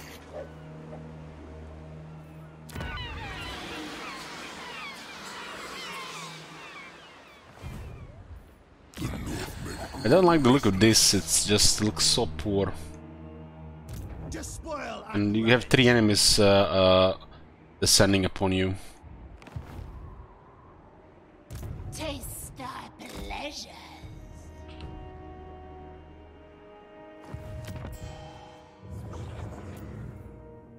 delectable. Rothin Khorne! Your will dominate. First campaign, most likely gonna be Empire, but I'll decide after I go through everything. It's gonna be a couple of days looking through stuff first. The land is infected!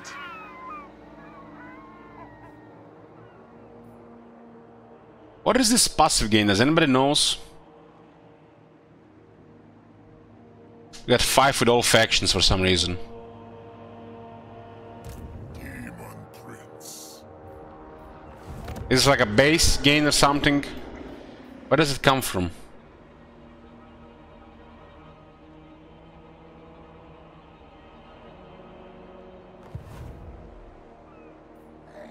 Snow impedes the ruinous crusade.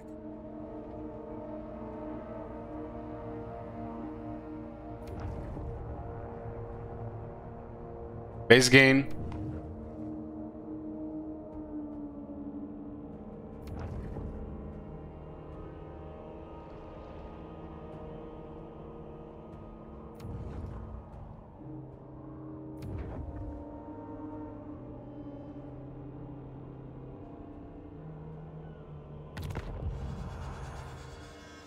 This passive gain 5.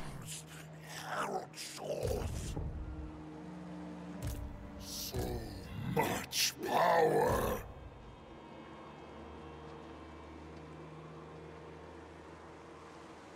Denied. Refused. This looks like pushing considering the siege. Excess. Triple marauders all.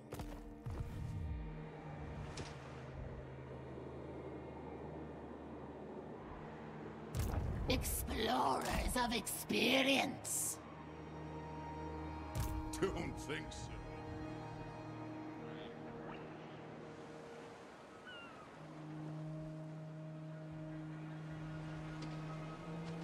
You're a pretender. 21 units. No. 21 units.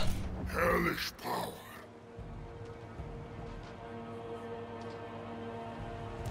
A step too far. And they have access to berserkers.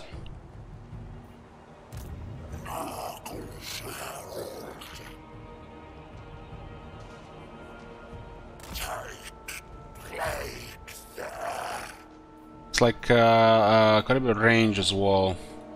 This world will burn.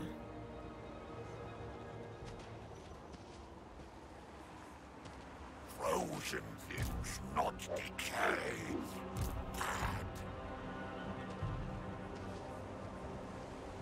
Refused. Chaos reigns. Put them under siege and hope it don't sell you out. You're a pretender. How many berserkers could they have?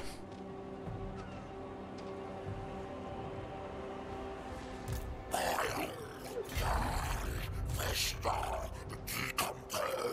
think it's just safer to hide the forces.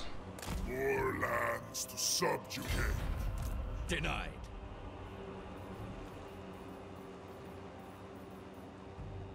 If they have more than 2 berserkers, we easily lose this. No. A step too far.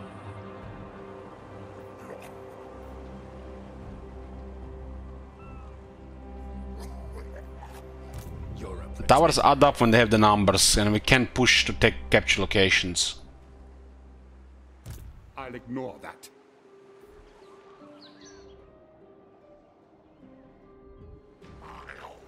Drip slow. Cold.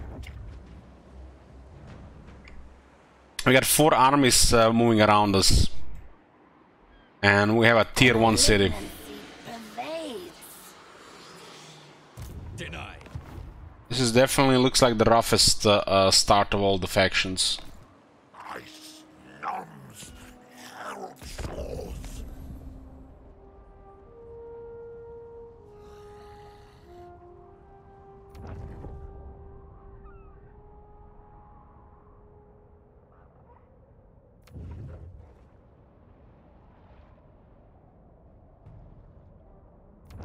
I just don't understand why they gave you 2 Norse cannons at the start of the campaign. Why didn't they give you the choice to attack them if you want? Shatter ice as if it were skulls. Sigmar forbids this.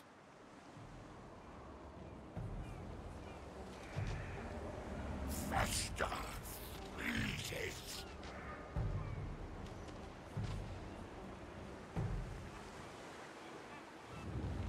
Our burning needs are unmet.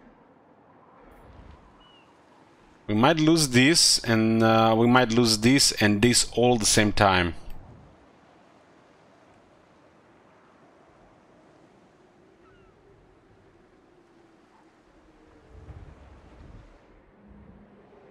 Very close to seduction. Service me.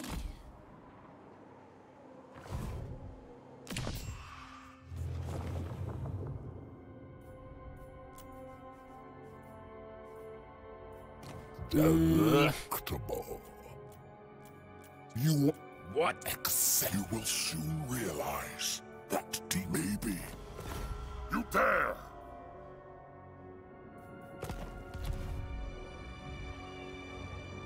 They're beelining for Doomkeep and Better Blades, while we can't even touch this one properly. No.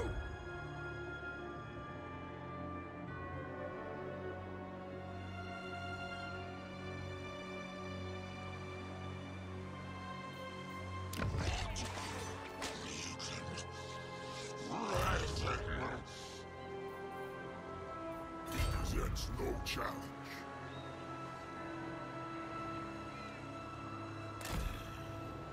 I go where I please. Father asks, We're in a better play if we didn't hide this guy. Not likely. Doomkeep is about to get attacked as well. Only 7 units.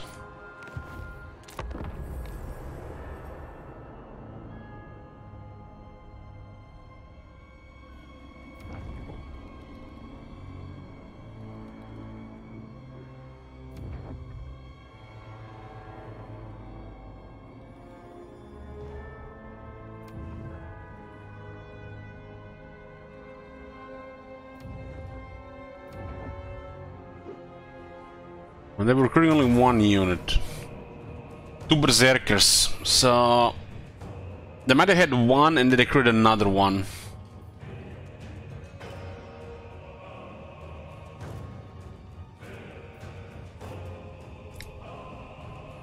Put a prediction. I'm gonna do a short break before we do this battle, boys. Be right back. We're here. 50-50, huh?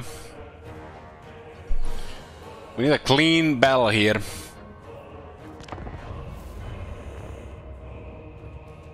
We're very close to seduction.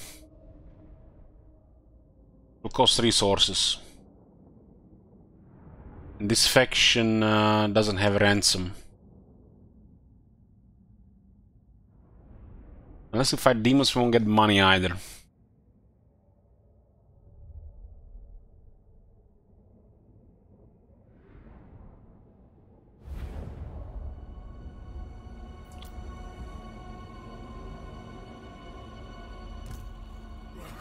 They do have a couple of those range guys. Bring us soul.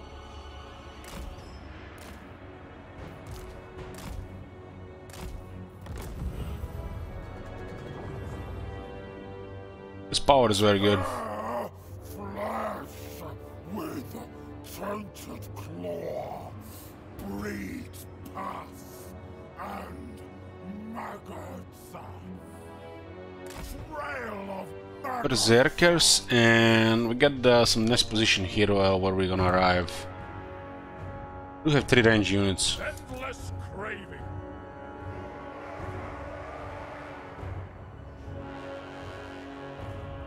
We yearn to. Driven by pain.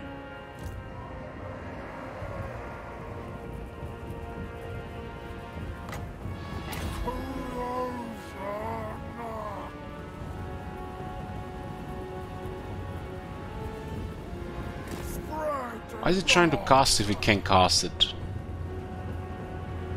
Bring us souls! Magotkin, obey!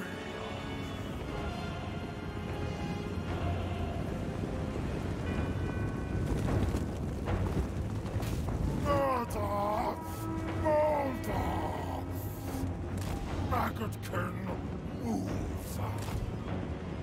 Spreading the star! Herald of Nurgle! Decomposition! Follow Nurgle's sign!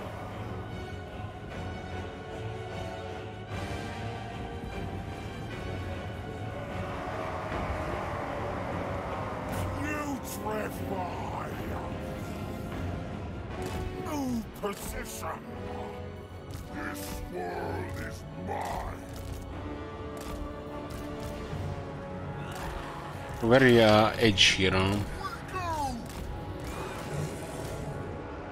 Decompose!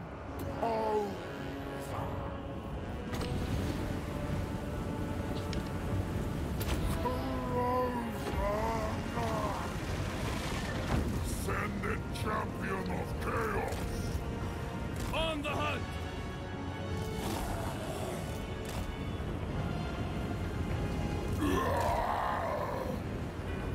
A place of conquest! The infantry front here. Rot! Eternal hunters! Flens flesh!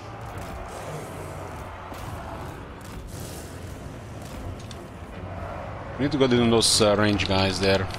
Burst! Rot bearer! Feeding our addiction! Decomposition! Guided by hunger! The pact requires it. Doesn't do much. One-eyed watchers! My next target. We hunt! Seekers of Slanesh.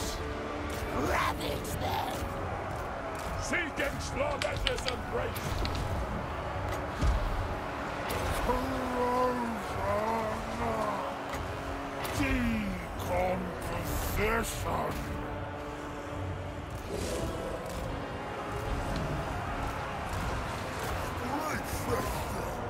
Walking rot! Blade Father's chosen!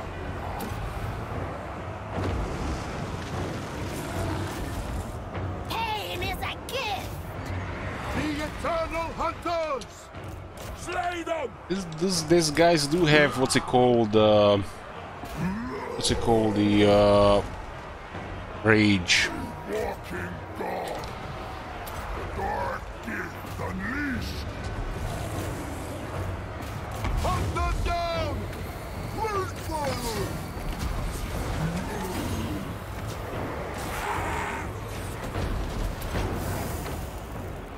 Blade Marauders of Slaven!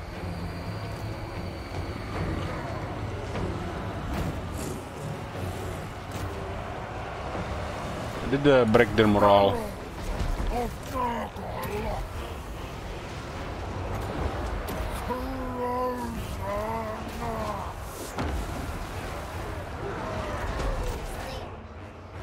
We can roll the regular generation one there as well.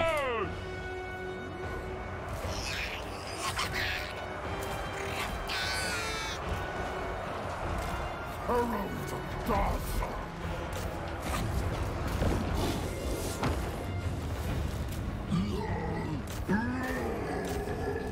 I will conquer!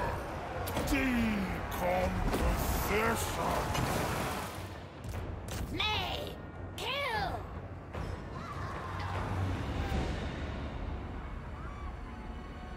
Move with grace. Let's kill as many as we can. Seeking sin. This is a good roll for the Chaos Warhounds. When the enemy starts fleeing. Flens flesh!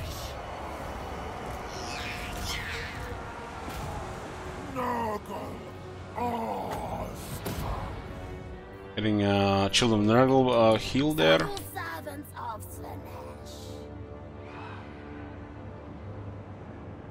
Bringing agony. Marauders of Slaanesh! The Demon Prince! Plague drones!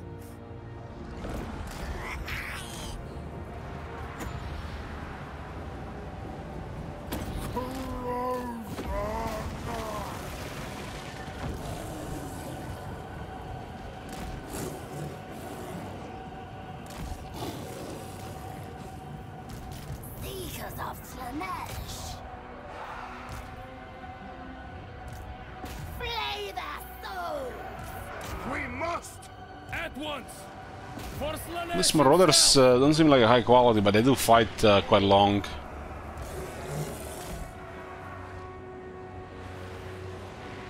The Demon Prince! Decomposition!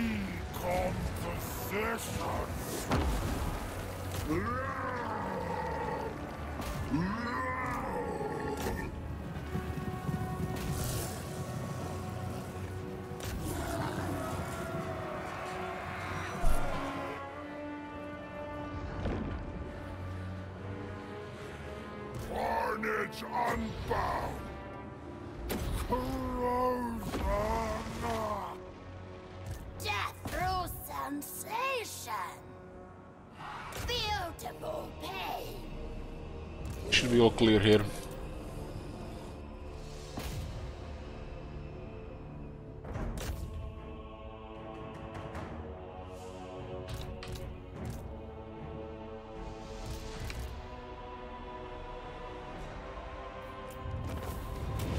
Decisive victory.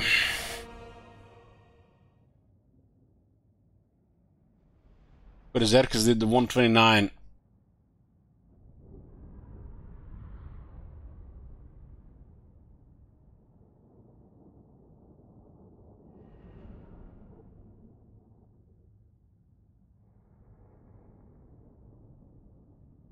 Can recruit more berserkers. If you don't go for that settlement, they're gonna get a new army with berserkers.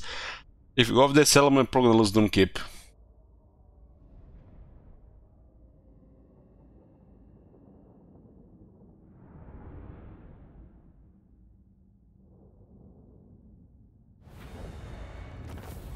This did happen on their turn, which is big.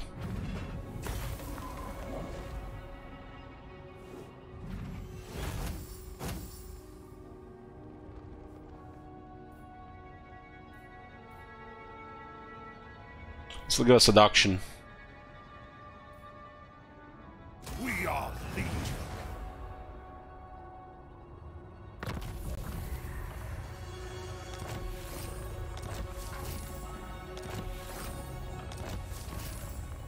Nurglish Zealot.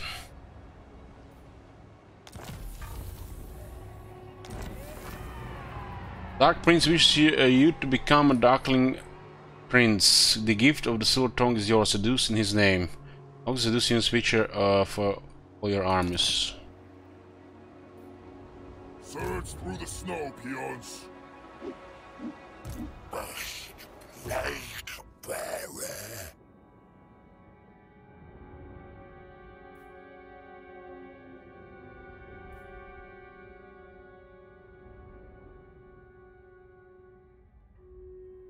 Ranks, it was a lot bigger battles, a lot of experience. It's currently useful against infantry. Make it cheaper and longer short duration. Pull them.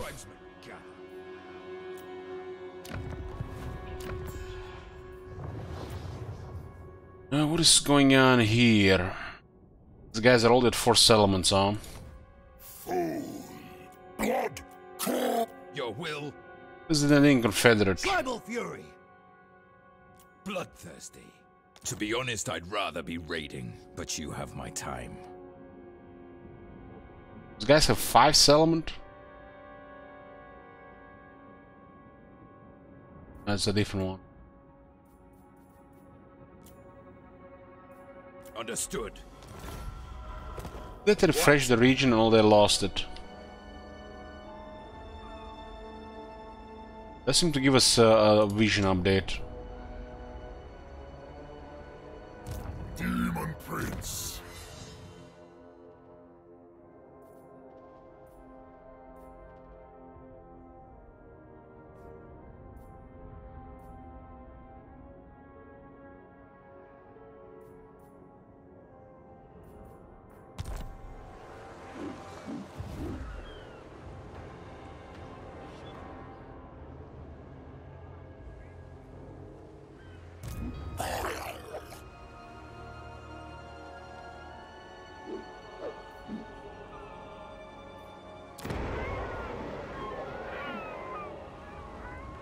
Champion there, so we need more units on this army.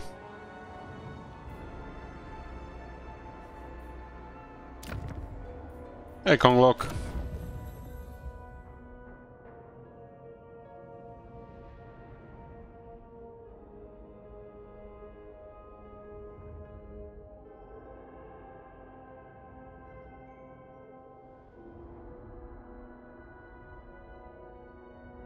We go for non-gifts 3.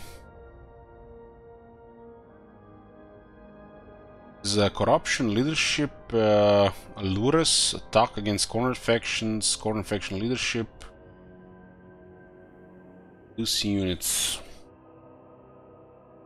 It's not no what's it called Nakari though. The ice trembles before me. Chaos reigns. 19 movement range. 10, 5, 4. So much power.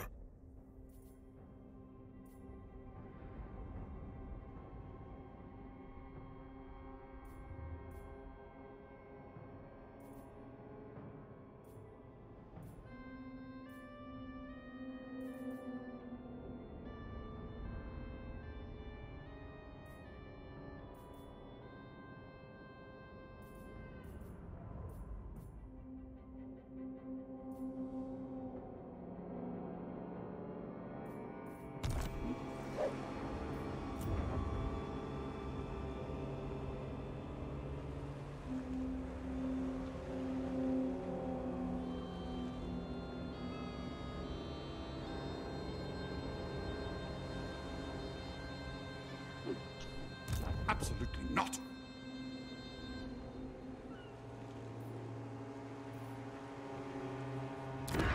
I'm not sure which units we should get.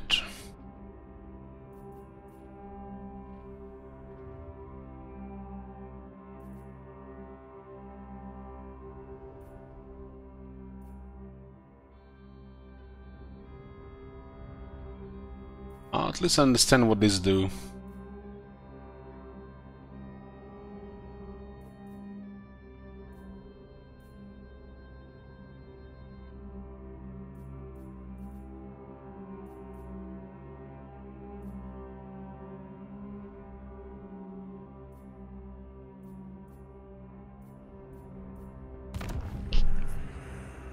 This is bloodletting.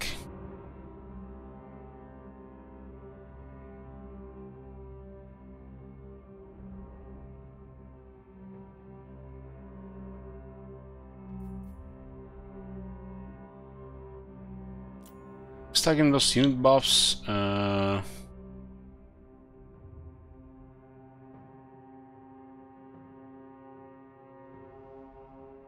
Buffs start around here.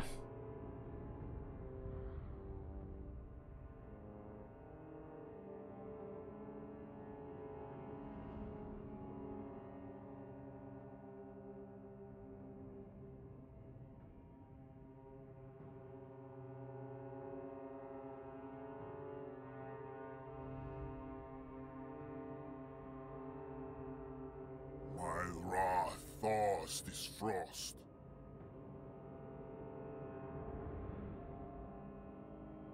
This requires 2200 with all of them, huh?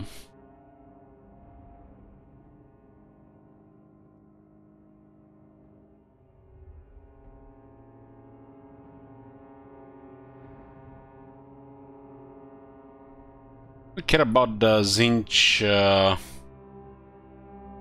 about the teleport unlock.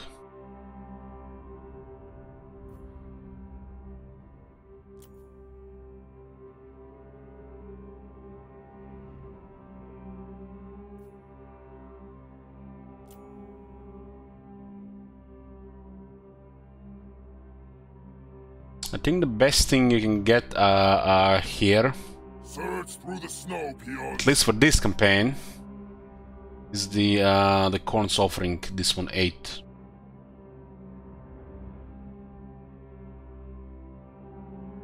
Anything for a little bit more time with the Legend Lore per turn.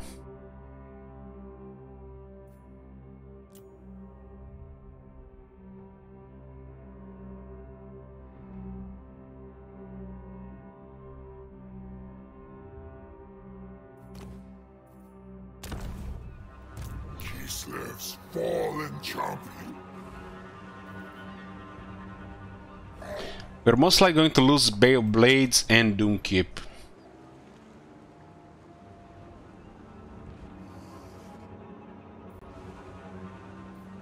I have ascended.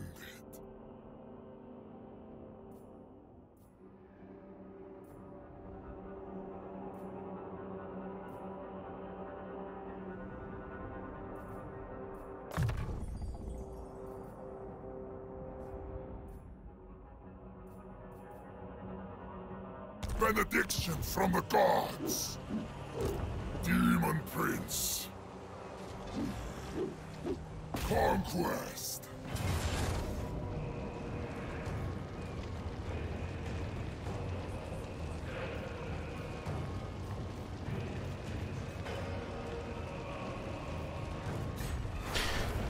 Annihilation.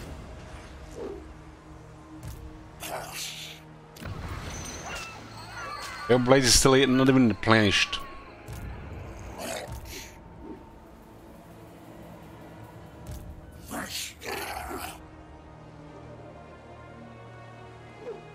This is just basically a extension of Elok here, nothing more. We don't want to get any ideas.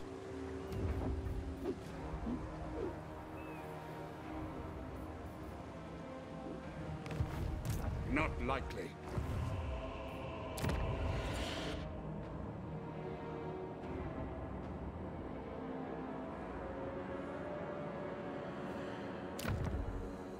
We'll also take this province here.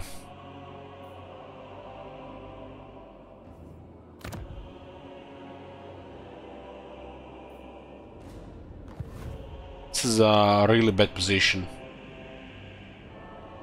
And we have to go through minor factions, there's like 10 of them, and just to get into Kislev.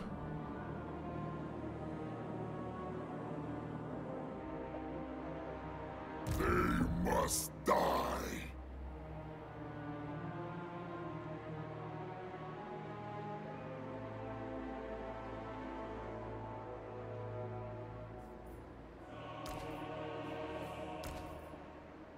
Doom is upon them. Conquest.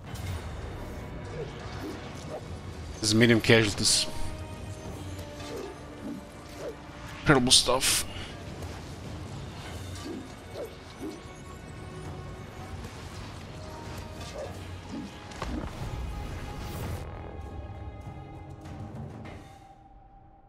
We try to too much about this area, I feel like we're gonna stuck in a grinder.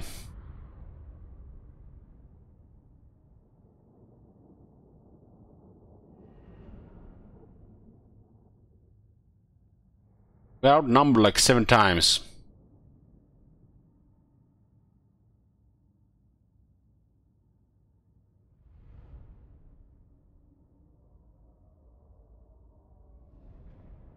We'll also ignore the first portal and just go destroy Kislev.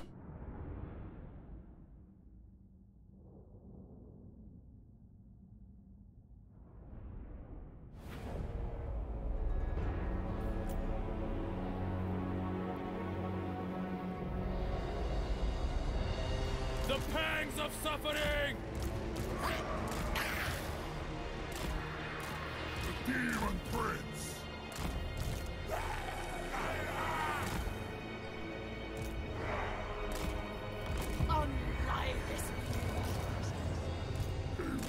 King God.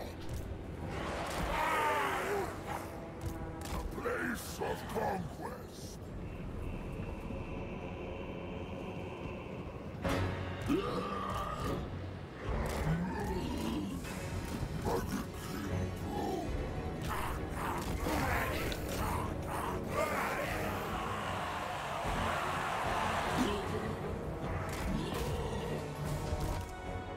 Death through sensation.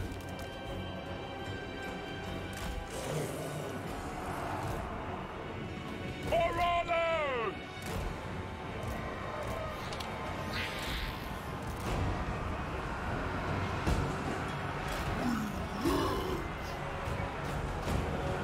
These guys might get killed if we attack this. I can't believe they only rank 1.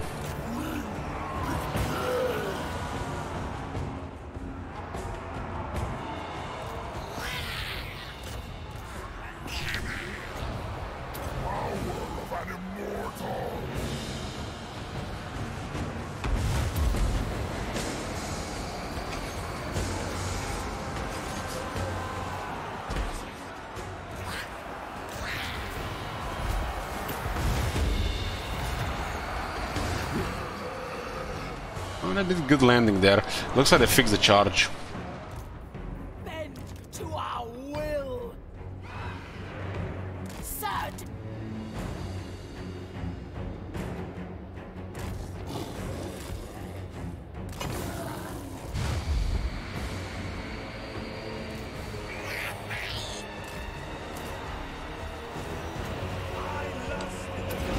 It's a corn one to attack.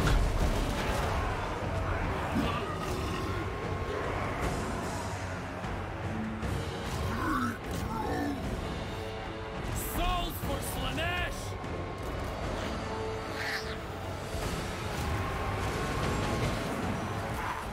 Erlings don't do anything here, they just cause a bottleneck.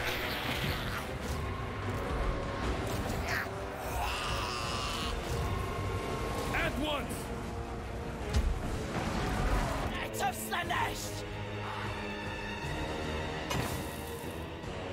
There we split.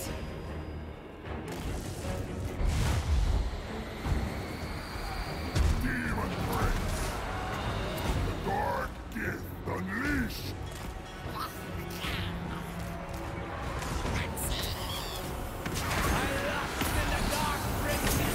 Utilize them. This world is mine. I will conquer. Putrefaction.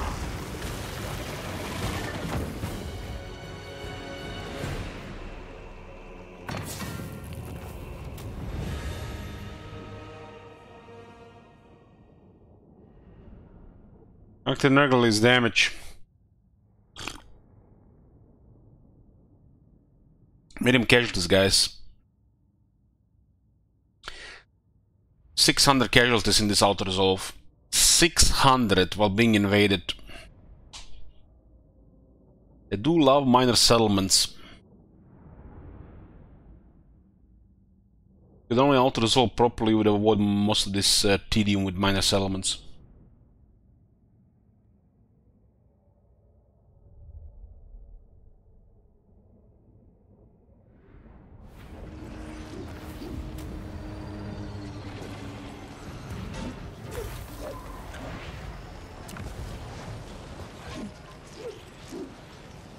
This is why they showed it, because we can see which who's dedicated to who's. Now that I see the picture. It's on the corn.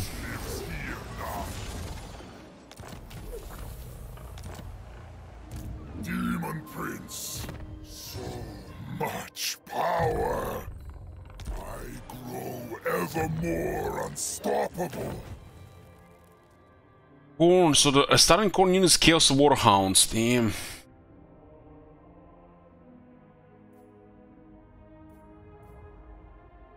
And the Blood Reaper is tier 3 for this faction.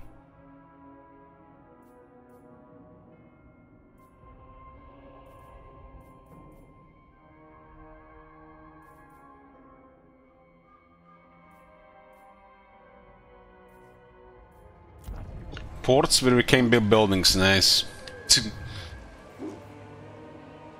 Whichever woeful deity protects you, it ends here. We'll spill your blood. Not even sure we can go up there.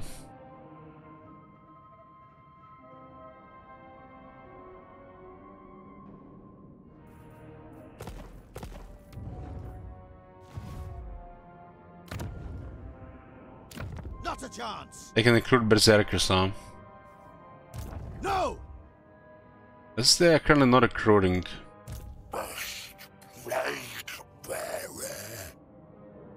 A step too far.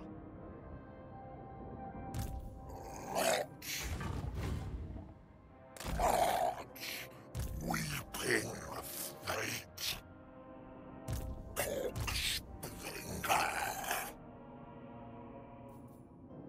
Should be enough for our good children Nurgle. Demon Prince. Stragglers will be slain. Slightly better here. Fallen champion. Can wait for them to land to see how much attrition they get. Marauders all. What did we gain so far here? 4, huh?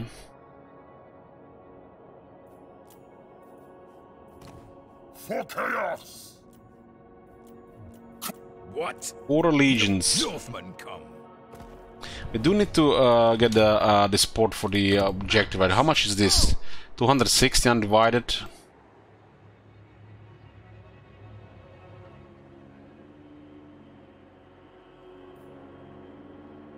This world will burn. The double damage over time is pretty strong right now. But there's way too many enemies and its territories are large. Taste our pleasures. Let us saunter. Take what's theirs. Dominance. Your will. These guys were actually doing okay until we met them. Let's see what happens to them now. Much death. Much decay. Much What is this? Does I get a gore feast on? Oh my god. Have you seen that shit? Holy shit. King Chief. What the hell? Gore feast is healing.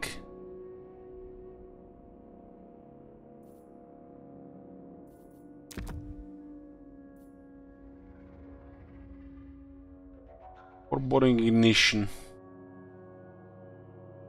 Flaming body, chaotic body.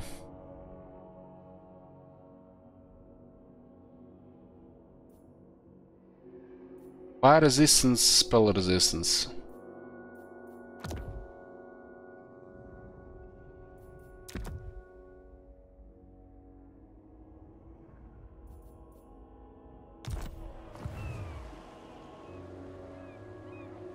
I might not get this on time because we might lose settlement before we complete it.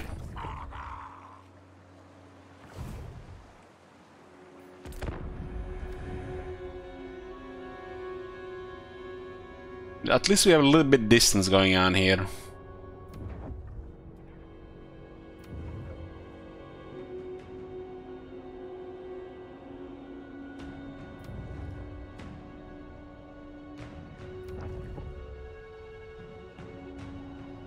There is but one fate for all who oppose me. We kinda gonna want this settlement. He's landed and he takes 2% attrition. 2%.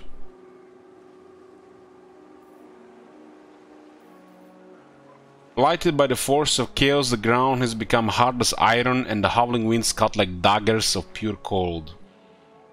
Purest cold. One day chaos, corruption, attrition will do some damage. One day.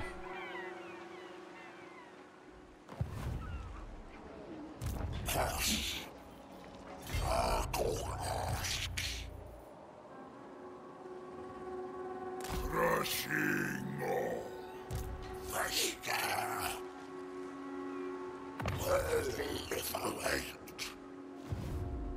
I refuse. My bad, guys. The only reason they're taking that much because it's double attrition. The AI has 80% resistance to this damage. 80%. They toned down everything bullshit-wise, but they kept this bullshit for 6 years. Minimal Vampire Corruption always was okay.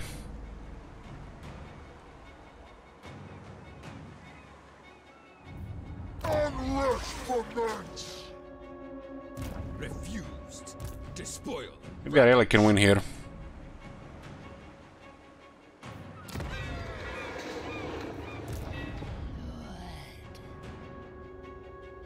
New places, new pleasures.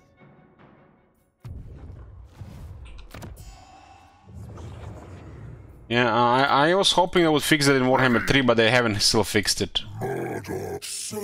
Dominate. Yes. And they fix every a lot of this bullshit that comes with the AI, but not that. Chaos Corruption should be really dangerous, but they invaded the Norska, and this is one of the harshest environments in existence, and this is just standard attrition in bad environment, and they're literally in a frozen hell here. Well, frozen half hell. Winds here are so strong they can kill regular people here. Chaos Waste, don't even get me started. You're a pretender.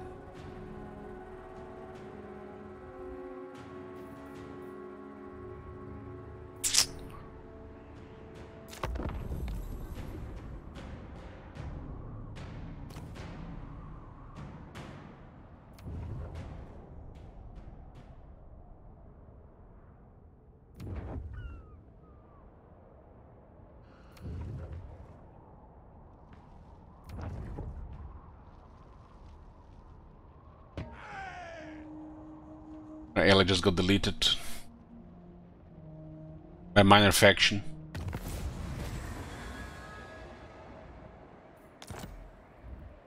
Altar of Spawn raiding, huh?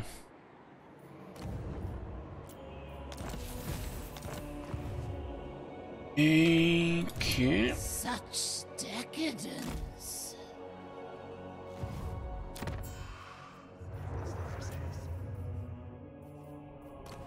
Bring ruin! War! The throne awaits your offering! I want a vision I want a vision here. How divine! You dare! Tribesmen, bring death.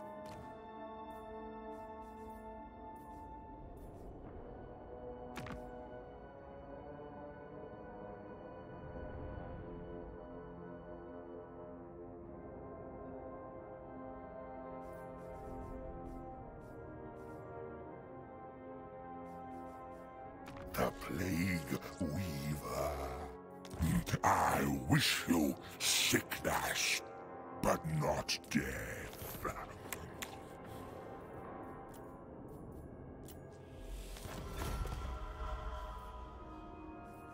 We are all the demons of order, everybody. Why not 2 more factions? Tomorrow, come. Stand before our perch and pick our cinch. No!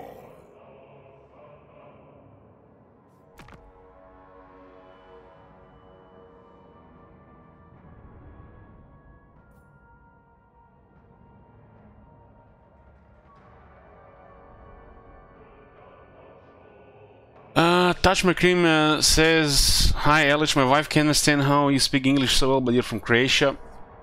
Well, in a world where you can't speak English, you're gonna have a tough time, especially with the local shit economies. And French and German are much harder. I mean, nobody can speak French, at least German is tolerable.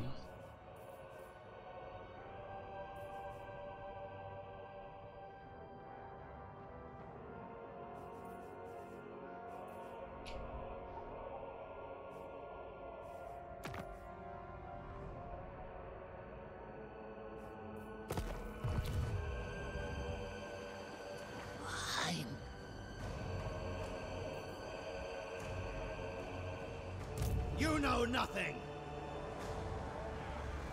Many berserkers they recruited. So much power. This is good because we can send the prince forward faster.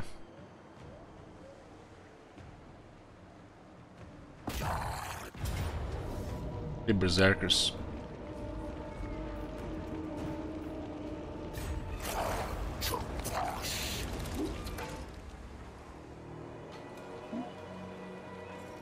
Surge through the snow, peons. I go where I lead.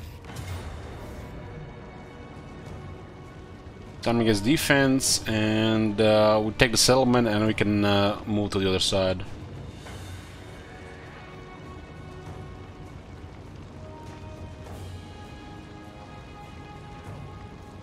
I think it's the other way around. All depends who you ask, you know, like French, Turkish, Chinese.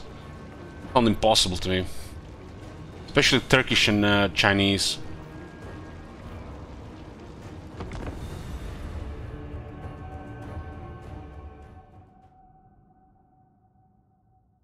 When somebody can understand you here and you're talking gibberish, you know, nothing that nobody can understand. They tell, you know, you speak in Turkish.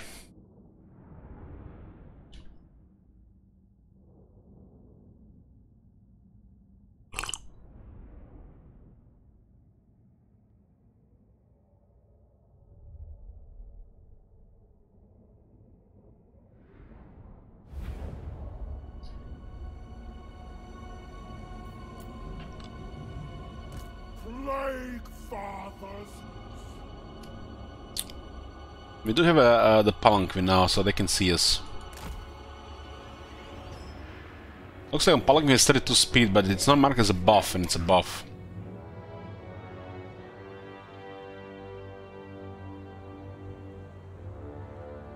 Well, creation is, you know, also a tough language. You know, it's just the world is like there's a lot of us, and there's so many cultures in our world alone, and you just get used to the, you know, simple things, you know, like your language and English, like that's easy.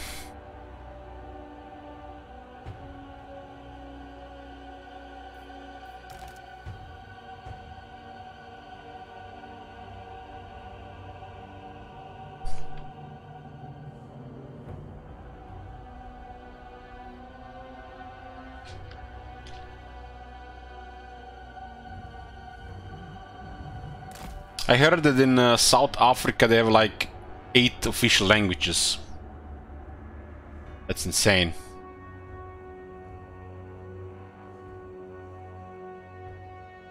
Should not risk this guy like that. We'll just put here and wait. Herald of Nagarlok.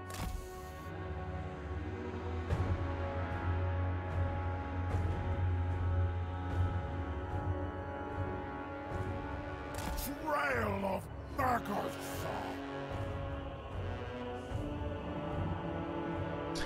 The things grow on you. I used to consider the way the South African people speak, the accent, and the Australians, you know, quite funny.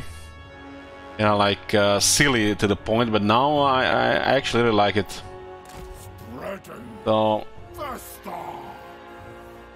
one might even learn, you know, Chinese, even if it sounds like seems impossible. The way they speak, it's so fast, and it's like the words don't even make words, like the sounds.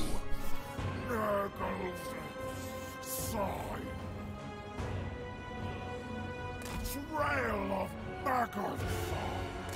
Maggotkin, obey!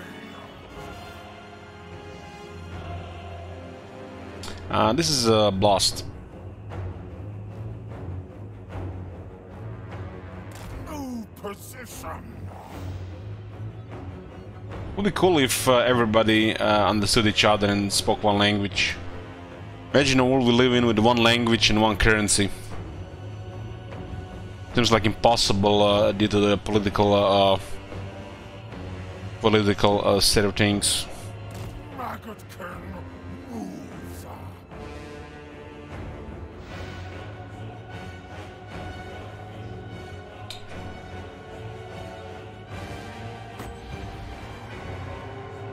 First, Grot Barrow. Evisceration. Herald of Nargothrond.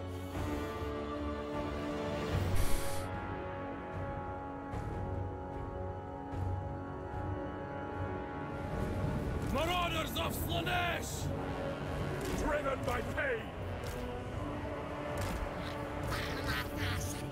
There's a higher chance of nuclear war on this world than utter destruction than unification. Agonizing death.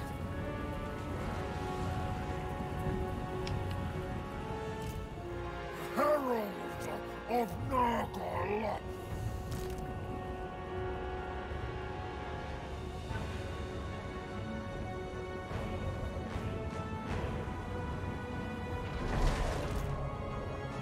Brutalize them!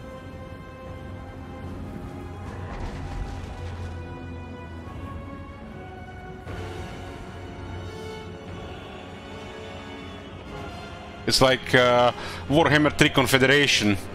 It's just hard-coded to never work. Power of an immortal. A walking god.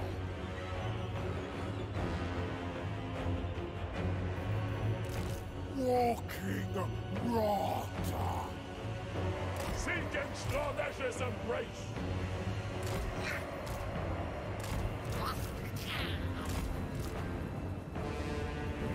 There are fast units around.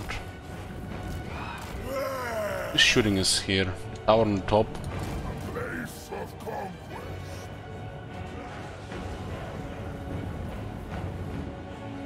Seeking conquest.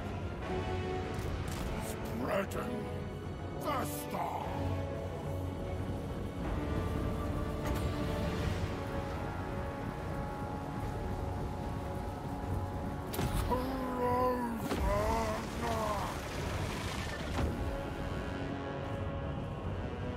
Bring us souls! Driven by pain!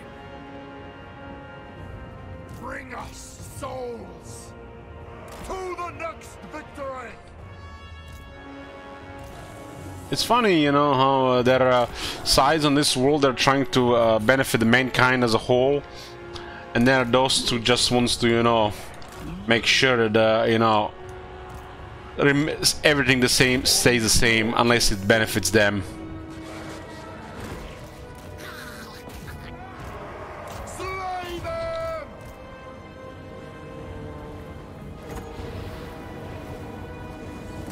Herald Darth.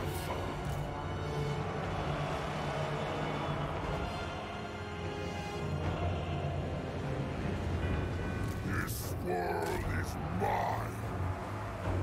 That's cool. Glorious annihilation. Decomposition. Dark gift unleashed. Flamethrowers.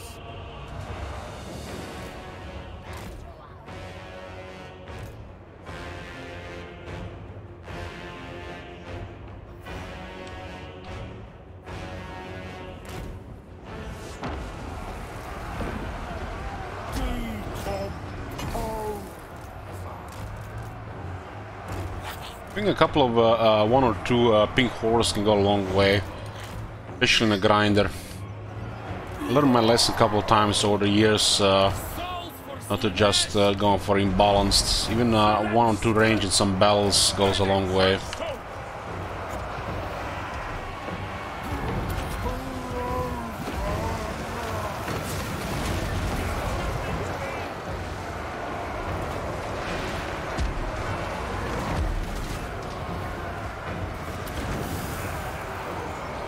Got a fecundity. Stavros will slowly kill our cavalry and that takes several turns to replenish. Probably send Elok to destroy it. This is overkill here anyways.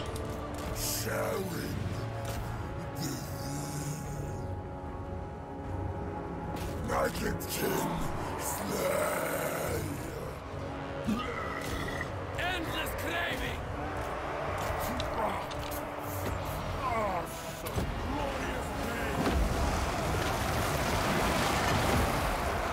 I have to say, I'm noticing slight improvements in the air behavior.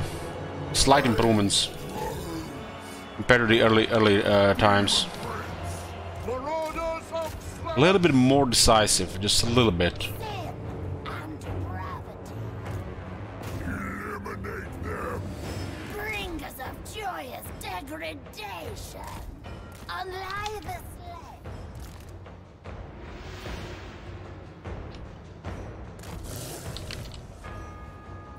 Behold my divinity. It's work in progress. Stuff like this will take, you know, a lot of work over time. But as long as it's going in the right direction.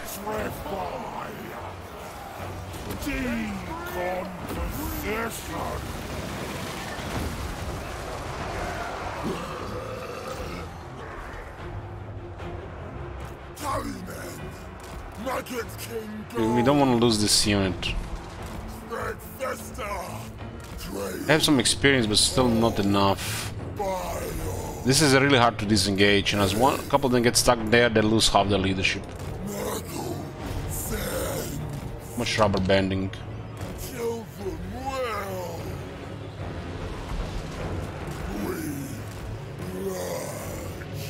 On the ice, and the whole unit works again.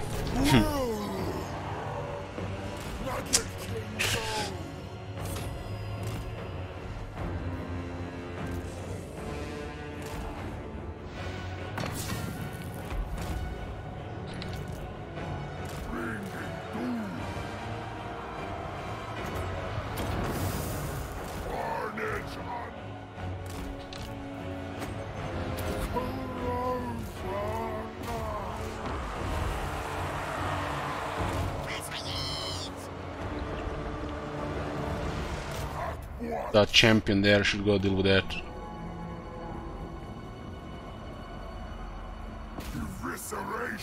Towers just add up too much damage in a grinder, so we have to target that as well. I like to target the cavalry. Looks like they're building towers everywhere at this point.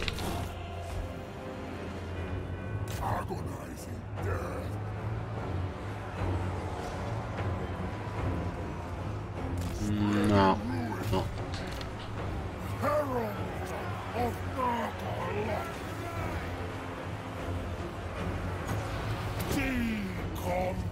Decomposition.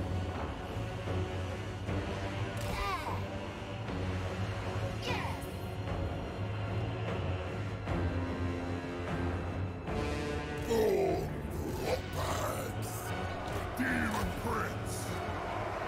Late father's chosen.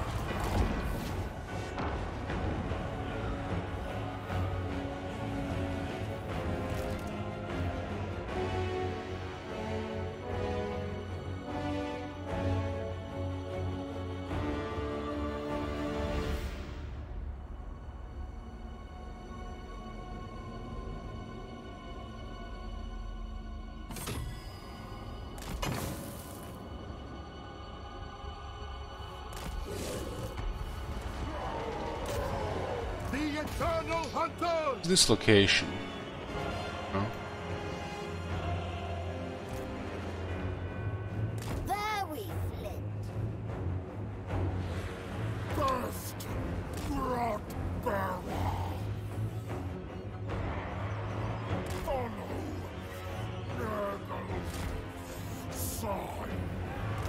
This team done shit, they're just getting shot by the towers. We go.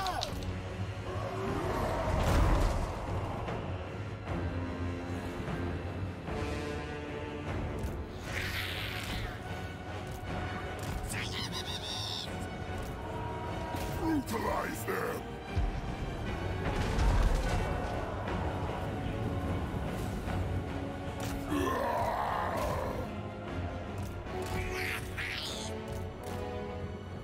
Walking rot!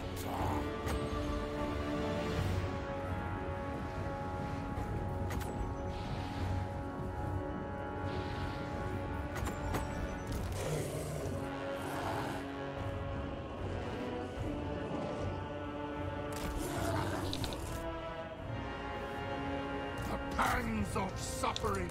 My next target!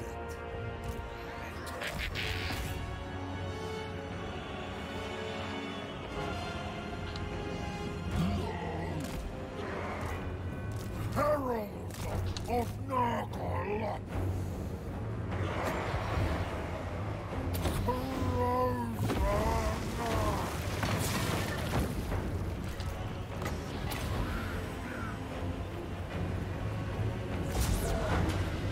Sometimes the blast does very good. Demon Prince! Marauders! Seeking Slanesh's embrace! Yes! Did get shot twice here? I think maybe some friendly fire from the tower. I mean, not the tower, the big horse.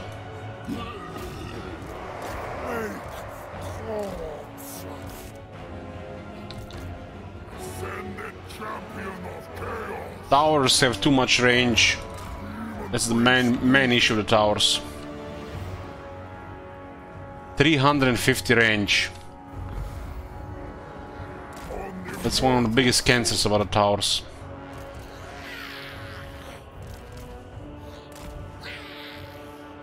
Makes it easy to defend places and makes it frustrating to attack places, especially if you have a slow army.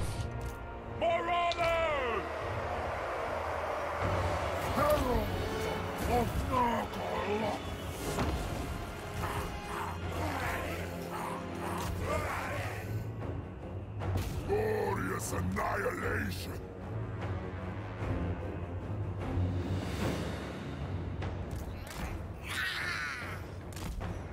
Souls for Slaanesh! I will conquer! Decompose!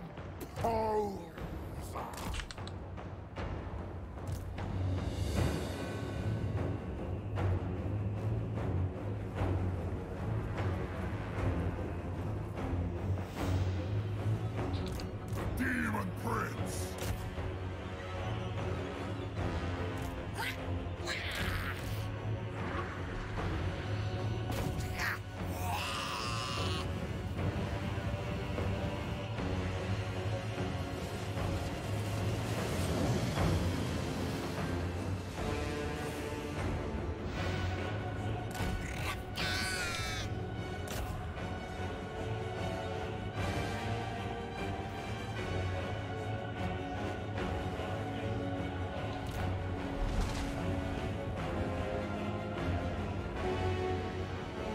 Magotkin! Clay!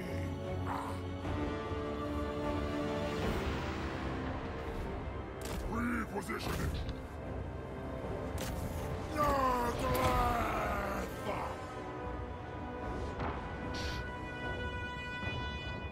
Power of an immortal!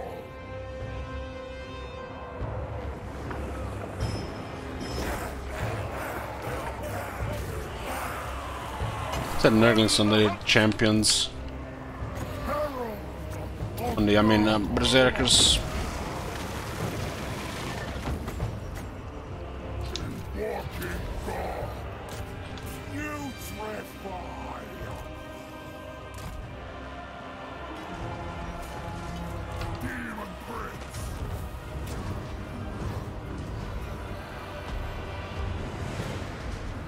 You always get fecundity here if this one is Nurgle.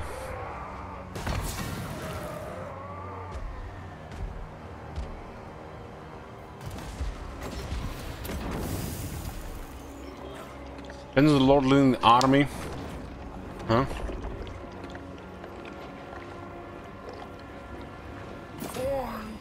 So because Quack Ooze is leading the army, we got it. This world is mine. The Demon Prince, Blade Father's chosen. Trail of Maggots. Decomposition.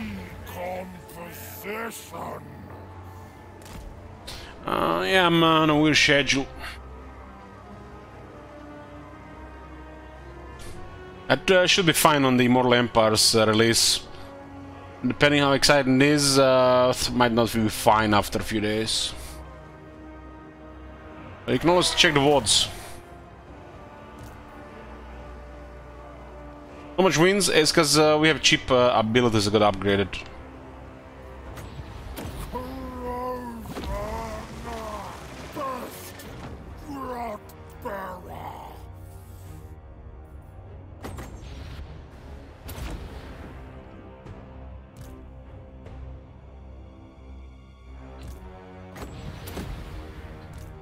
This guy's gonna move on and we only have a little bit higher health. I guess this works as well.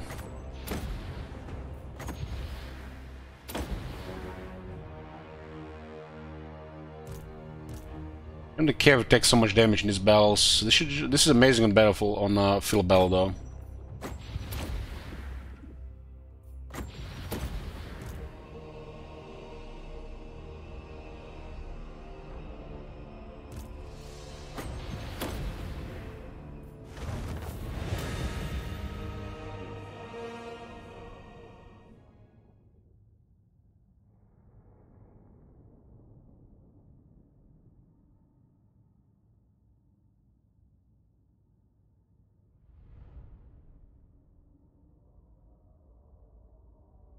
I think the range on the tower should be toned down, and depending on the settlement tier, the settlement defensive strength should be toned down, or the settlement completely removed and make it a field battle.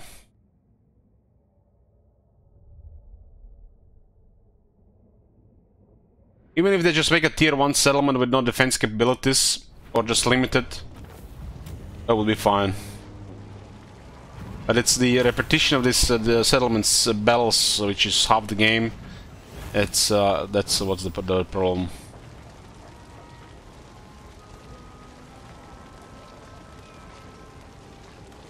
It's on the top right, Lord Snakes. Top right of the unit card on the character.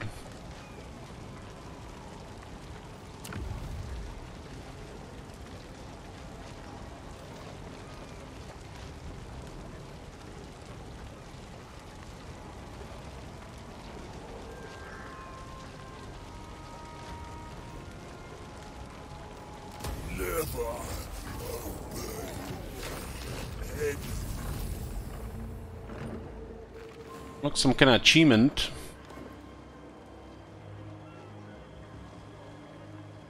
Unlock 15 demonic gifts. Hey, Bress. What's left even here?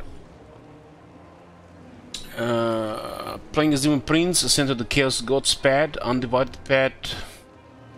Corn. Demon Prince win a campaign very hard legendary. So Demon Prince is pretty straightforward here.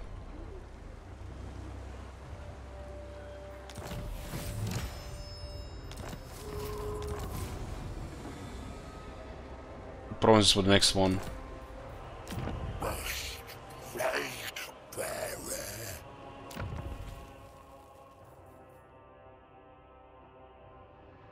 Now that I look at it, I want to unlock Seduce, but I feel like Doomkeep might have been better with Korn. All the rest of them Nurgle. But it all depends what we're gonna do with the province. I guess there's always options, like, but the Zinch is the worst option, I think.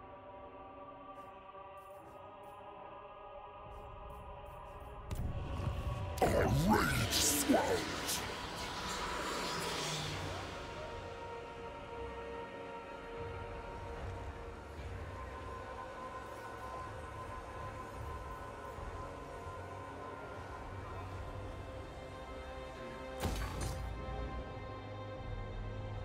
Oh, the Ice Dive here might be safer, but Beyblades needs Garrison faster.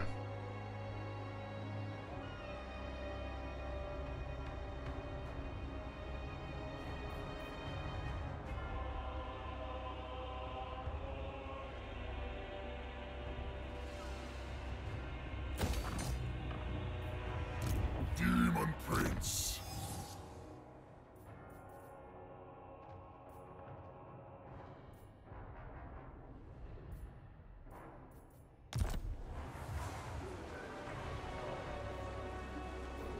Reborn to triumph.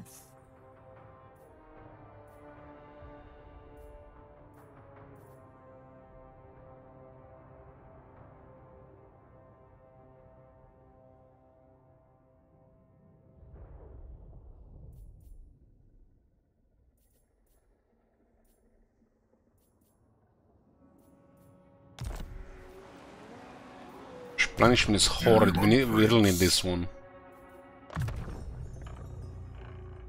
And cleanliness is next to godliness. Benediction from the gods.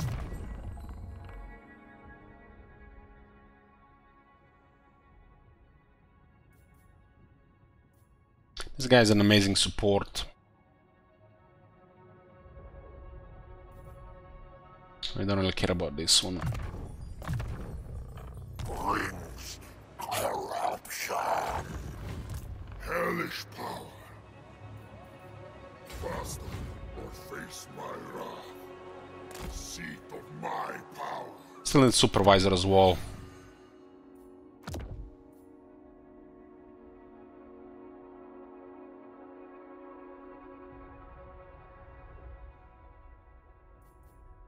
Pestilent Decay is a little bit too good.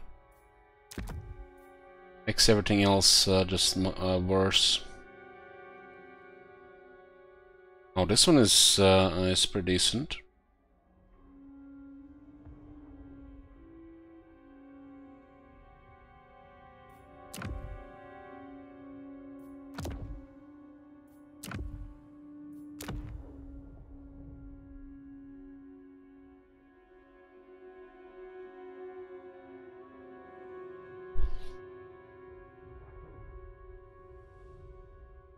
Ashen Wings.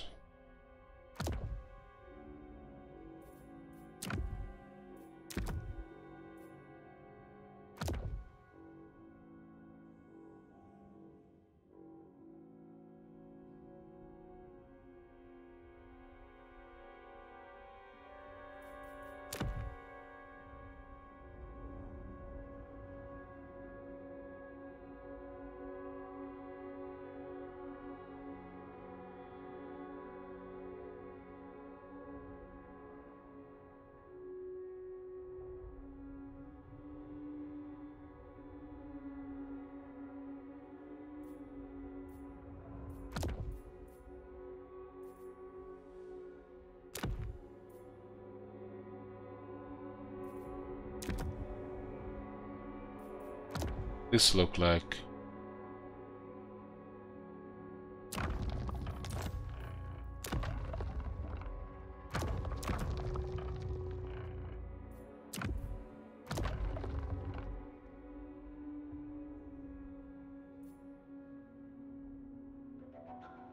I'm feeling that this will have better attack animations.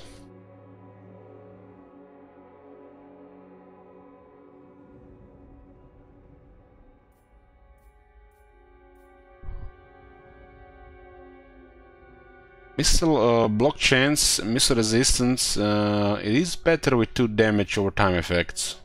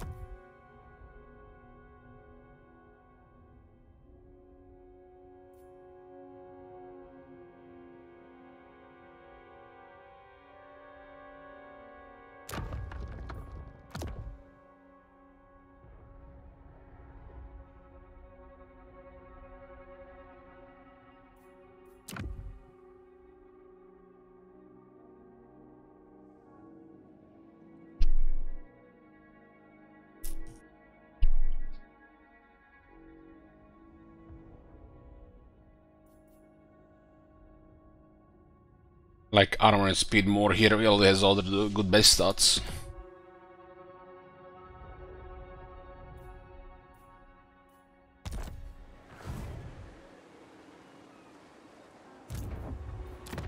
Immortal glory!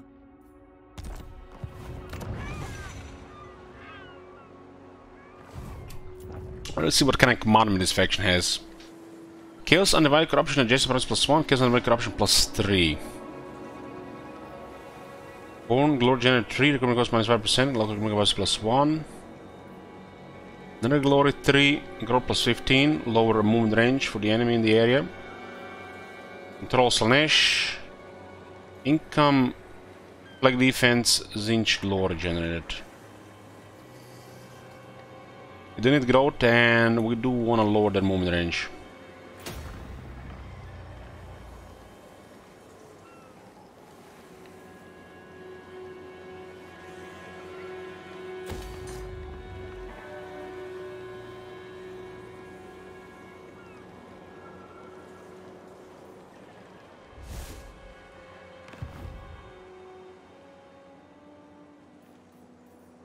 A bloody tribute to chaos. It's like 2 turns until the next thingy.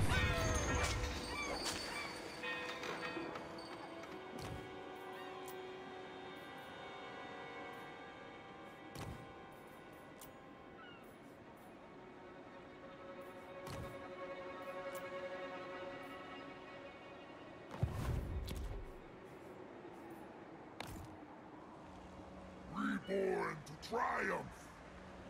Can the lords of this faction ascend to become exalted, degraded demons?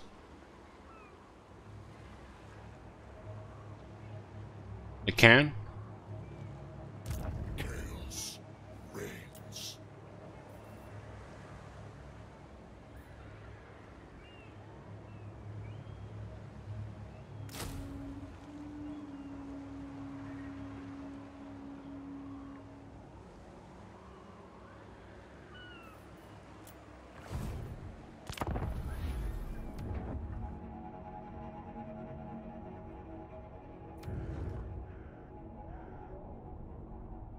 See how early the Kislev starts Confederate in this one.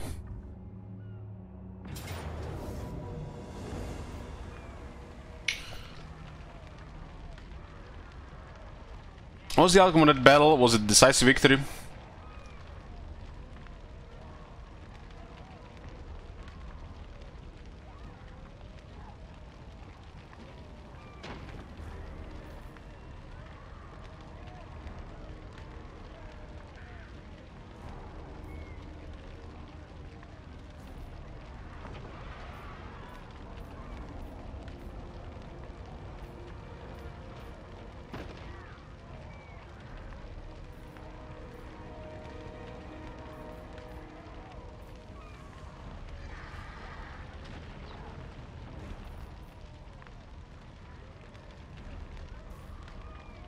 Get the halberdiers, they're gonna get shot to death by their range. It will be very climate for them. Finally kinda crazy the swordsman costs 1200.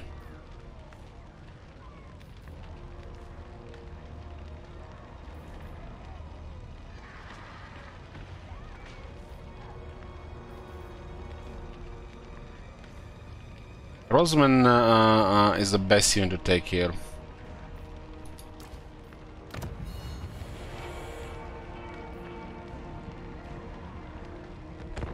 We'll just weaken him a bit, so the next settlement battle is a little bit less grindy.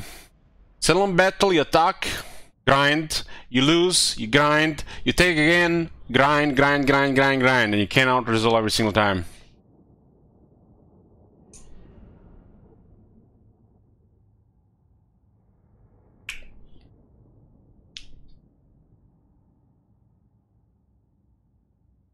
Minor settlement battles, the game.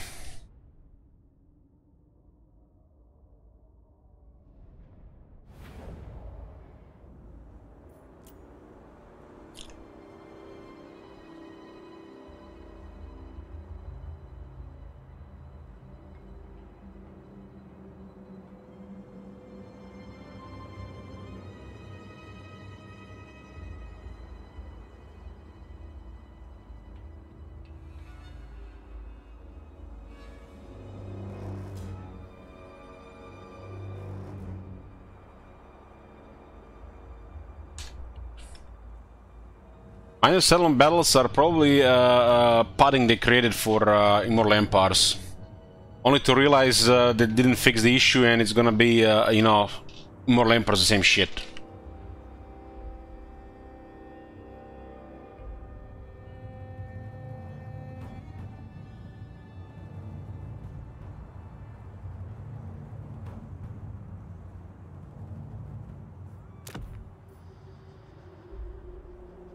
Oh man, this faction shit towers.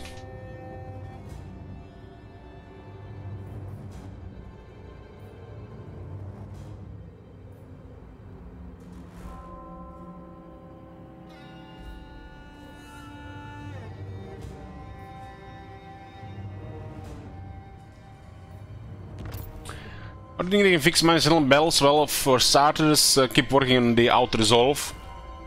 That should eliminate a lot of these battles. Not in this case, for example. And the lower tier settlement should not even beat these pitched battles. Make it tier 1 that they don't have as much options to defend or resources, or no settlement at all. And tier 2 then for limited options. Well, tier 3, this is what tier 3 should be, without a wall, without a garrison. Or make it only it's like this if you build the garrison building. Campaign would have a better flow. Should only be like this if it's at if the first garrison building is built. As they can do things.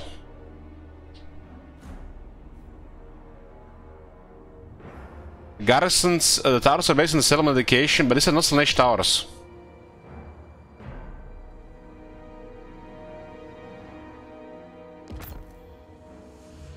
Spot as the target! I am ready.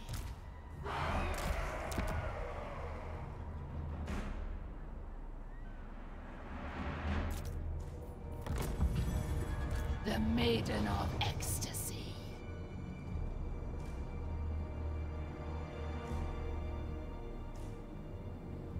It does look like that the lure is actually bugged.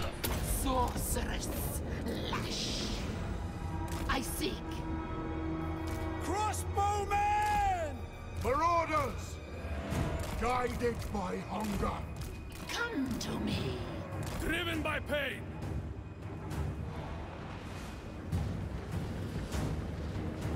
Who can I play with?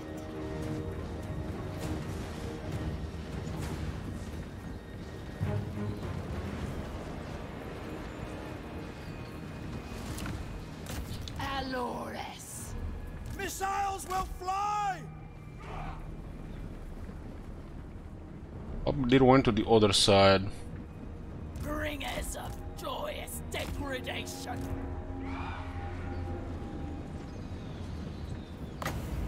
Extravagant despair.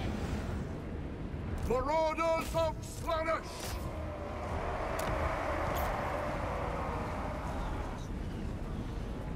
We are ready! Demonettes! Dance upon their corpses. Marauders!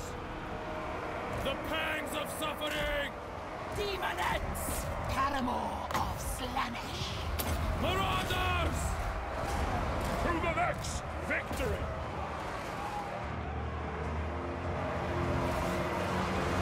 Decadent seekers. Demonettes obey. Attack! Finding fresh souls. By Ulrich's wrath! Hear the discordant choir. Marauder! Driven by pain!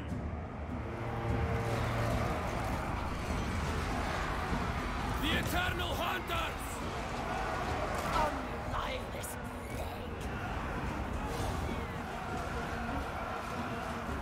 Fight me! Endless craving! Our right to live! sensuous dive. You don't have any right to live. Demonettes!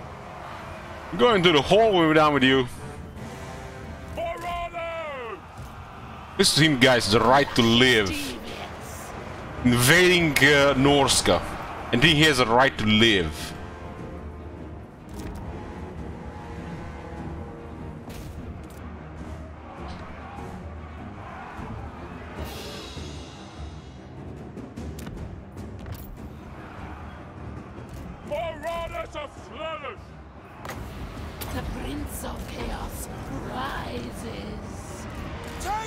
Mission!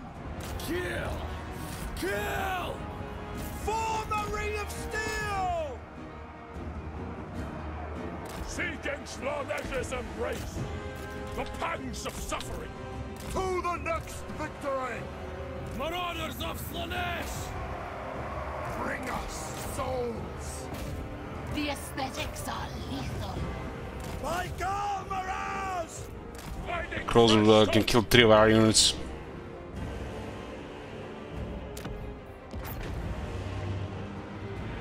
Crossbows ready, General! Marauders! On the hunt! On to pleasure. Repulsive and alluring. Guided by hunger! Allures. Marauders! We must! Ready for war! To battle! Marauders of Slaanesh! The Empire endures! The Empire endures, so you do. Here's my canvas. Guided by hunger! Of course. To the next victory! The pangs of suffering! Marauders of Slanesh! We are Sigmar's heirs! Quickly! Understood! No lingering! Spearmen! Marauders! Suffer.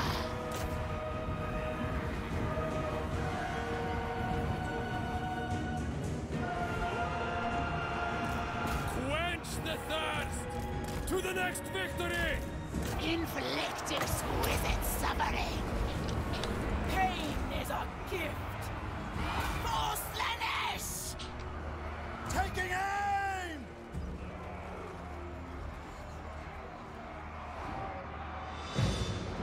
Marauders of Slaanesh! Endless craving! Crossbowmen! This guy's not routed. The pleasure is all mine. Marauders! It satisfies Slanesh. There, we flit. Crossbows ready, General! Driven by pain!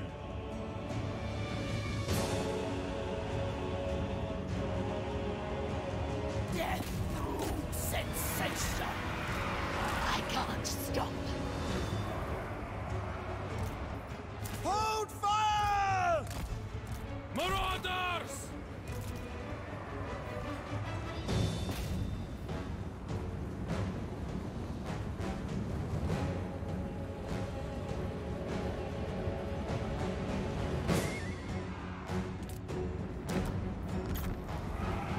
The debauched ones!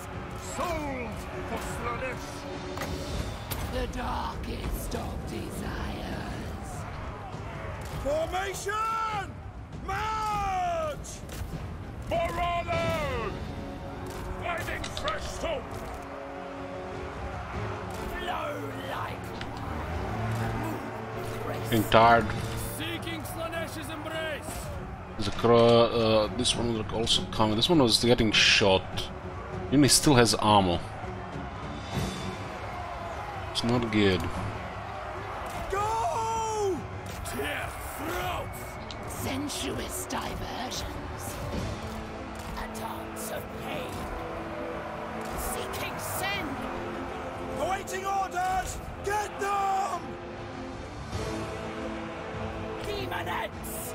A perverse indulgence. Souls for Slanesh! The aesthetics are lethal. Sorcerous lash. Faster, quicker. Demonettes.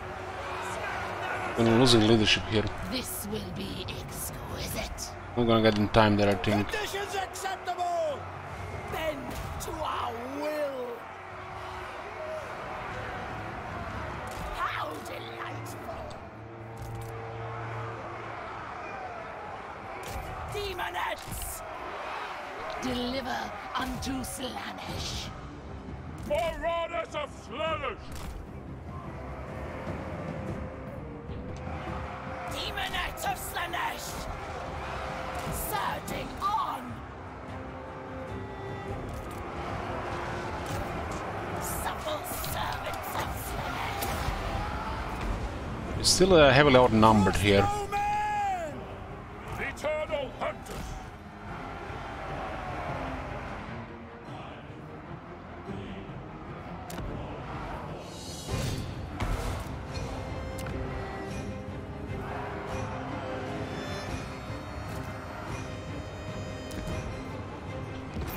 Alores! Demonettes!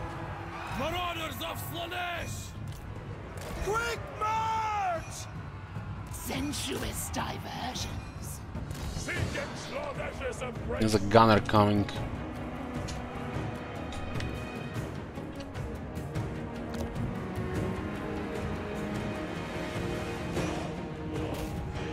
Marauders! The aesthetics are lethal. Extravagant dismay.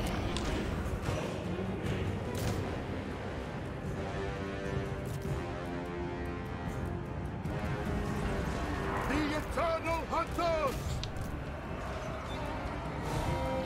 Marauders of Slaanesh! On the hunt! Driven by pain! Bringers of joy. Kinda missing like one unit to win this one. Marauders! Pain and despair! Yes, my lord! Hear the discordant choir. Demonettes! We go! Bring us souls!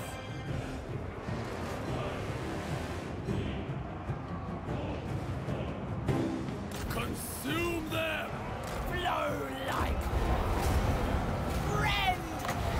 The Prince of Chaos rises. The Maiden of Ecstasy, Alores. Ready to fire! Moving now! Paramour of Slaanesh. Demonettes! I move. Guy's too tough to risk it.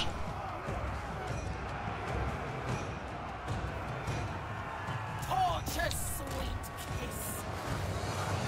Weapons at the ready!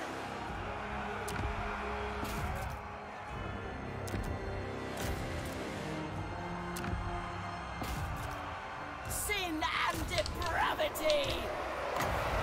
The darkest of desires. Attack. Sigma! Preserve us! There we flit. Seeking sin. Attack. We're gonna stay in the circle, we're gonna rout otherwise. Haunted.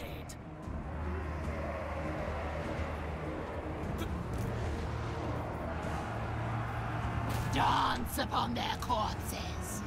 We go. Make them scream.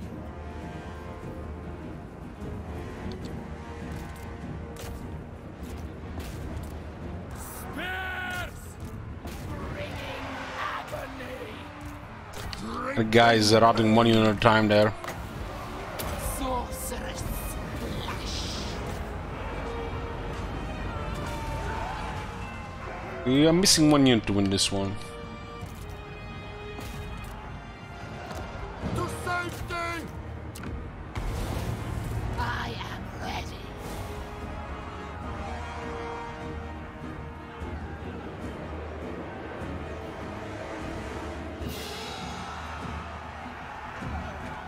Retreat!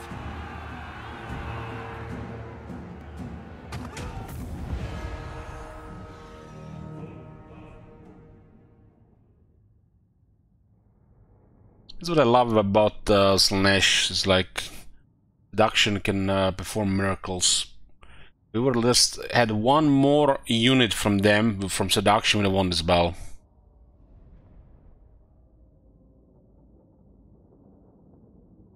I had the technology for the Marauders for the attack, we'd have won this one.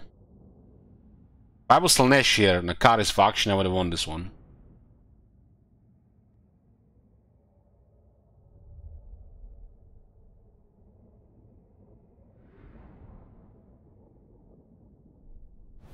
I'm gonna have to spend a whole turn getting rid of this. They're not even gonna occupy. Oh, that's just bizarre, man. Bad code.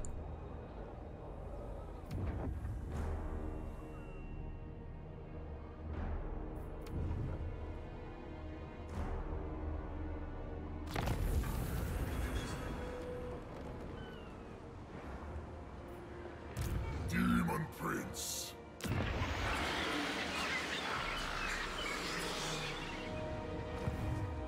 Absolutely not.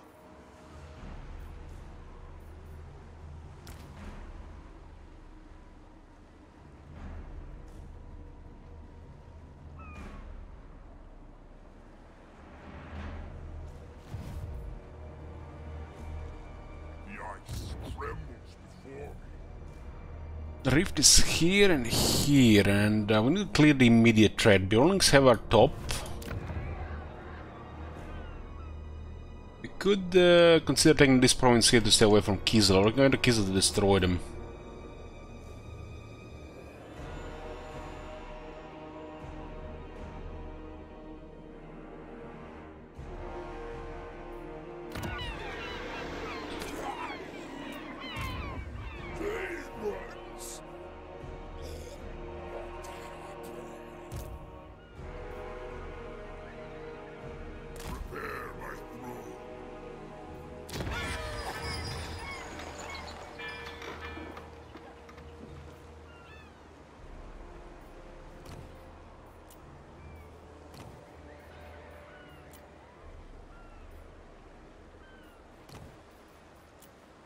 Demons. Prepare my throne. This guy should be with Elok. Weeping fate. Which is this one. Our tolerance ends.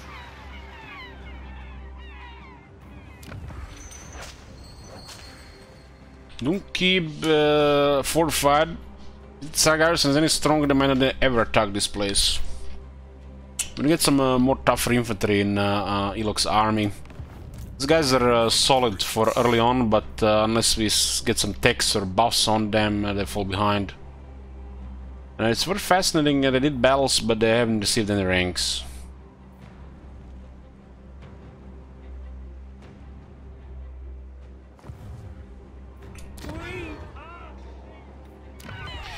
Well, don't have much experience with Herald of Corn. So hard to say about that. But right now it's between Herald of Nurgle and Herald of Slaanesh. One is tanky, solid spellcaster, and one is a really good fighter spellcaster. Like this one's can kill and grind down stuff. Well, this one can tank and keep the army alive.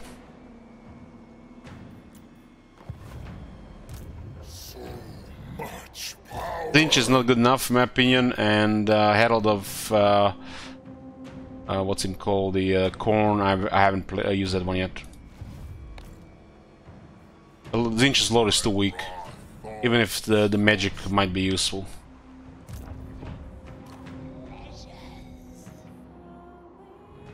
Seeking. The outlook is snowy.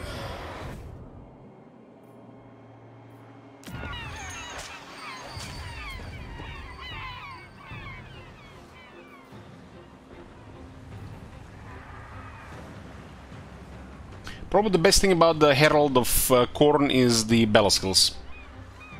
But it does seem to be the deadliest fighter. But nice to have spell options like Children of Nurgle, the Slaaneshi passive, and the other damaging spells, while still tanking and killing at the same time. So it seems like these three Heralds are really solid. And there's definitely variety among them. Well, this is a shit fighter. The range capability is questionable. All the spells are fine. Supreme Champion.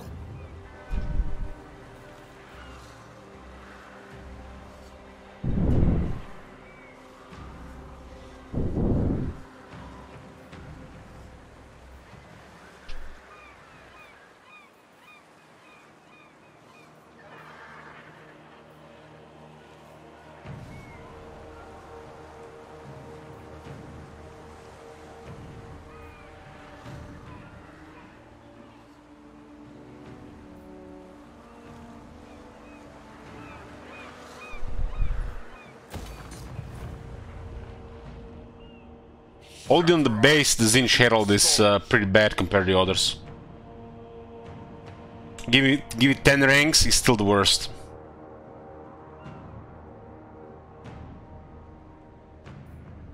The only good thing about the Zinj Herald, his Great Demon is solid.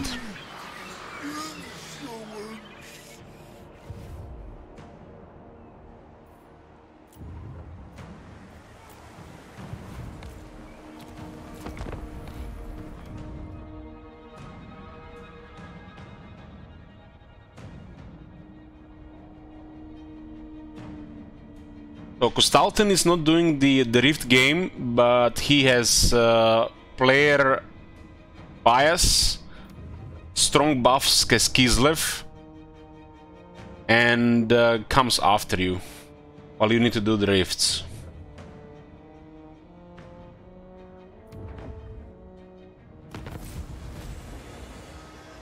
Hell asks a favor. Carry the successful nation wound or kill a character belonging to any of the following enemies of Crimson Skull.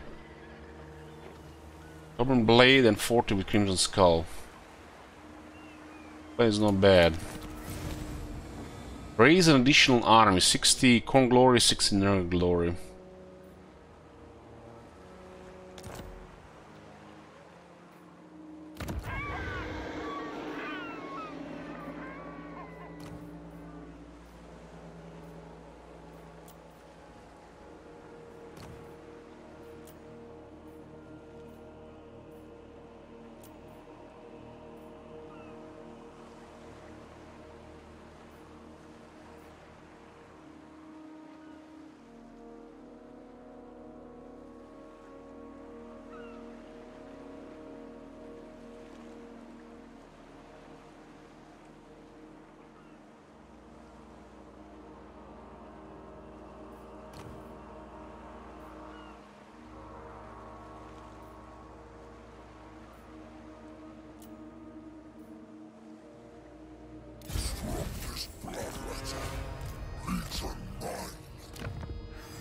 This guy is basically like beyond Exalted Blood later.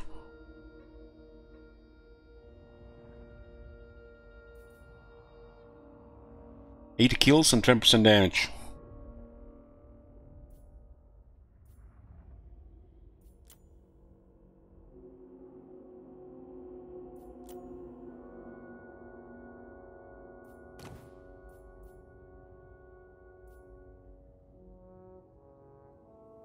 Bloodthorn feels odd.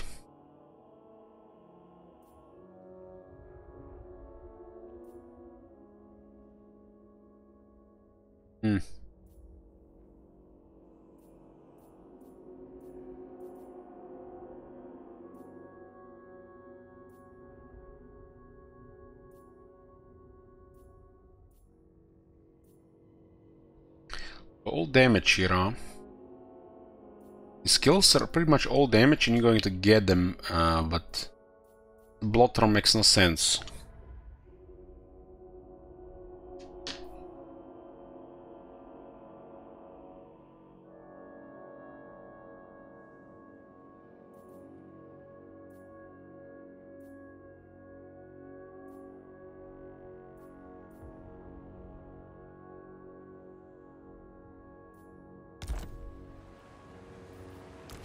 Search through the snow, peons.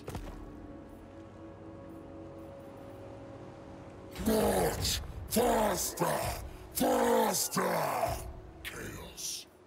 15 turn 15 and Kustalten is selling north, taking Storm attrition. Kislev taking attrition, right?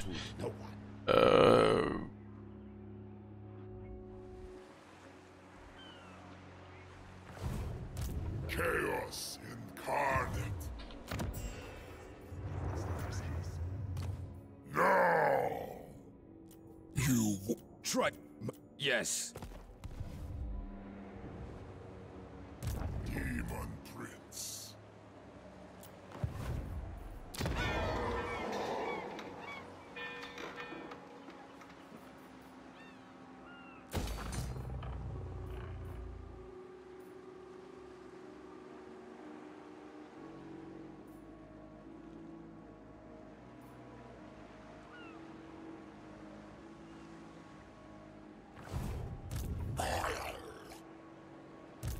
Kislev's fallen champion. On hell sent foot. Supreme champion. Herald of Khorne. Demon Prince.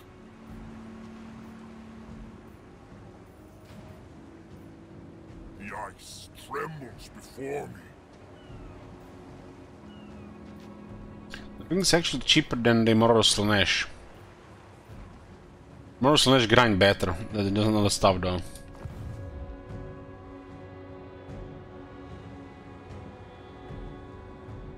I refuse.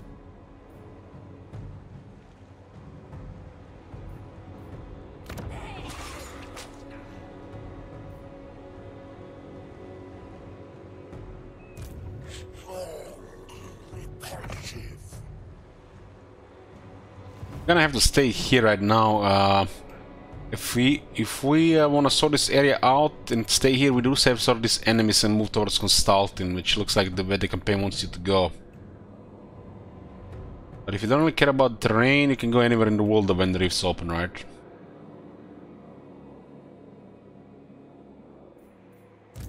Mistress of the young, I shall move.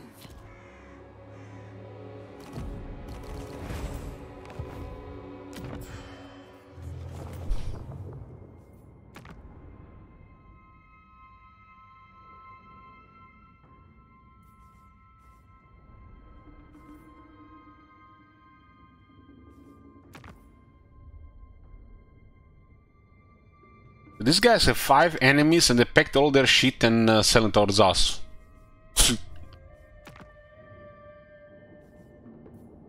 Nurgle's chosen.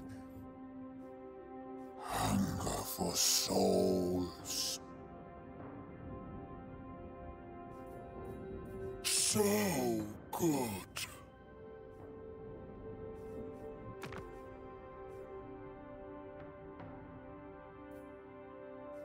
It shall be. And Katema's been insane when you're playing this guy.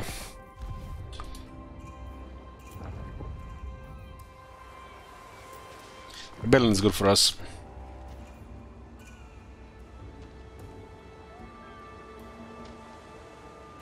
Assassination mission, that's not gonna happen.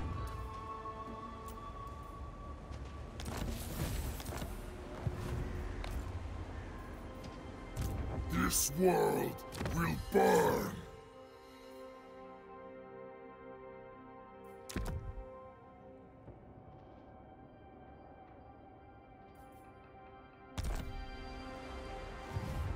Chaos.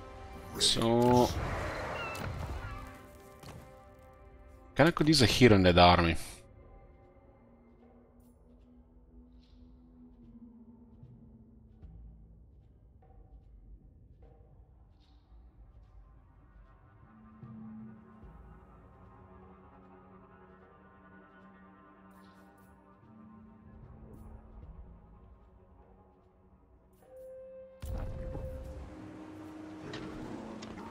Plague Ridden is one of the better options, but our settlements don't support it.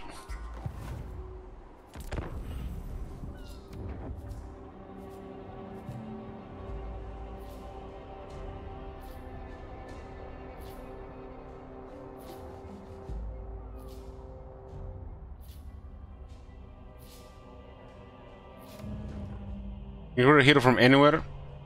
The battle needs just capacity. Ah, yeah. You're right.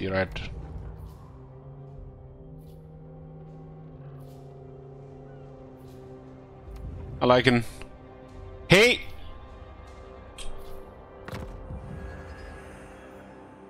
Playing Classic anymore? No. I quit a while ago. Must murder. Surge! Chaos incarnate. Oh, demo. Oh. I cannot be stopped. Slaughter! Parade Khorne's banners! We get rid of him, we can reach a settlement. We're just slightly out of range. Herald of Khorne! I have ascended. The only time I noticed that Kislev wasn't ridiculous when I played Kate.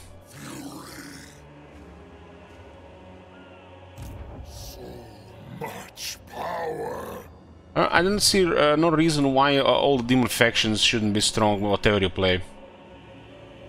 Demon Prince. In search of conquest.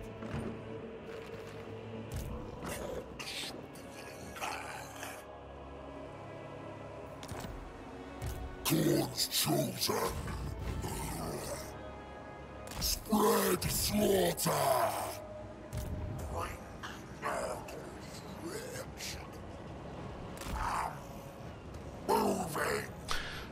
You bought 3 on release and haven't played a campaign yet.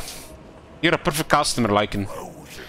Well, since you did not do any play testing for free for them while paying them, start play testing in like 7 days when they release a beta for the main campaign.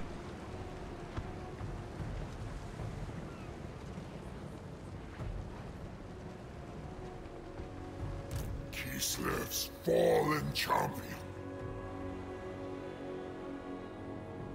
A timely arrival. These guys don't want peace, huh? But they have so many enemies. Speak. Oh, so much about Berseling military, they got wrecked. To be honest, I'd rather be raiding, but you. It is done. Ready! What? Your will, Norska. Demon Prince, doom is upon them.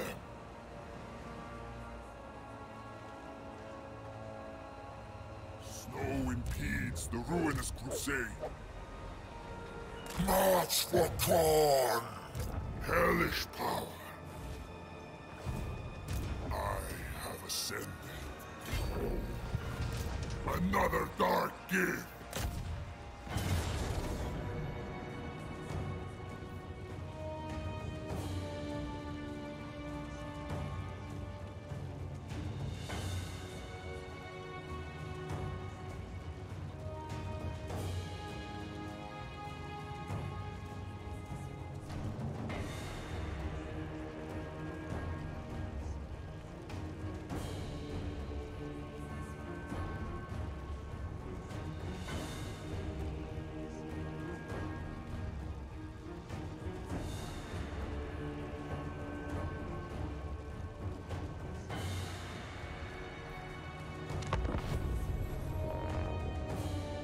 There's not a replenishment here. Kislev is coming.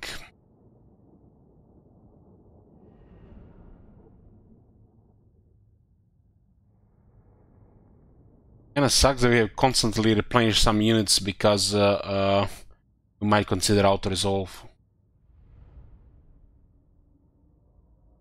It's 300 casualties at least. Most importantly, this unit could take some damage, and it's already replenishing slowly. If we had replenishment and replenishment skill, we find out there's all this.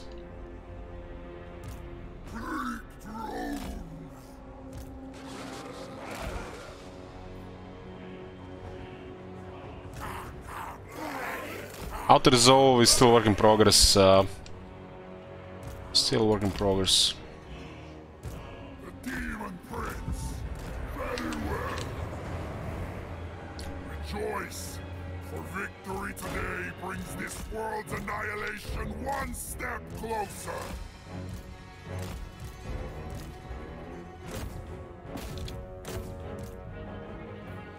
Endless craving.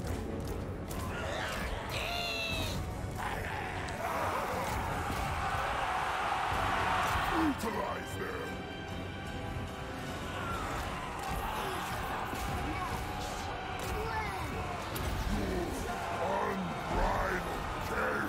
Knockback and knockback, nice.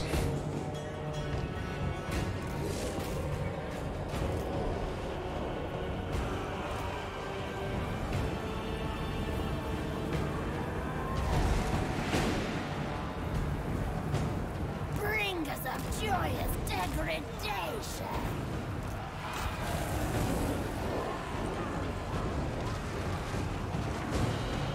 Searching on.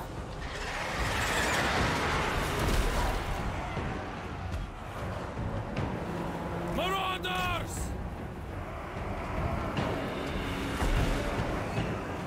This world is mine.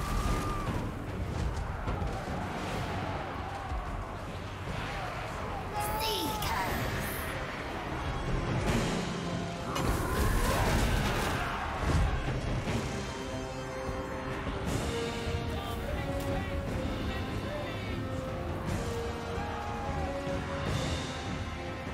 Agonizing death.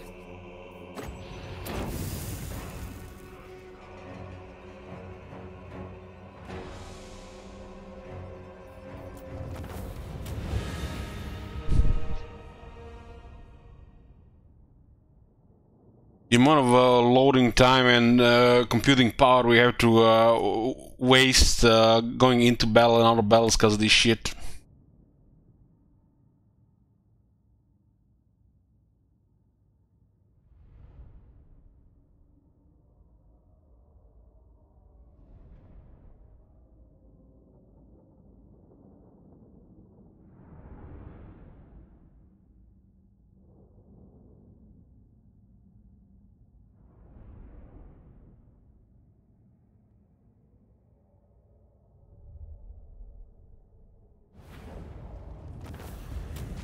If they haven't changed anything for Immortal Empire's beta, we're probably gonna have a settlement battle after settlement battle after settlement battle after settlement battle every single day, or half the day.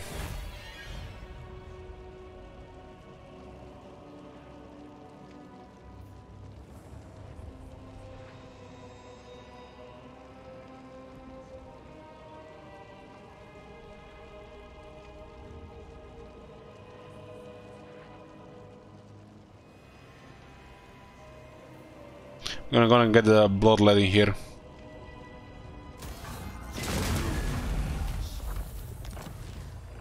Demon Prince, Herald of Khorne, best blade bearer.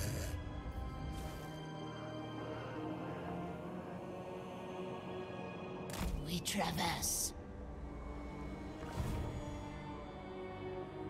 Does the ice come for you? We're at war with 18 factions.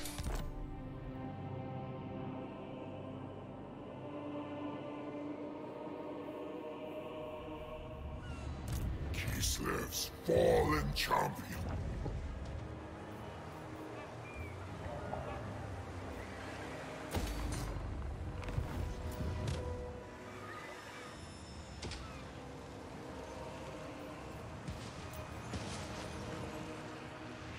Demon Prince.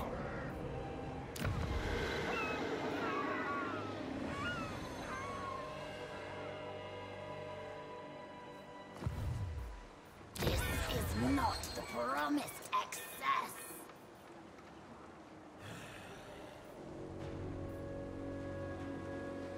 Blood Reaper is available.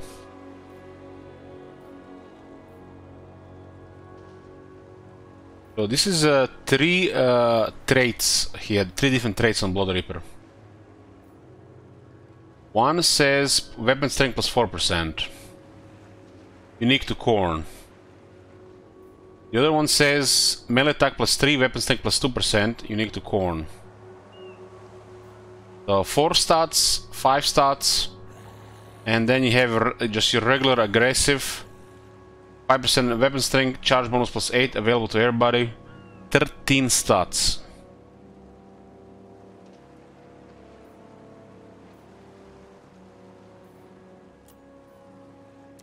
Blood Reaper.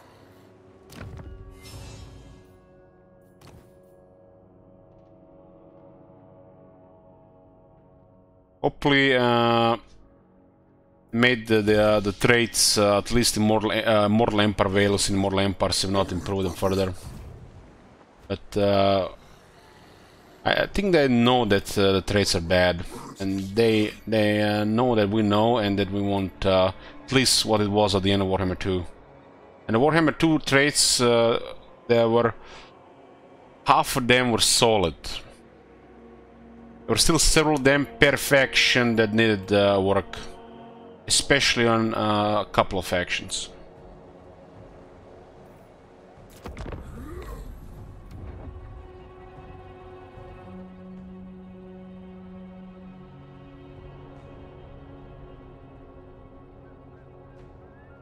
There is no way they're going to release Immortal Empires with shit traits. That's probably the first thing they changed. No way.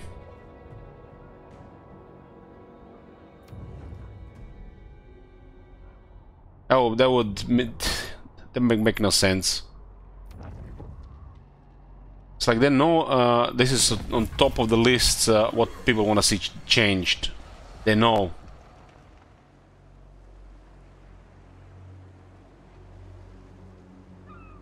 And as boys, 5 in the morning, we'll save here and continue next time.